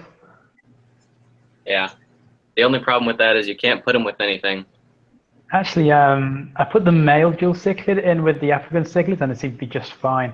Well, that's different, though. I mean, like, normally, like, South American, like, and stuff like West African are, like, more peaceful. Like, the Nanochromis and Pelvicochromis are, like, peaceful, but those are mean. But only when they're spawning, I've heard. So the guy in the box, if you've been wondering, he's in timeout. Don't get mad because he's in a box. Hey, you know what? Is that the same guy the last stream you were on here in the box again? Yeah, I No, noticed that. no. He actually has had his free time and decided, you know, I'm gonna beat up everybody in the tank after getting fed guppies for like, I only feed them guppies like maybe once a month. I Don't you have try to. Don't you have Buna? Yeah. Those aren't. They don't normally eat like live. No, but this guy, he's really mean. Yeah. Metroclima Py. I can't even say his name. Metroclima. I looked it up the other day just to know exactly what he was. Metroclina Esteri. No, here.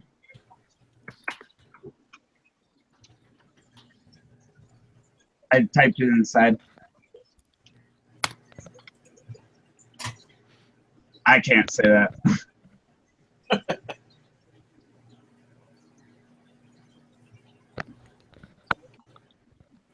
Oh, is that what they are now?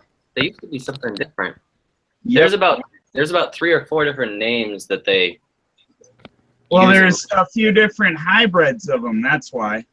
No, I mean that they've gone back and forth between names because different scientists have renamed them multiple times. So it depends on who you're looking at. Some of it's Metroclima, and then this one says Mylandia. But it's just a red zebra. Yep, red top albino zebra. Oh, it's a red top? Yep. Is the red top zebra, is that the cyanotilapia? No. Zebra. Cyanotilapia are kind of like dwarf cichlids. There you go. I showed it earlier. But yeah, she tends to like destroy any fish that is smaller than her mouth. So like. But yeah, they're aggressive.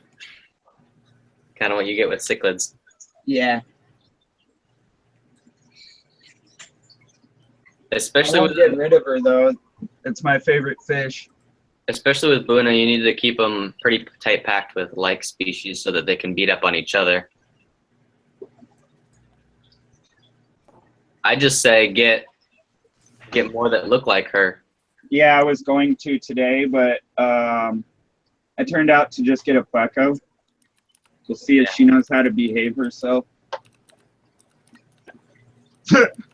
So I've got a question about breeding African cichlids. Is it like better to condition the female before trying to breed with the male, or do you just keep them together? Well, do you just have pairs? So we've got pairs and trios. Yeah, the best way to do it is like 3 to 5 females per male. Yeah, but I mean, I haven't been able to find that many, and I've actually got eggs from the electric blue hat. Yeah. Well, but that's like taking too long to happen.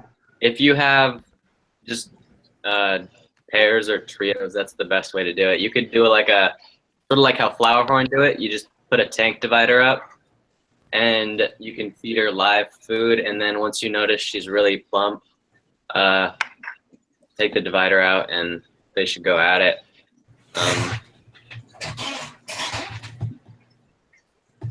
She don't like the fireblood. That's all I'm gonna say. The Alunicara. Dragon blood? Oh yeah, dragon blood. Doesn't like your dragon blood? Oh no. That's probably because they're the same color, right? Yeah, similar colors. My albino hated my dragon blood baby. They would fight nonstop. That's why she keeps getting boxed, because she doesn't know how to behave. Who was it that was? You need to get like a male to beat her up, and then like when she's all beaten up, they kind of become more submissive. Yeah. Well, it's probably a male. It's possible. I haven't seen the horn come off of it yet, though. And usually the males in that species get a little bump like the flower horns do. Not unless they're in a large tank and they're really old. Priscilla, how you get rid of the hat? You click on yourself, and then. Oh, does she not want it? Yeah, she doesn't want it. I put it on, but for some reason I can't put it away. It's the trash. It looks like a trash can, and it'll clear it. You need to go to the left side and hit more apps, and then add draw, and then it'll come up, and there's a little trash can. Yep. Or the person that. I went out of that. Yeah, you quit draw. No. Both of you need to leave her alone. Yeah. Well, no, I wasn't talking to you guys. I was talking to the fish. Yeah. Right. How long are her fins? Like her the end of her dorsal and the. They're looking pretty beat up. Like they've been trying to do it. Obviously, yeah. But I don't see any eggs in there, so. Or anything like that, and they usually spit them. Yeah, well, they'll get eaten up if they spit them.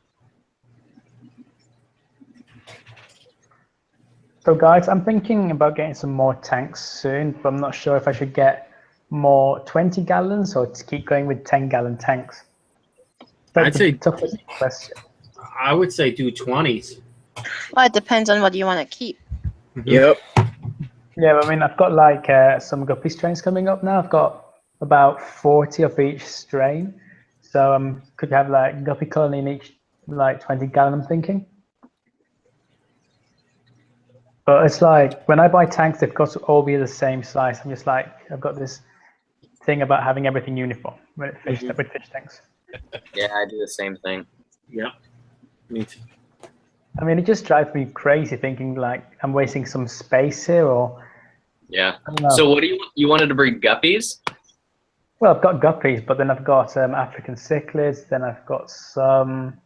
Might have a go at trying to breed rainbow fish and tetras and discus eventually. I'd say just focus on one thing at a time, just because everything needs its own type of setup.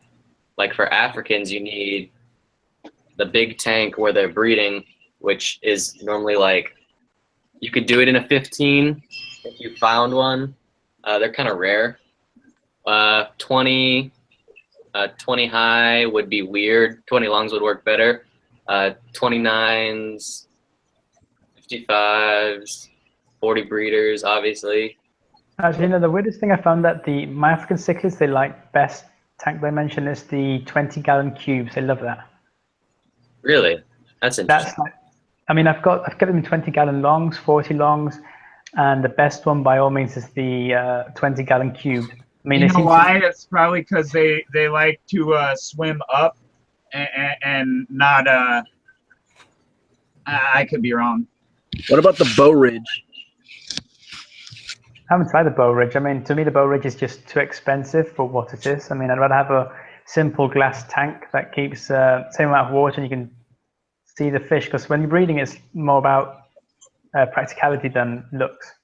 Yeah, I just use the longer footprint ones because the males will normally like pick a spot to hide, like if you have caves like I normally use, and then the females will be scattered about everywhere else. So that's just how I do it, at least. But yeah. Yeah, because I've got like my cichlid pond, and that's about 330 gallon, and that's about, I think, 2 meters long or probably 3 meters long, something like that. And the fish seem to be really docile at the minute. Yeah. I've only got 4 males in there. I've got an SP44, I can't remember what the name is. I've got the Cyanotilapia, got an OB peacock and some other, I don't know, I can't remember, I think it's a banshee. But they just seem to be really peaceful, getting on really well. I mean, they actually come to the surface to feed like koi would. They come to you when they see you, so that's kind of cool.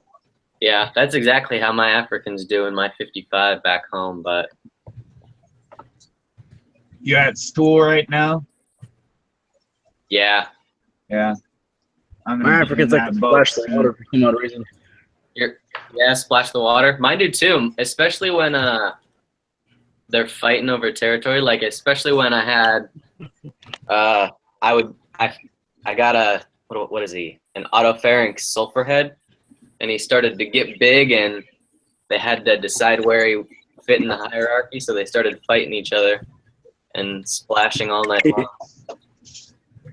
Yeah, it's mostly when I give them food. It just like piranha. Yeah. Like this.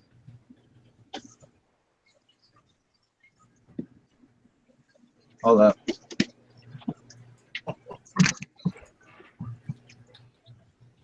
Yeah, but Charles, have you looked into any of those egg tumblers, or are you gonna do natural? Just let them carry till they spit. Well, actually, I made my own egg tumbler yesterday. Yeah. Using a soft drink bottle. I mean, all I did was, I think all you need to do is just make sure they get some water vegetation, isn't it? Yeah, that's actually a good idea because all you got to do is poke a few holes in the what you would call the bottom. I don't know if I don't have one, and then take the bottle, like the cap off, and then put netting on it, and they sit on the netting, and then the air pump moves the water, and then they just kind of bounce on the netting. Yeah, I did it kind of different. I mean, I used I cut the bottle in half. Like, let's see, for instance, if this was the bottle, I'd like cut it in kind of, let's see, half here. Then use this top, turn it upside down, and unscrew the top, and put like a mesh in there, like a fine net, and run like an air line straight from the bottom, so it's the upside down, and just use this base here on the bottom again as a holder. And since my fish room's like heated, I don't need to worry about temperature, so there's no need for me to have it in the main tank. So I can just filter it. I think a smart water bottle would probably like would be good for a tumbler because of the way it's shaped. Yeah. My one of my friends who has like a bunch of Africans, he's got Frontosa and Malawi and Victorian. He does he makes his own out of super old undergravel filter stuff. So like if you go to a fish store and you see that tubing that's like 3/4 inch and it comes out of the substrate and it's got the little carbon stuff on the top where the bubbles come out, he cuts the tubing and pieces them together and uses his own netting, and he makes them for me. Like when I need one, I'm like, I broke it, because they're so cheap. They're like 50 cents to make. Like, okay, I got 3 more. Like, they're so easy to make, apparently. That's awesome. Yeah. So do any of you guys have any DIY projects coming up? Like you're trying to make something? Me? Anyone? Oh, making stuff? I'm gonna probably be making stands here shortly. Wooden stands. I'm not sure if I'm gonna do the wood myself, or I might, if it's not too much of a cost difference, I might do metal racks for tanks. Steel racks? Yeah, metal racks. Just because it's easier setup. You know what I mean? Yeah. Even though, Are you gonna make them yourself, or you just gonna buy if I do wood yourself? stands, I'll make them myself. I do know how to weld, so I could just buy metal stock, but I don't have a welder. So I know I can pick them up cheap, but I don't know if I want to really be welding. You know what I mean? I'm actually trying to figure out, since I did carpentry, if there is a way I can do it, like do a 40 breeder on the bottom, maybe like 1.5 feet off the floor, and then put 220 longs on top of it, but so far back to the wall that if I hang up a light, like a metal halide, that it still gets all the tanks. You should be able. It all depends on your height. Like my 40 breeder, the one I just built for one, the stand, I can put 220s, like side by side, no problem, on the base. You know what I mean? Below the 40 gallon. The problem would be that the 20s would be really a lot higher, is what I think Savage was saying. The 40 would be a lot lower, and so it might look a little weird, especially on the 20s, having light in front of them. and in them. Like, I don't know. I say draw it. I say draw it before you build it. Yeah. Yep. Well, the thing is, I have two 600-watt metal halide lights, and I definitely want to make use out of them. And I kind of want them to hit all the surfaces, but I still want to kind of stack the tanks. So yeah. So you have two metal halide lights? Yeah. What's your guys' feelings on slugs or snails? I mean, not slugs. Slugs. They're not bad, but you just have to do one light on each setup, one on the 20s and one on the 40 probably.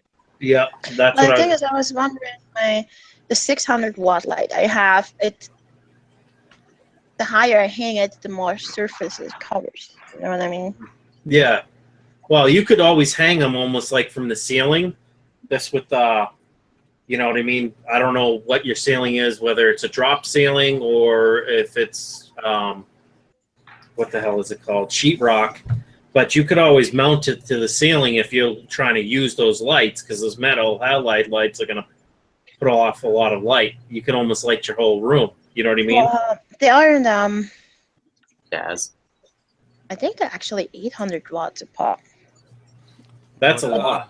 They are That's going to be expensive to run.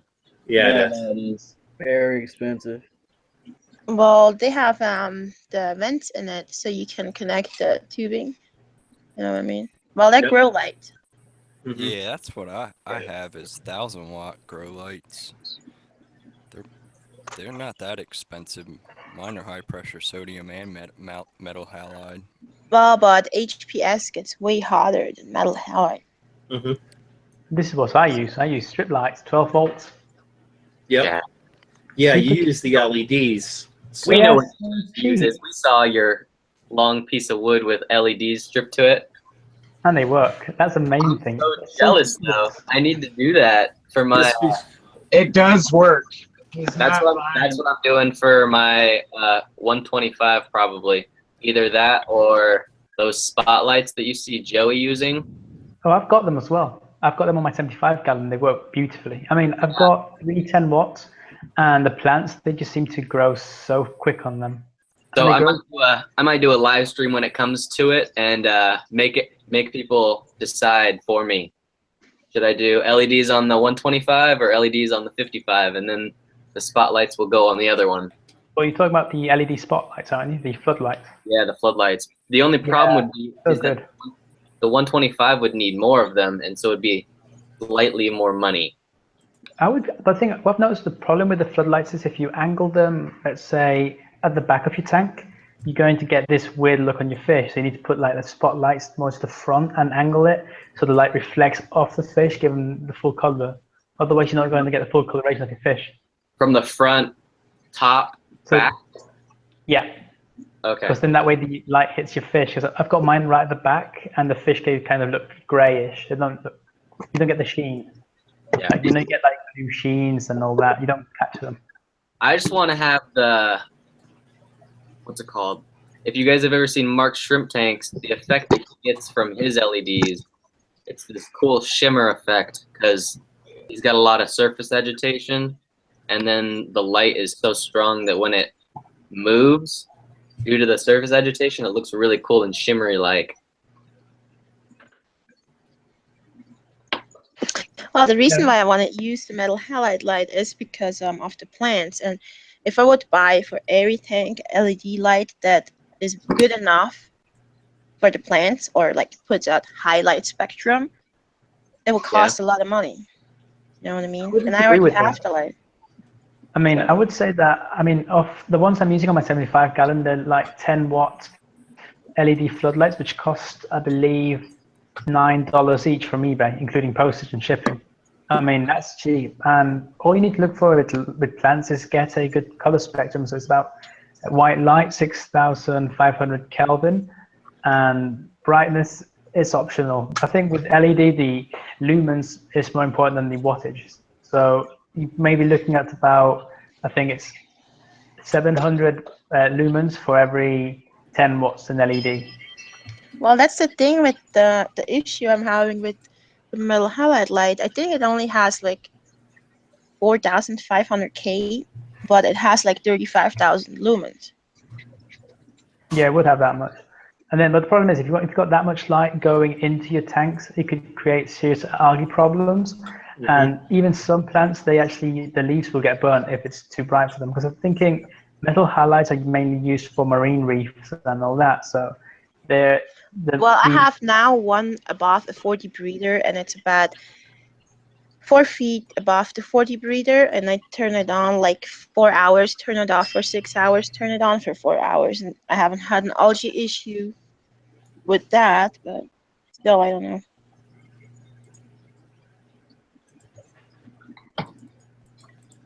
Yeah. All I know is that's a lot of light. I mean, that's enough to, if I had those big metal halides this in where my main tanks are, I wouldn't have to run lights on any of my tanks. You know?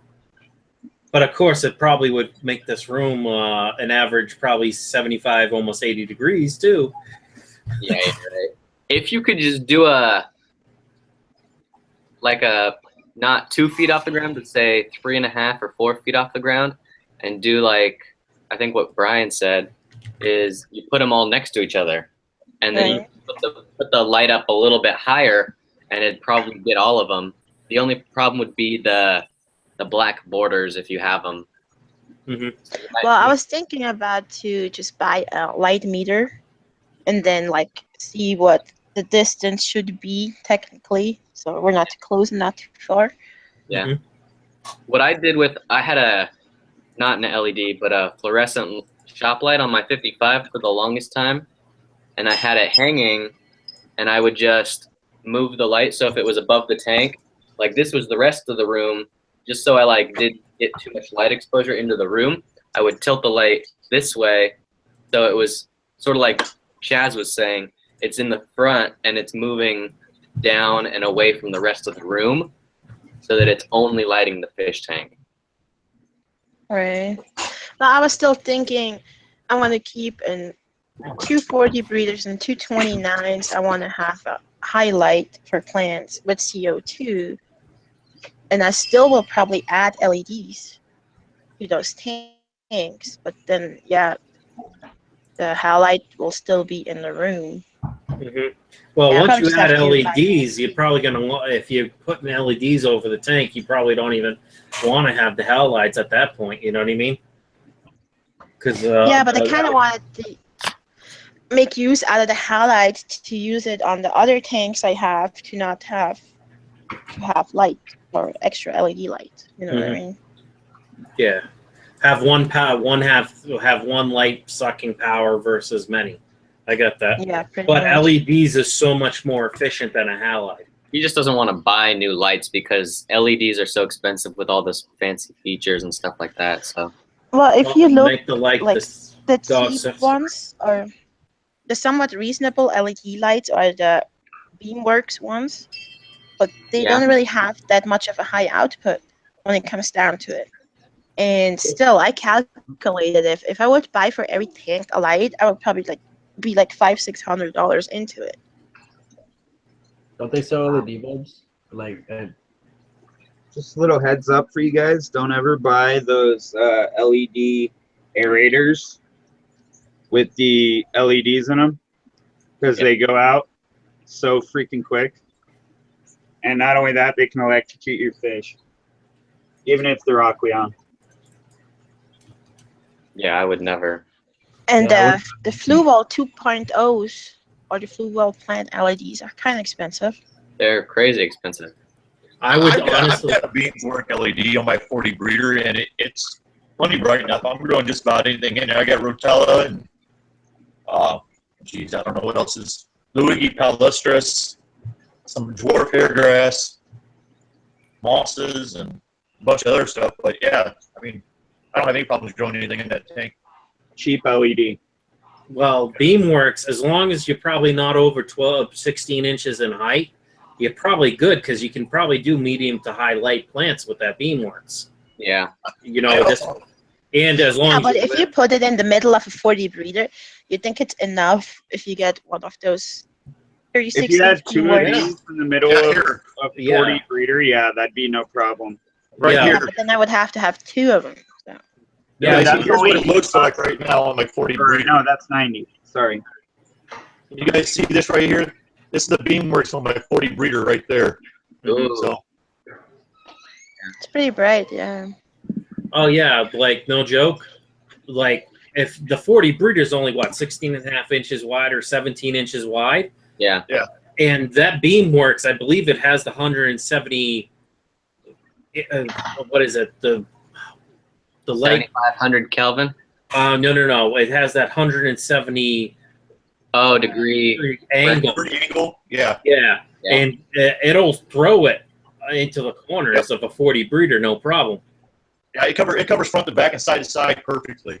Yeah, and as it is, even if you had to elevate it like a foot up because the arc was pushing out past, or the beam of it was too narrow for one spot, you just lift it up a little bit, probably 6 or 12 inches over the tank, and boom, you got that full width. I probably like for mine. I'm looking at for my big 125.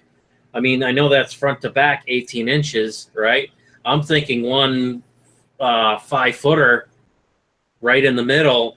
If I have it a foot up off the tank, but it's so deep, I don't know if I'm gonna be able to grow like any type of carpeting plants besides Java moss, which isn't really a carpeting plant. You know what I mean? You could get like dwarf sag, that would grow fantastic. Mm-hmm. Yep. And that's like a really nice carpeting plant. I'd say it's like easy to grow, easy to maintain, and it's good.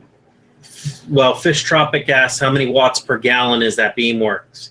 It's probably a half or 1 watt per gallon. Yeah, it's almost nothing. I don't know. Yeah, it's barely anything. I think if most Beamworks are half a watt per gallon. I'd say if it wasn't doing good enough a job, You just add another one because they're the- cheap. The CO2 that she wants to run would totally help the plants with the lack of the light. If she needed, she could just run a longer photo period. Exactly. Right. And I only went on for 8 hours though. Yeah. My deepest or tallest tank is the 125, and then it's the 55, which is 22 inches tall. If I ran a 4-foot Beamworks light on that, I think that would be more than enough power to put it, probably grow some of the carpeting plants, not all of them, but a majority of them. I also On have at one least the of 55. Mhm. One of their What'd you say? 3-watt, the 3-watt LED the 48-inch 3-watt LED ones with the little lenses on it. I had that on a 72 bow front, and that was growing plants easily too with that one. And a 72 bow fronts, how tall? 24.5 inches. Oh, okay. So my question is, what's the par? Can you grow like carpeting plants that need high light, though? Or is it more? I was growing in that tank. I had dwarf sag, so I don't know about anything else. So Yeah. It would probably be more like low to like low end of medium light. You know what I mean? Right. I don't know. I'm just trying to think what I'm going to put on the beast, the 125. Well, For I just lighting? showed you that small little light. That LED I just showed you. Small, Yeah. Pedro, effective. what do you have? Who, me? Pedro, what does Pedro have on his 240, isn't it? the 240, I have they're 48-inch Hyperkin bulbs, LED bulbs. I retrofitted. I don't know. Can you guys see that or not? Hang on a second. I don't know if we can see these or. They're really bright, but. Oh, so they're just they're like shop lights with the LED. LED, I removed the ballast and I got these bulbs. They were like $12 a piece, and they put out like 4,000 lumens. Oh wow! Yeah. Yep. Yeah, they're really bright. Yeah.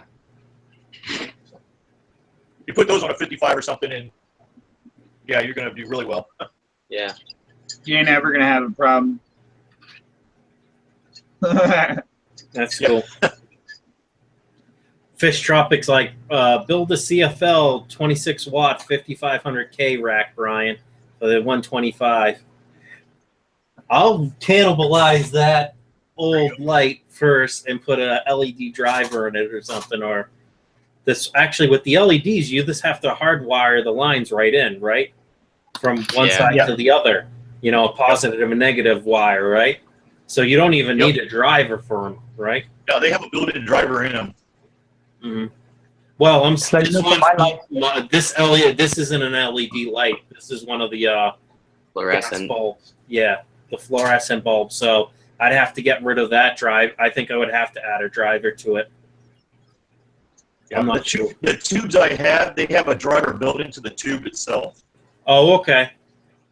So all you did was tear out the ballast, and then you just had to run new line, right? Yep, that was it. Oh, that's not bad. What'd that cost you? Like $25? It was, I don't know, for 4 bulbs, it was $45. That was free shipping. So, yeah, and then it didn't cost me anything. I had the shop lights here, so. Yeah.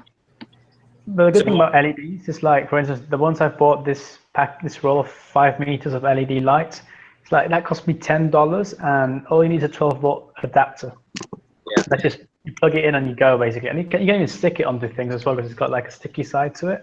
So Chaz, I've got a question about those. Could you get like a splitter and do like 2x4 and then put 2 tracks of LED and then have a one, say 24 volt or whatever, and then split it into both of them? Or would you just have it's basically DC. It's a DC, so it's basically direct current. So yeah, you could make. It's straightforward, simple with the LEDs. You can basically put as many as you want of these lights on your tanks and just run it off a 12-volt line for. No, I think once you go over 15 meters, what he has there, because I've looked at them to build. That's what I have coming for my tank actually. That I'm going to do a DIY light on. You know, it's a high Kelvin rating, or actually, one strips is going to be. There's 2 strips. The main middle one's going to be like 10,000 Kelvin, and the rest are going to be like 6,500. You know what I mean? To mismatch them, different colors, spectrums. So it's like a broad spectrum light. Off of one 12 volt adapter, it'll run 5 meters. Wow. You just look. It's however many lights is in a link. You know what I mean? I think one 12 volt light can run 92 lights, or 120 something lights. Individual LED lights. After that, then you have to bump up to the next adapter, which is 24 volt adapter. So would you just go down one side of the 2x4 and then spin it and come back the other way? I honestly, depending on the lights, I wouldn't use a 2x4 due to fire issue because the heat dissipation. One strand only, you could get away with it. Yeah, because the LEDs do run hot. So I would almost want to use. I would use an old shop light or get a piece of flat steel stock or aluminum stock, and then I would tape it because that 3M, especially if it came from China, Chaz, that double-sided tape there, you got to be careful because after a month or 2 of that hitting having humidity on it, it'll start drooping. So you may want to run electrical tape to that 2x4 every so often. That way that strip doesn't fall off eventually. Yeah, that's good. Yeah, I've already got some like plastic clips on just in case. I've already like done the countermeasures. I know they don't last too long. But I guess I could even probably staple them on if I'm really good with a staple gun. Yeah, I might do that too because I have a square staple gun I could use. Now, Bracken, if you really want to know, Greg Jones online, or Greg Jones, if you look him up, he actually did 2x4s, but he was worried with his photo period what he was trying to do. Yeah. He had 4 strips of lights on a 2x6, I think it was, or 2x6x1. Yeah, that makes sense. And it spanned like his 40 breeder rack, which was like 15 or 16 feet long. So he got like a 16-footer or a 12-footer or whatever. It was, Yeah. He was worried about the heat, but one 12-watt or 12-volt adapter would power that whole thing. It all depends on how many watts each of those are. Like the Kelvin rating makes the watts go up. So I would just see, my photo period is always super short. I only run 4 hours and then a 2 or 3 hour break in the middle and then 4 more hours.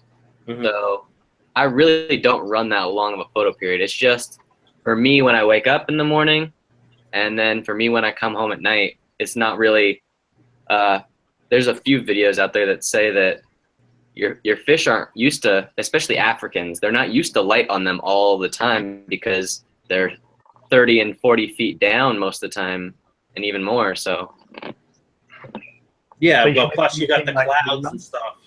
yeah, So, especially. I mean, I think if you go deeper down in water, only blue light gets through. So, like, if you look in, I think in marine tanks, the predominant light they use is blue colored, and that's because I think the water filters out the red and the green from the spectrum.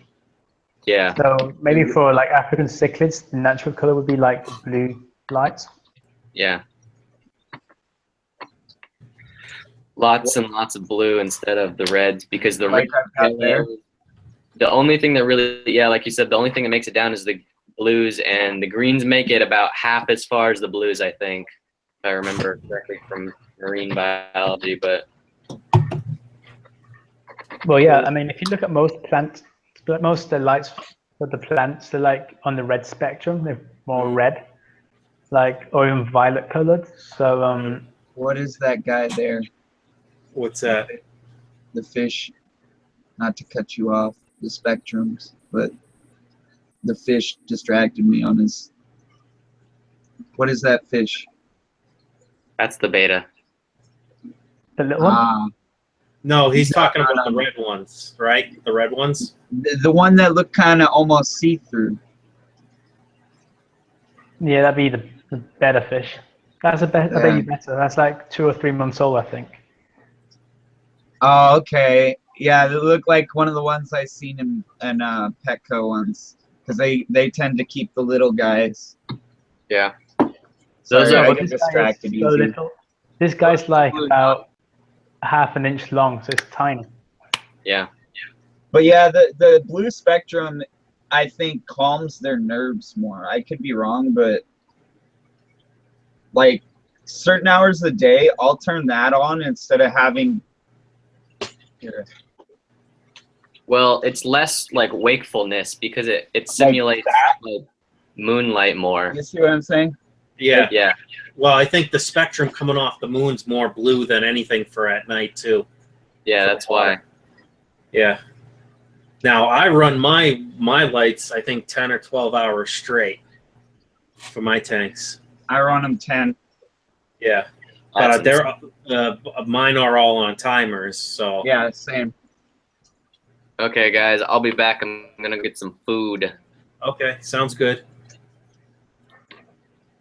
That, and I have a lot of plants in the 10-gallon, so it kind of runs. It used to be running on a different time schedule, but now it's on the same one as these. But if I turn like here,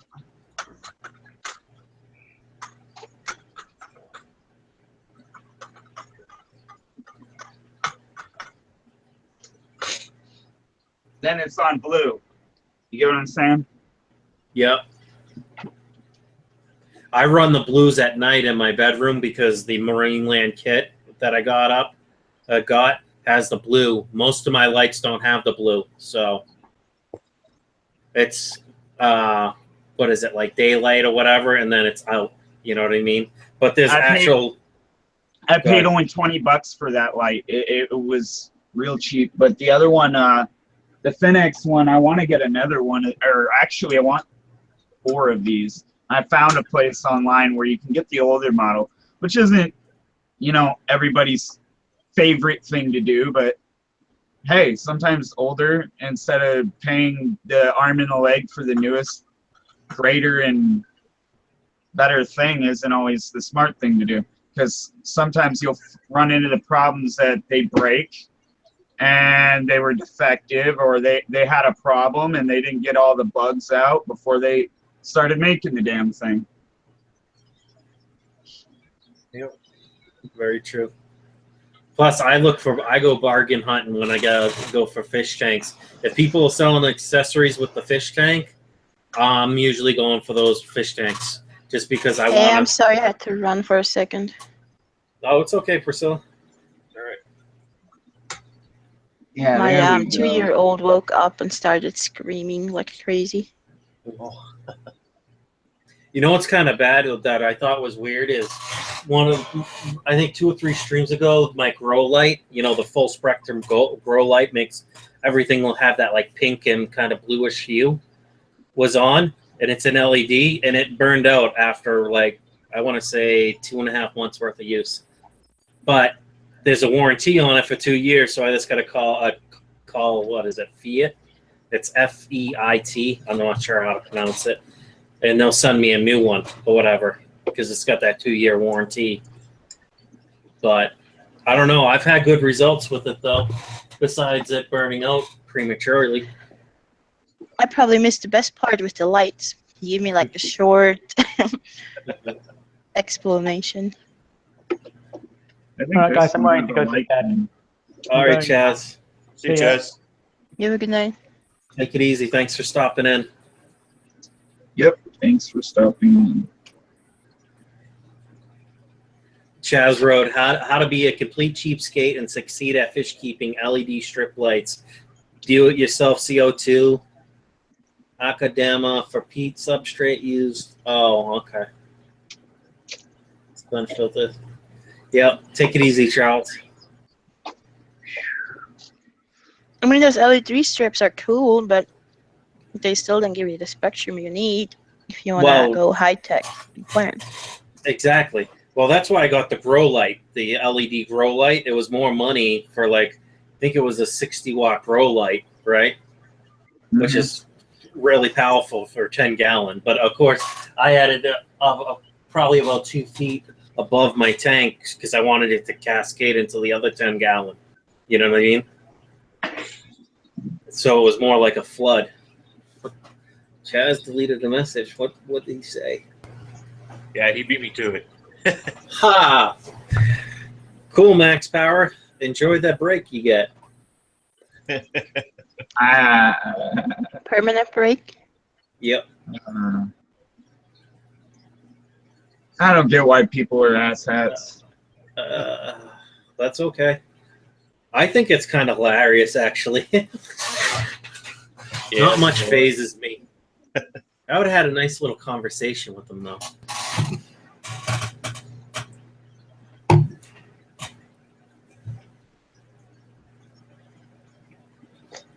So who's still here?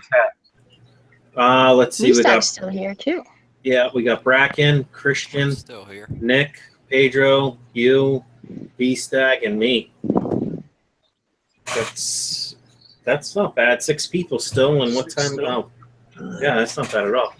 It's 10 o'clock over here, California time. Frank Morrow's like, they have no lives. It's funny. It's okay. My only thing is, I was surprised when it said full spectrum, the grow light. I was surprised when it was like pink, like a pinkish color. You know what I mean? It's like, oh, I thought this was going to have more daylight in it, so it'd block out that pink. Even though I couldn't see the pink, the plants still got that like red light or whatever light they need. But you bought a full spectrum grow light. Yeah, but if it's more pinkish red, it's to flower plants. And if it's more blue greenish, it's for the wedge state. And the question is, which color spectrum do the aquatic plants prefer? You know what I mean? Well, it said it's full spectrum, so a lot of aquatic plants grow above, you know what I mean? Will grow out in the wild with this in dirt. You know what I mean? Yeah, but that's kind of the thing. The sun doesn't provide the full flower spectrum as those pink LEDs do. Yeah, that's why it's kind of a difference. So it's like, yeah, if you grow pot, you know what I mean? If you keep them in veg, you have like more bluish white light. Have it in flowering, you have more red, yellowish light, and then it just grows like the buds grow better, faster. If you have the red spectrum light. So what ballast do you use for that 600 watt? I think it's a 1,000 watt ballast, adjustable 1,000 watt ballast. I use a Tech digital ballast. I run both high pressure sodium and metal halide lights. I have an indoor grow room. They're expensive though. Running a 600 watt Well, the light thing at is, 8 to 10 hours a day for 30 days. I mean, that adds up on the electric bill, but the reason we have, or I have those lights is because we used to grow pot, and I live in Colorado, so it's all illegal. Yep. I'm lucky just saying. you. It's I kind of illegal here, figured. and I still grow it. Right, but we kind of gave up on it because it's so cheap now to go just buy it. And, you know, the hassle, it's not worth it anymore. And that's why I was like, well, instead of trying to go and sell these lights to somebody, I try to just make use out of it and try to use them in the aquarium. I mean, I have HPS bulbs too, but I think the HPS bulbs are probably overkill. I was going to go with the LED setup, but they're just so much money, and the little LEDs fail so much. Well, I have these two 600-watt LED lights that have mainly red and blue and I think white spectrum. Right. But like, I think it has like 40 or 50 LED dots on it, but like a third of it is burned out. And it just happens after like 2 years. It's just I normal. think I mean, I'd you can just be change them. worried. Not to cut you off. I think I'd just be worried myself putting high pressure sodium above water, just because I know. Yeah, well, it cooks it. Yeah. Yeah. But like I said, I use a metal halide now above a 40 breeder, and that's 4 feet away, and there's no heater in the tank. And if the light is on, the water is like 84 degrees. Yeah. You know what I mean? So, but I have no Yeah, air conditioner in that room either. So, you know what I mean? So the heat that just makes gets sense. trapped. Mine are all in sealed hoods with air conditioning pumping into them, so it keeps the temperature down and everything. Only thing I got to worry about, I get a little bit of condensation every once in a while. That's what I was worried about. But it works out. I mean, You could put a like 6 years dehumidifier in now. the room. You know what I mean?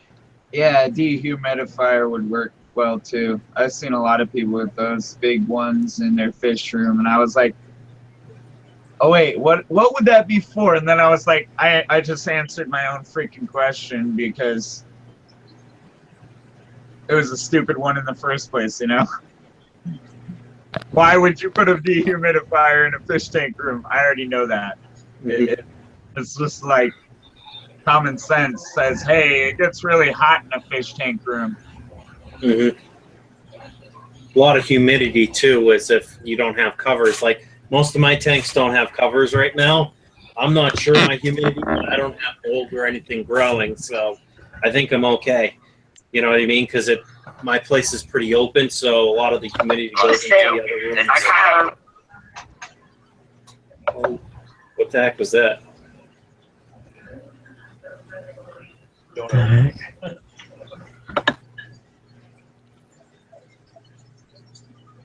I have no idea.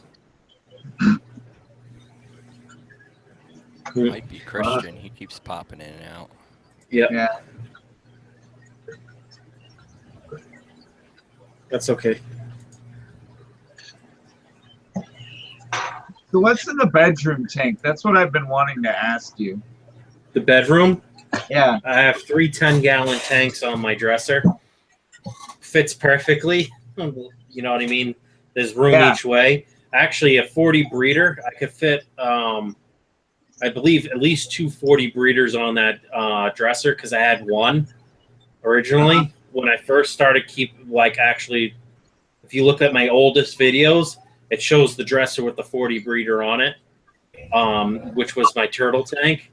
And I could the measurement I came up with is I could fit, I think, 2 and then a 10 on the side, you know, sideways. You know what I mean, perpendicular or whatever on the dresser. So I just have 3 10s this lengthwise right now. Once that pea puffer tank is, you know, all right again, you know, not fluctuating like it is, it's going to be moved inside, and it's going to become the inside tank, you know, because I want to put that other 30-gallon on the dresser. Because I've already had 60 gallons on that dresser before. I know it can take it. Yeah. Hey guys, do you guys have a problem with the Google Hangouts with saying like having the sound all muted? So that just happened to me. I had to hang up and like get back in. I don't know. I haven't talked. Can you guys hear me? Nah, good. Yeah, it seems okay. Yeah. Okay. Just wanted to make sure because that was weird. Mhm.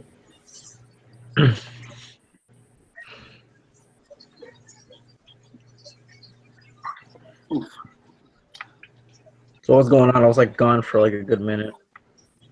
Mhm. But No, yeah, it's okay. yeah. I don't know. I was just thinking. I want to move that tank inside so I can do more out here, so I can make room for other projects. You know. Right. Mm-hmm. See how wide is that dresser beside you, Nick? This one? Yeah, the one you have set up. That all the tanks are on right now. There's 2 dressers here actually.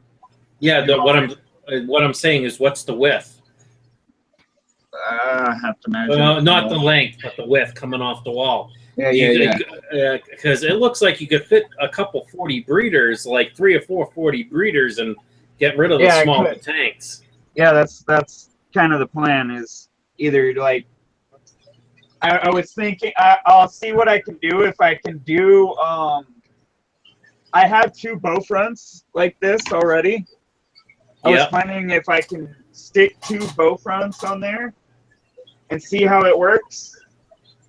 Then we'll see what happens from there and see if I find another bow front that's the same size, and bam, 3 bow fronts on one dresser. So you like bow fronts? I don't know. I've always liked rectangular tanks. So I just realized I said bow ridge instead of bow fronts. Bow ridge, bow front. A lot of people call it a couple different names. Mm-hmm. I'm actually, honestly, can't talk right now. When I start building the stands, I might actually use that stand for something totally different, and build the stand that just the tank sits, and it has an open bottom to it. That way I can customize the sump and what I put under there. You know what I mean? To make almost like maybe like a shrimp tank that's a sump with plants growing in there and all that for the, you know how most of the sumps, if you were to buy one that's pre-built, it's got the different baffles. You know what I mean? And have the shrimp in one baffle. You know what I mean? But with a sponge to keep them in, where the water still can get through the sponge, shrimp can't get out, type of thing. We've got about 1 foot and 6 inches. So foot and a half. So that's 18 inches. That's plenty. That's plenty wide enough to fit 40 breeders in there. I thought I have a question too. I have a question. Well, okay. Well, you and Brad can fight it out. Want to go first, Bracken? No, go ahead. All right.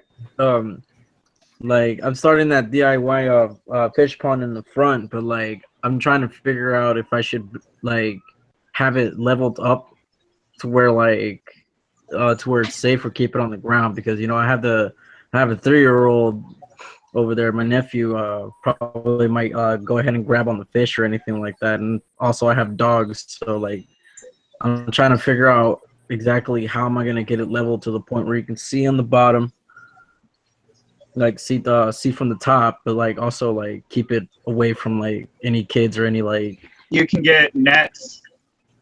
I know that doesn't really stop a kid necessarily, but But it would stop a 3-year-old. Yeah. Just do it high enough for him. Just build it above ground. Yeah, exactly. Just build it above ground, and then above ground. So, and then just have like a stool that only like you supervise him, or his mom or whatever supervises him when he's looking inside. Yeah. Because Yeah, I'm like- also afraid that he might fall in and he doesn't know how to get back out or anything like that. Yeah, well, I would say I just get would a watch out because even like if you put a stool there and you don't want him to be there, take the stool away if nobody is around. You know what I mean? That's what I meant, yeah. Even if you tell That's him, hey, the you thing, can't kids, get man. on the stool, blah blah blah, he still will do it. I mean, 3-year-olds are kind of little jerks, so they just do whatever they want. Put Yeah. that down. Pleco is really camera shy. The one I got tonight. I would suggest if you're gonna go above ground, unless you're gonna, I'd say just do like a 300-gallon stock tank, right? 300-gallon stock tank, 2 feet tall. Most 3-year-olds aren't tall enough to crawl into that thing, and you can always add, like who was saying, the netting around it. Get the orange or whatever. If you don't like the high visible orange netting, you do that, and then you just drill holes, because I think there's a lip on the 300-gallon stock tank. You could drill little pilot holes or whatever and put like small PVC pipe in there, right? Like 1/2-inch pipe, or I don't know if they make 3/8, maybe 3-inch, 1/8-inch pipe, so you don't really destroy the integrity of the rim going around the stock tank. You could do multiple of those and then wrap your netting around and put zip ties on it, and then those you can pull out when you're not there. You know what I mean? They're just sliding in like a notch. That way the kid, even if you forget the stool there, the kid still can't fall into the pool. You know what I mean? Right. And make sure he can pull on it, either reach the rim with his hands, because even then he probably could pull himself up if he wanted to. Well, that's why you use that's why I was thinking that orange rigid stuff that you see most construction crews use. If you don't like the orange, you spray paint it like black or something. That'll hold a 3-year-old no problem. You know what I mean? Even if he's standing on it, but he won't be able to climb over that netting. You know what I mean? Yep. Right. And with the 3/4-inch PVC pipe, I'm assuming that's going to be rigid enough, especially if, say, you put 5 or 6 poles all the way around the border. With all of them, if he's pulling on 2 of them, that's going to support his weight and then some. Plus, you got the other ones; those shouldn't pull out. You know what I mean? Especially if you make them long enough, like 3 or 4 feet or 5 feet tall. That way, you got 3 feet above or 3.5 feet above the 300-gallon stock tank. You know what I mean? So 2 feet below it. You know what I mean? So it's, in a way, the kid can't get them out. Yeah, but this is like around like a 300-gallon Rubbermaid tote that I had obtained, and I'm just trying to convert it into a pond. Yeah. Well, you're gonna dig it in, right? No, I'm Or not are you digging gonna it. leave It's gonna be a patio. Oh, okay. So the patio is gonna come right up to the side of it or something. Yeah, because at first Or I you thought I was just gonna lay it on the floor, just leave it on the floor and have it just sitting there. But I was afraid what if the kid or any of the dogs try to drink from it or anything like that. They wouldn't be able to if it's a 300-gallon stock tank, which it sounds like. How tall is it? If it's most stock tanks are 24 inches tall, especially 300 gallons.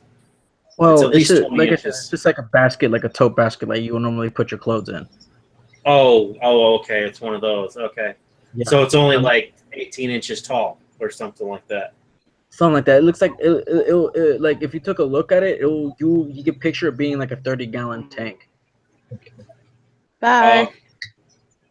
We'll see you guys. I'm gonna get off here. My back's getting sore, so we'll talk to you guys all later. Take it easy. Thanks, Dana, for stopping in. Yeah, anytime, man. Yeah. Naked fish keeper, Chaz. Naked fish keeper. That was my joke. What? Later. Later. Nudist fish colony. What? But hey, Christian, I got another question. You said you're gonna put it on a patio or something? Yeah, like I have my front porch is a deck, so I wanted to put something like in the corner, like try to get like a little zen feel onto it. So I decided to put a little. 300 gallons heavy.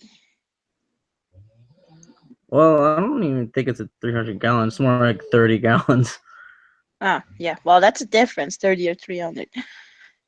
Yeah. Oh, okay. So it's 30. It's a 30-gallon tote. Yeah, you could easily just set up PVC and drill holes into the side of the tote with zip ties, as long as you don't go all the way to the top. And you could do the same principle, and you could put a net around it. That way, when you're not there and your nephew's there, he can't mess with it. Then you just tie the rest of the deck. You know what I mean? Or you could try and do like chicken wire and then do a padlock on it so that it's like almost like a reptile, like a terrarium. And so it just swings.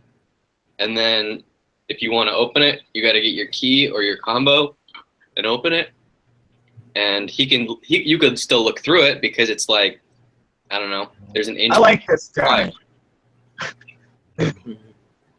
That's what my grandma did with her. She had 50-gallon drums and she cut them straight down the middle, and then had like a really long pond. You know why else that's smart? I'll tell you. Because if you're doing outdoors, you got predators. Like here in California, we have hawks and there's a few other birds I can't remember off the top of my head, but they really love fish. And basically they'll come by and swoop on people's ponds. Yeah. So yeah, that's a really smart idea because then they can't actually get in. Also, if it's on the front of your house, you don't want other kids coming by and messing with it. Yeah, so my dog. So there's no problem with that. You might even have issues with kids throwing stuff in it. Yeah. I would just box it in with some framing. Like if your nephew brought his friend over from down the street and they decided to throw their peanut butter and jelly sandwiches in it to watch the fish eat, your ammonia is going to go through the roof and kill everything. Yeah. I've heard people. I've heard people have stuff like that happen and them be okay, but that wasn't like 55s or 100 gallons outside. But yeah, well, I personally will build a raised garden bed style thing. Yeah. And then just put it high enough. Yeah, that's what I was trying to figure out. That's probably what you were talking about. Is probably what I was trying to try to at least make because I always thought if I make this pond, would it be dangerous for the kid to drown on it or something like that? I mean, if the dog takes a sip out of it every here and there, it's not gonna kill it. Yeah. Most of the chemicals, especially if you're having it outside, anything you put in to treat it, after a while they're going to dissipate due to evaporation and stuff like that anyways, out of the water. And especially if you get a lot of rainwater, if it doesn't have any cover and you get rainwater, it's going to dilute the chemicals even more. I don't know. I think that's a possible. This if you're gonna, so it's a Rubbermaid 30-gallon tote. Just make sure you put stuff on the side of it if it's plastic, because it'll get brittle from the sun. Make sure you sheath it with something like plywood around it or something like that to protect it from the sun. What about that screen stuff that they put on windows? Like if I covered like a portion of the deck with mesh. That stuff will rip. Yeah, it's not very much. No. I'm talking for sunlight, because the sunlight will make the plastic brittle, and then all it takes is someone to accidentally kick it. Either that or line around it with like cobble or brick or something. If you're thinking of having it like almost like a raised tote, you know what I mean? You could build like a wall around it or something. It's to keep people from kicking it and block the sun. Yeah, you could basically just do a stand and then encase it so that you can only look at it from above, because like you said, it's not a glass aquarium. You're not going to look at it from the side. Unless it's a clear plastic one, then you could look at it from the side, but it's going to be really distorted. Yeah. You could also do that and then make your top just built into your into the stand or the walling or whatever. And then you could have it look like really professional. You wouldn't know what's really in it until you walked up to it and went, "Oh, it's water." Mm-hmm. But the only problem with that is it might heat up more because it'll heat the wood up and then it'll heat everything else. Yeah. I'm just trying to think. Even at that, if you're going to box it in, it's almost easier to just get the lining, like the 3 mil lining or whatever it is, or the 15 mil lining that you would use for a pond, and just build a wood frame and then put that in, let that drape in like a natural pond. You know what I mean? And then you could easily make a top for it, you know, that's weighed down that a toddler wouldn't be able to pull off, or a 3-year-old wouldn't be able to pull off, you know? Yes, we're still alive. Don't you love when people ask that question? Yeah. Well, like 10 hours later, we are still here. Yeah.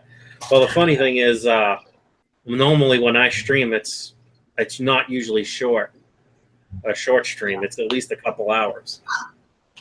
No, yeah, we're on not 4 sure. hours anyways for a stream, or at least I am. I wasn't here 4 hours yet, was I? No, probably a couple though. Really? I was in and out like the last time I went out was because I went to go take a shower.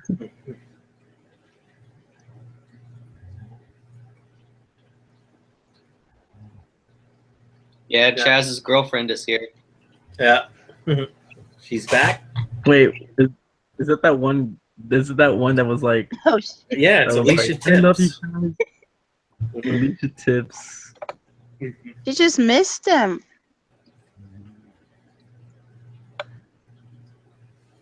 I want to take a look at her channel and see what's going on in there. That's a novel idea. Probably nothing. Oh my gosh.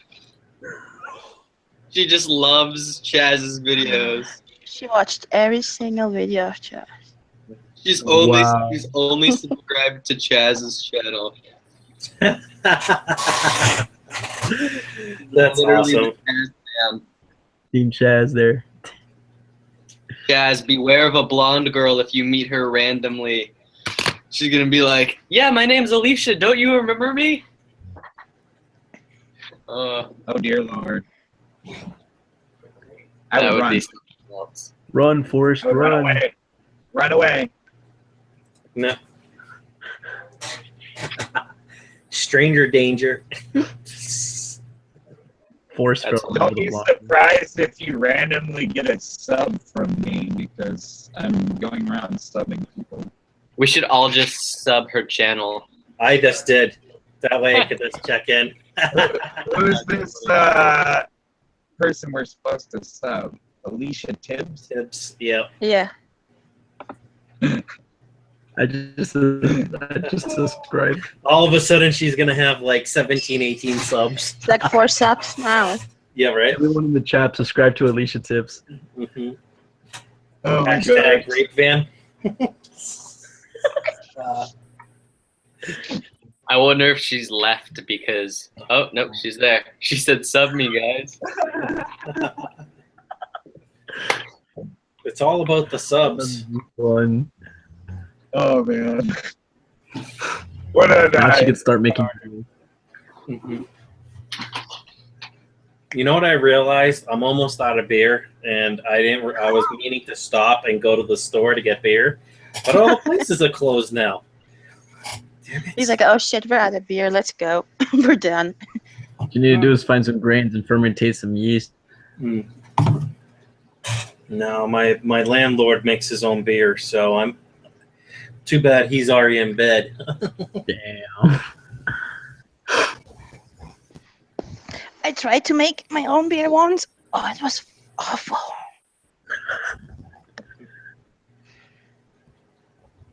It was so bitter. It was awful. Bracken, are you here? Am I what? Yeah. I just had to feed my plecos. It's kind of that time.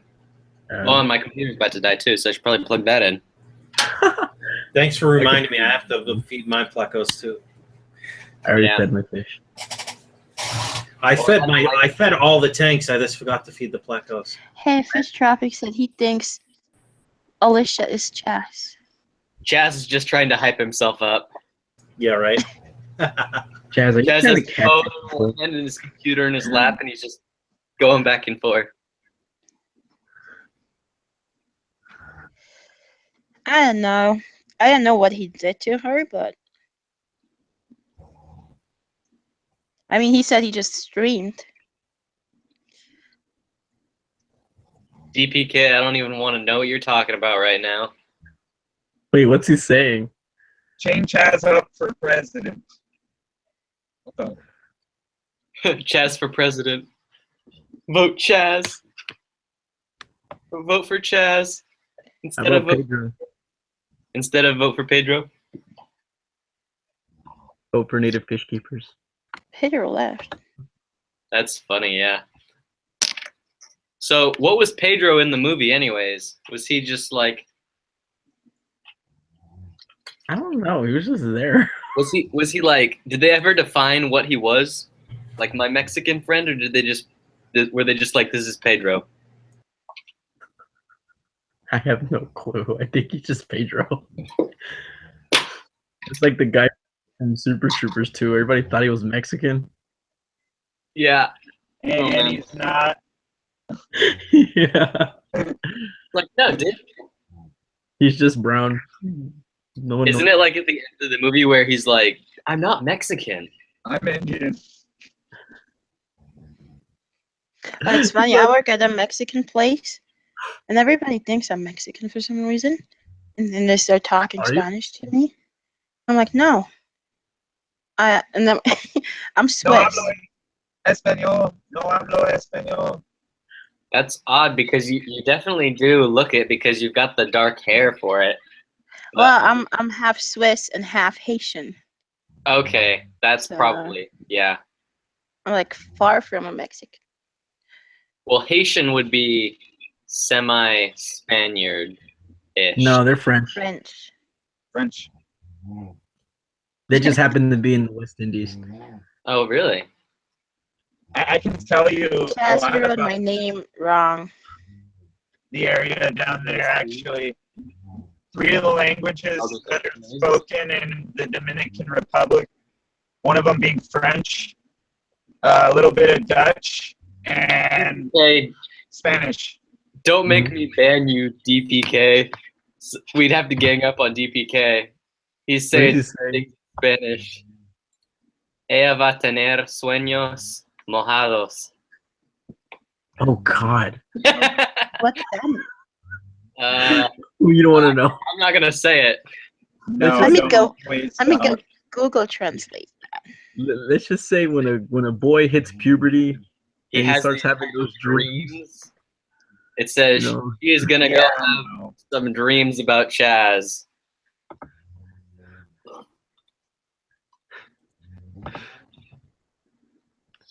Just those special dreams. The vaping dreams.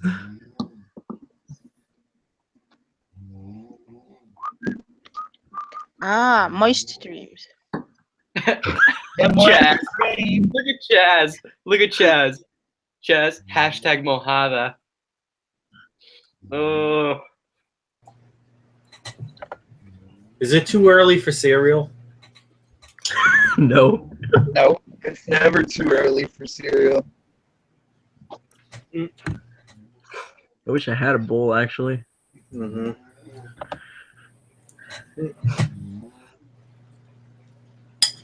Hashtag hide the ball. Oh, what is it? Hide the bong. Feed the ball. It was feed the ball. Feed the brine. Feed Bob. Now, I don't know if milk's going to mix with beer too well, but I just need something with sugar. Yeah, it doesn't. Yeah, no. Oh, well. Milk does not mix with beer. Probably a hangover tomorrow. Yeah. A cereal hangover. It's okay. I don't have to be to work till 2, so. Those lipid solubles in that ethanol, man. Huh? I said those lipid solubles in that ethanol, man. Yeah, right. Sorry, I'm taking a The biochemistry class right now, and that's the scientific way you would say. Scientific definition. Yeah. In your body, when you drink beer, fermentation occurs. Yes, it does. Chaz with smoked duck weed every day. Smoked. That also requires fermentation, fermented duckweed. Duckweed light.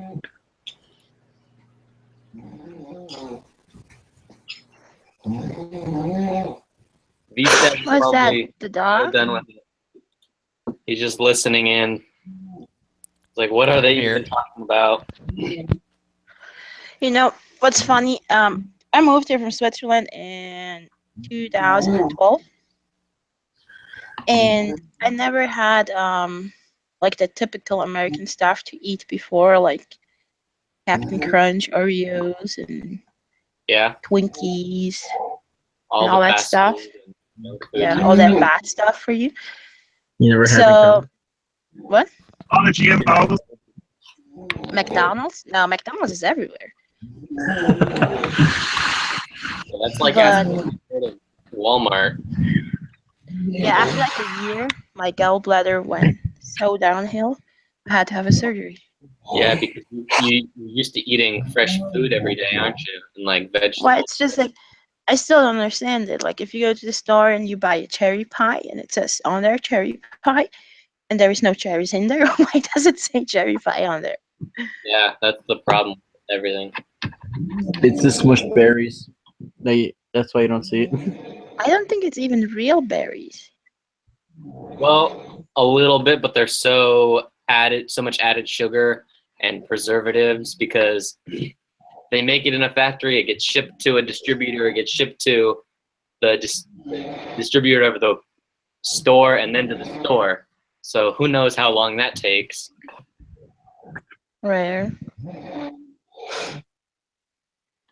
Yeah, now we just buy organic food. Yeah. Hey, Christian, what's going on over there? My brother's. His brother is snoring like a His bear. brother sounds like a dog. Yeah, at least it's not. At least it's not like the guy I used to do streams with. He'd sit there and purposely have his fiance sitting there in the background snoring while we're doing a stream. I'm like, dude, can't you mute your mic when I'm talking?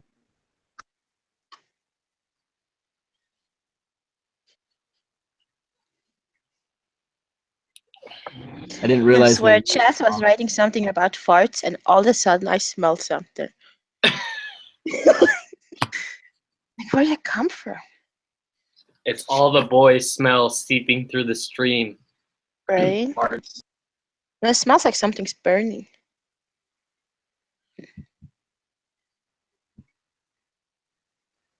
Hopefully the house isn't on fire. Right? That was a joke. Sorry. Sometimes I'm really sarcastic at the worst moments. Well, it would be good if it wasn't, because we're on the second floor.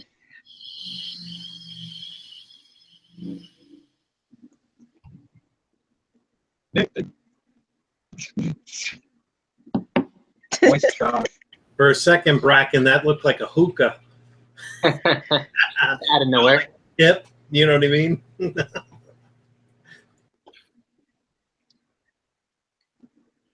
I'm sad. I have to wait to get a new babe. I'm sorry, I don't mean to be eating on the stream. I'm just starving. Oh, no problem, man. It's your stream. I don't think it really matters, especially since I was just eating, what was I eating? Pizza rolls. Oh, man, I wish I had some freaking pizza rolls. That's right, Bracken, you made me hungry. I saw those pizza rolls. I'm like, ooh, I'm hungry. Yeah. Hey, did you guys see that Alicia left? She said goodbye, cruel fish roll. Did she? That's hilarious.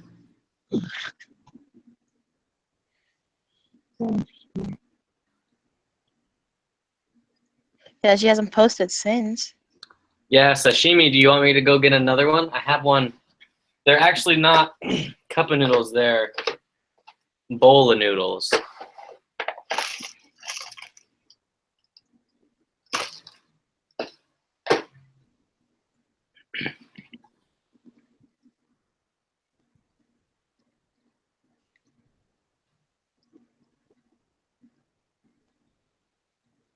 I never ate ramen noodles, and I never will.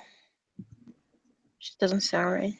I Yeah, don't eat too much ramen sodium. noodles unless I go in I mean, Japan. I had my food for the night. I think I'm good. Unless I stay up until like 2. Then I might need something else, but doubtful. That definitely is a moment. Just finishing up the cereal, drinking the milk with the Frosted Flakes, you know, that sugary mix. Oh, yeah. Beer right afterwards. When Did your you milk ever is no longer white, did you ever eat cereal with beer? when That's your so weird. when your milk is no longer white and it's more silvery now because of all the sugar. Right. Yeah. Chaz says we should do a live stream and eat a couple noodles. No, I'm The good. cup of noodle fish room. I am so down. Cup of noodle with some duckweed sprinkles on it. Heck yeah. That's good. I actually have a toppings duck right there. farm to my left. Put duckweed on It's literally pizza. it's You know what? You got the best of both worlds. You got the sodium and then you get the roughage. Yep. I don't have duckweed. I don't think I ever will. I'm afraid it will take over. Yeah. I had duckweed. What did I have? Like a floating tube, if that makes any sense. And I would just keep duckweed in the tube like this, and the duckweed was just cylinder? out of it. Like a cylinder? Like a what? Like a cylinder of plastic that just basically you stuff the duckweed in. No, I mean like it was just like a ring that would float on the water surface, and then the duckweed would be inside of it. And I don't remember how I did it, but I kept it to one side because my flow was so high that if I didn't do that, it would just go away. And I wanted to keep it so that I could use it in a tank later. And all I had was my 55 running at the time, and so I had to find a way to keep it alive. Okay. What are we doing with the light? Looking inside this little cave thing to see if there's anything in there. See why they're all fighting over it. Maybe someone's breeding there. Yeah. I shoved duckweed in bags and sold duck reefer. Read out loud, please. How do you use K-Fix?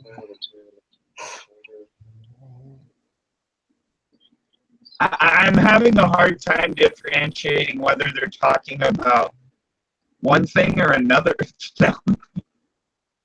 I think Chaz is always talking about another thing. It's mostly duckweed. Right.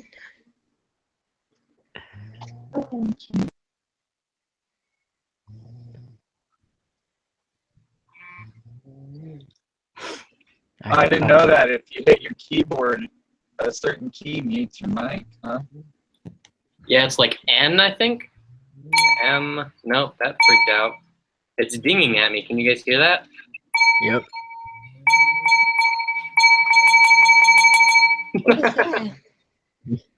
That's me typing on my keyboard and my computer not liking me. Wake up, everybody.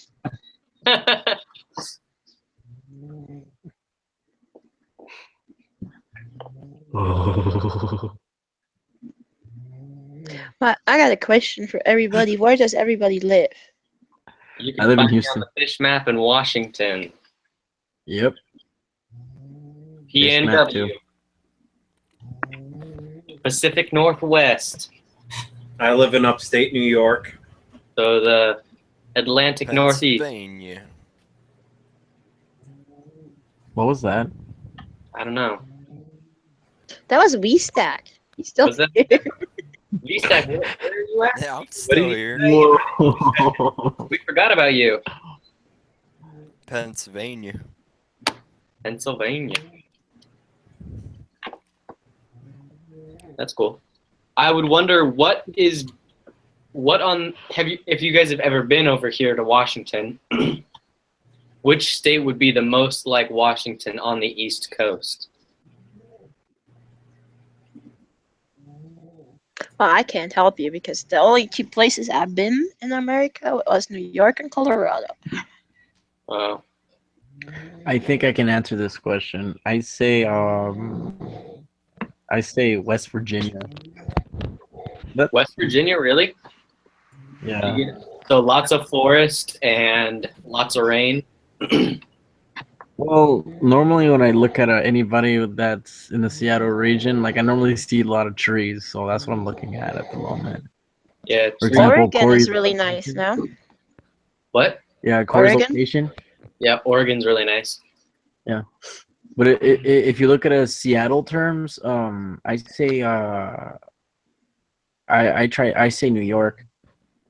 Okay, that's what I was thinking too. How Because old when I'm is your watching Frank brother? go up- Christian? Mine?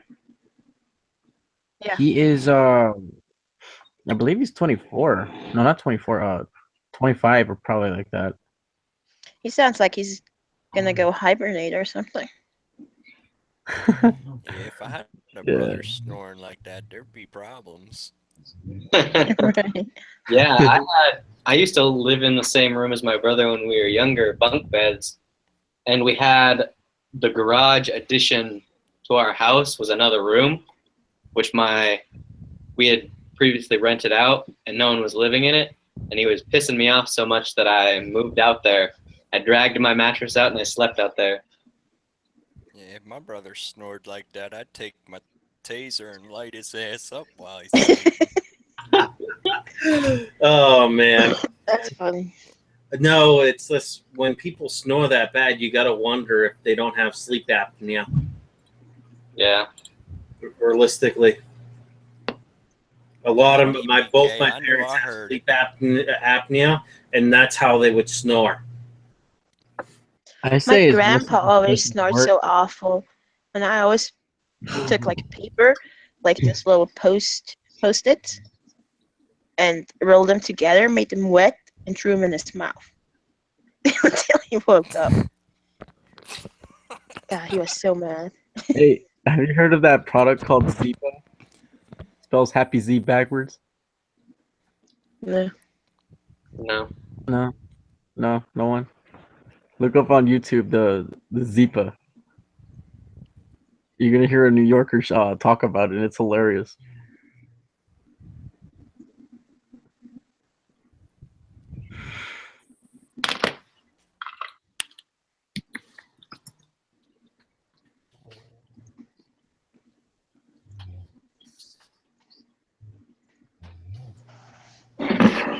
Cricket. Someone's gonna talk. Well, yeah, there's no questions anymore in the chat.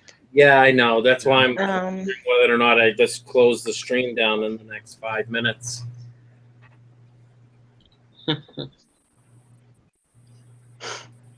I know there's 15 people watching, but let's see. If there's 6 of us in the stream, if we all have the YouTube stream open, so that means there's only, you know what I mean? Now there's only 14 watching, so there's not that many people watching. There's 8 people watching besides us. right. Chaz said he asked 3 questions. What 3 questions? Forget about this question. Who was Chaz his talker? Fish Channel says, have you ever tried to create a hybrid fish? I would if I had like 3 or 4 years to breed them out, but I don't have that time on my hands. Mm-hmm. Because with Africans, I know, is it the Cichlid Shack maybe that does, it's called the Phoenix.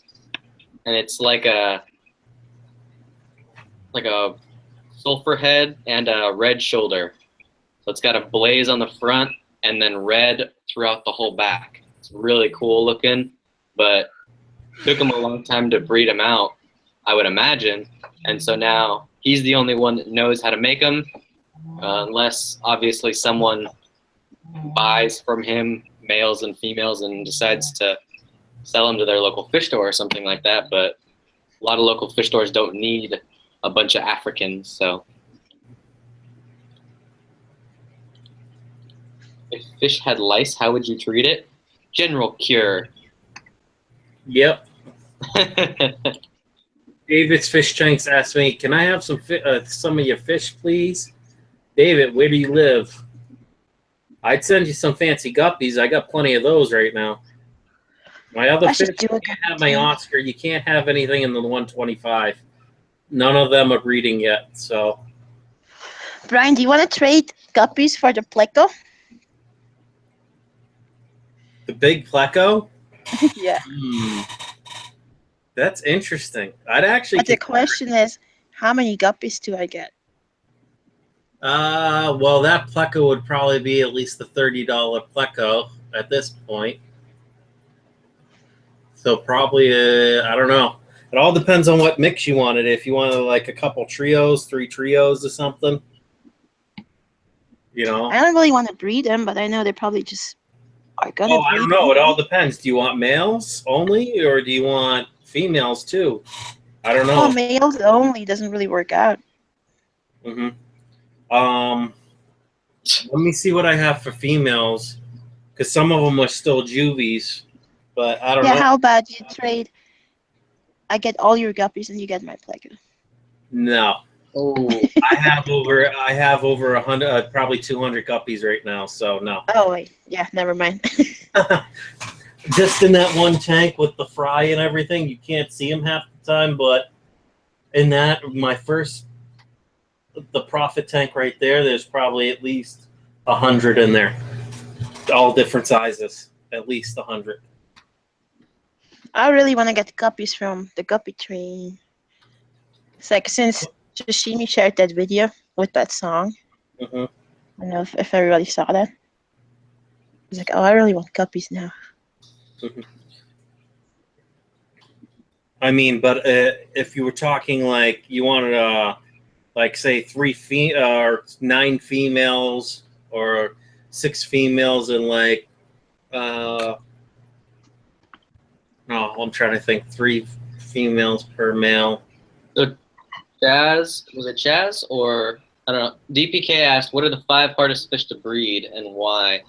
And Chaz said autosynclus, but autosynclus aren't that hard to breed because they're sort of like egg scatterers almost. They breed, and the only reason we don't get fry is because our tanks aren't heavily enough planted. So if we did like stem plants and crypts and just loaded it up, they would breed like no tomorrow. Denison barbs, I wouldn't imagine denison barbs would be too hard to breed, although I have heard people say that they're all chemically induced to spawn, like in the commercial breeding game, I guess you would say. I'd say frontosas are hard to breed. Fish Tropic said, if Island Queen and I were to stream, what would it be called? I don't know. Was Island Queen ever on a stream? This is my stream? Yeah, well, just on a stream. I don't think so. I'm not sure. Oh, I think she has one.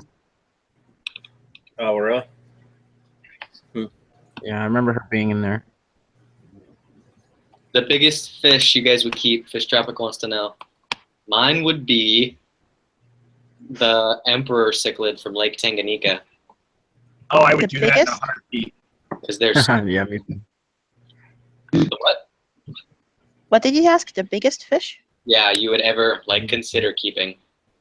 I would since since I saw that Dubai earlier from Aman, I was like, that would be awesome. The thing is beautiful. See, the emperor killed the Dovai, so emperors get like 3.5 feet, and Dovai can barely reach 2 or 3. I would say. I don't know. They can reach. I think they can reach 3 feet. Yeah. But you need like 1,000+ gallon tank for all. Yeah, I was gonna say. The only reason I know that the emperor is bigger is because it's classified as the largest cichlid in the world. Yep. Did you guys ever saw that video from Corey where he went? I don't forget the name of the guy. To that guy that had Dubai. Yeah. The he had, what? like, 2 600-gallon tanks and a bigger one, I believe. That was awesome. Oh, the guy with the Dovais? Yeah, he had 2 600 gallons in one room, and a few 500 gallons, and then a 1,000 gallon. I think I'd pick a clown trigger, honestly, just because I saw how big they can get today. Clown triggers? Yeah. Oh, well, hold on. What's the biggest fish in the world? The blue whale? Mm-hmm. The mammal. whale shark? Huh? The whale shark? Yeah, whatever it is. Yeah, the whale shark. The biggest That's not whale the in the biggest world. fish in the I would world. say go ahead, take your Dovais and you know what I mean? The whale shark with this open up gobble. Done. Did you guys ever saw that video of that huge aquarium somewhere that has whale sharks in it? Yeah. Where is it at? I think there's a few of them. I think there's one in Tokyo. Don't I have a quote. question for you guys. What are your feelings on snails and tanks? Good. Snails are good. I like them. They keep my glass clean on the inside. And they eat, they break down any food that makes it to the bottom that doesn't get cleaned up by, you know, the cories that I may have or whatever that's in the tanks. As long as they stay in the tank, I like them. The Georgia Aquarium If I had. didn't have African cichlids, I would have kept them.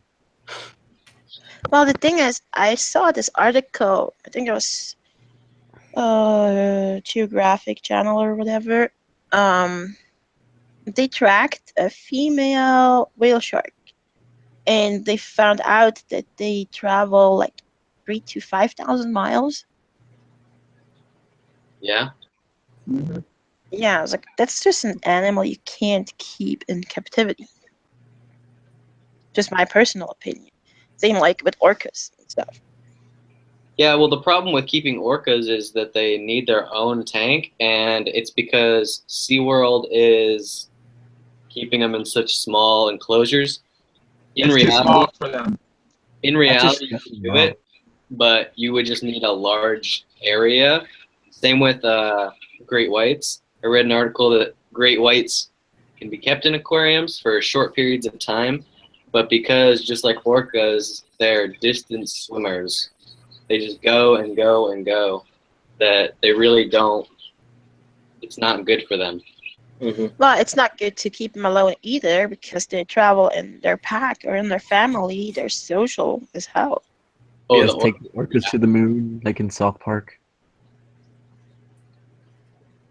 They're just you know what's funny about orcas? They found this out about sharks too. You think great white sharks travel alone all the time? No, they pair up from time to time. Exactly. Yeah. That's what makes it scary. But orcas live in pods. There's a difference. Yep. They're just a large pod. If someone didn't bring it up, orcas do live in pods. Yep. Yeah. I was just asking about the snails because I brought it up earlier and I forgot whether I asked again. And Oh, no. You brought it up. I just think we forgot to answer the question. No, I got this new snail today that he just seems to be like traveling all over the tank. That's why I keep asking. What kind of snail is it? Most snails will travel wherever they can, up the glass, down the glass, in the substrate, whatever. I'm not sure. It's like a blue snail of some Probably just a sort. mystery. Yeah, I think it's a mystery snail. Is it about quarter size? Yeah. Yeah, it's probably a mystery. Yep. Well, you got different types of the mystery ones. You got the ivories. You got the different. Yeah, well, they're all just different color forms. Yeah. Why do they call them mystery snails? Does anybody has a purple one? I do not know. You could probably get it eventually, but I know just don't see ramhorn. them that often. Ramhorn snails have a few different variants too, because I have pink ones in my 20-gallon right now. I brought 2 or 3 of them, and I was like, I want to breed these out eventually to get all pinks, and I think I finally done it. I saw one brown one the other day that I had to pull out, but besides that, they're all pink, and I'm kind of happy. I'm trying to breed them so I have a food source for my puffers, but it's kind of hard. Well, what you do is whatever tank you're going to breed them in, you overfeed the tank. Just hardcore overfeed them. But my problem is I go and then I do the water change and then I start cleaning the tank. It's just kind of like... you suck up a lot of snails. That's why if you're going to do the water change, try not to use a python if it's a smaller tank. Use the regular thing and just put it into a 5-gallon bucket. That way you can always fish the snails out too. Yep. DPK asked which snails won't eat plants, and to be honest, not very many will. The only ones that I know that definitely eat live plants, at least, are the Colombian ram's horns, which get a little bit bigger, and they've got a different coloration than the normal ram's horns. Most snails will eat like dead leaves and stuff, which is a good thing. The snails, if you don't have enough food in there, they will start eating live plants. Yeah, that's why I've just decided to stop caring how much I feed my plecos and just let the mystery snails, the ram's horn snails, just clean up after them, because they've gotten to the point where they've exploded across the whole tank. And I'm going to have to start taking a few of them out and taking them to the pet store. I have one question before I start Send them leaving. to me. I'll pay you for it. Maybe. Yeah, Christian? Why are they called mystery snails? Because they're a mystery. Because you never know what they're going to look like. That too. Okay. Because some of them, you'll get the ones that have the spiral back for their shells. Others will look like actually the mystery snail in general. Others will just have that curve. You know what I mean? The one that wraps around itself many times. The periwinkle. I didn't think that the mystery snails had stripes on them. I thought they were all solid colors. I know nereids do different colors and stripes, but I didn't know mystery snails did. Some of them do. Some of them do. I have nereids and mystery snails in all my tanks, so... I thought it was just a way of saying that they don't know what type of snail it is. I'm pretty sure that they're just apple snails. Bless you. Whoever sneezed. All right, it's time for me to hit the sack. I'm tired. All right, Christian. Thanks for stopping in. Thanks for having me. Bye. Later, Christian. Bye.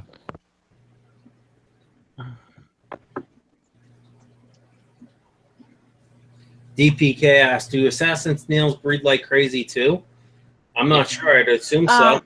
Actually, I was looking into that, and I do have in my 75-gallon about 20 assassin snails, I think. And they do breed, but they're hard to breed. They lay their eggs in the gravel. And it takes about 6 months for them to hatch and to submerge from the gravel. So if you do your tank maintenance and you siphon the gravel and whatnot, you're sucking up the eggs and stuff. So most likely it's hard to breed. So I'm pretty sure I saw in Corey's video that he was under the impression that they're hard to breed, but he has, I don't remember which tank it is, but he has a tank that he just creates them by like so many of them. And that wasn't assassin snails, that was mystery snails, I think. No, that's assassin snails. Sure? It was in one of his videos, and he was like, I thought it was ram's horn snails and mystery snails and nereid snails all in the same tank. Well, yeah, if you want to breed them, just don't ever Well, vacuum neorites the are gravel. impossible to breed in fresh water, so. What's that? Neorites breed in brackish water. Yeah, you know how I get my neorites to breed? Every water change, I don't use the full recommended dose. I use half a dose. And Yeah. over time, salt accumulates in the tanks because I have planted tanks. I throw a little bit of salt with every water change into the tanks, and the neorite snails will go out of the water and breed. Yeah. As far as I remember, Mine used to lay eggs all over the front of the glass in the water, but yeah. Yeah, I'm sorry. Then it's the neorite snails that are doing that. Okay, so the mystery snails are the ones that go above the water line. It might not have even been in a video. Honestly, it could have been when I went to his store the other day when I was on spring break. He could have just told me that himself. I don't know. Well, yeah, like I said, he probably doesn't vacuum the gravel in there ever. Probably not. Like me, when I gravel vac my tanks, I suck up a lot of different snails, especially really, really small baby snails. So I try and transfer all those baby snails into the little pea puffer because I see them going after the other snails in that tank. Because pea puffers won't really go over anything that's above their size. You know what I mean? Or bigger. Yeah. So eventually I'm gonna have to start selling snails because I just have too many of them. I actually had one of my pea puffers went after a pond snail that was bigger than him. Depends on how hungry they are, but yeah. Yeah. Well, actually, he didn't eat them. He just tried to knock them off the glass. Yeah, we had. What did they have? I think it was a Fahaka puffer, and we found a snail, like one of those big ones, like escargot or whatever, and we dropped it in there, and it was gone so fast. It's really cool how they do that. Well, the Fahaka and the Mabu puffers have the big teeth, whereas a pea puffer, it has to wait for the snail to be out, and then it attacks it. You know what I mean? Oh, yeah. While the snail's out, because they suck the snail out, or they try and grab the snail and rip it out of its shell so they can eat it. The pea puffers have teeth too. Yeah, just really small teeth. Yeah, they're really small. The Fahaka was actually not that big, so it had to do the exact same thing you're saying. Okay, guys, I think I have to go study some more. All right. Well, it's been fun. I think I'm going to close the stream down anyways, because there's only 13 people in here. Okay. And it is 2:15, so. Okay, guys, have fun. Oh, it's 12:15 here. I'm sorry. It's all good. I'm about to eat dinner anyways because I was on here with you guys the whole time. I kind of just skipped out. You could have gone and grabbed a dinner. Oh, it's all good, man. I'm good. Well, thanks again. I appreciate Bracken, Nick the Dick. Welcome. Thanks for being in here, Priscilla. No problem. Thanks, V-Stag. Thanks for having me. Thanks for inviting. And V-Stag, you got to speak up and take over the conversation sometime, brother. Yeah, V-Stag, you really should tell us a bedtime story. Oh. Yeah, I don't think so. Right. Come on. Come on, I tried. Oh, don't forget, everyone that's still here watching, don't forget to check out the contests. It's in the description. It's for a $25 Amazon gift card. Anyone can get it from anywhere. It's this. I'll send the code if you get randomly selected, your comment. So make sure you do multiple comments every day, 3 or 4 times a day, to spam the hell out of the thing, kind of like Bob Steenfot did. And people, a lot of comments got deleted because YouTube thought people were just spamming way too much. So make sure they're kind of relevant comments, or not the same thing over and over. Otherwise, you get blocked. That's also because YouTube has a new generated system where it's a bot that is controlling what comments go through as well. Yep. Are you doing that generated voting through YouTube? Oh, for the comments where it randomly selects one comment? Yeah. Yes, that's how I'm going to do it. It's going to be one of those things where I just put the video in, like the link or whatever, and then it'll randomly select one comment, and you can do multiple multiple people. So I'm in the process of trying to get a couple sponsors. I've contacted Marineland and My Aquarium Box and a few others. I'm just waiting to hear back. That way, to see if I can't get like one of their like freshwater or cichlid boxes from like My Aquarium Box, or I may just save one of mine that I get this month because I get the cichlid and the freshwater, and keep the one of the two, and then send that out. But I'd rather have if I can get a sponsor to donate some stuff, I would rather have them, send something out. That way I can give a better gift away than the $25 Amazon gift card. Or I at least can give multiple gifts away. But no matter what, it's going to be a $25 Amazon gift card if I don't, with or without sponsors. So sounds good. So make sure you guys check it out. The video for that, the link to that video is in the thing. Spam away. Just keep it clean. Keep it clean. Well, honestly, you got to think kids may be in there too. Keep it PG. Right. Yeah. Well, at least PG-13. You know what I mean? Right. So well, you guys have a good night. Mm-hmm. You too. And thanks for streaming. Yeah, no problem. Take it easy. I'll probably stream tomorrow when I get home from work. So maybe around 11 or 11:30 tomorrow night, East Coast time. Okay. Awesome. Later. Till next time. Later. Till next time. Bye-bye. Bye, everyone.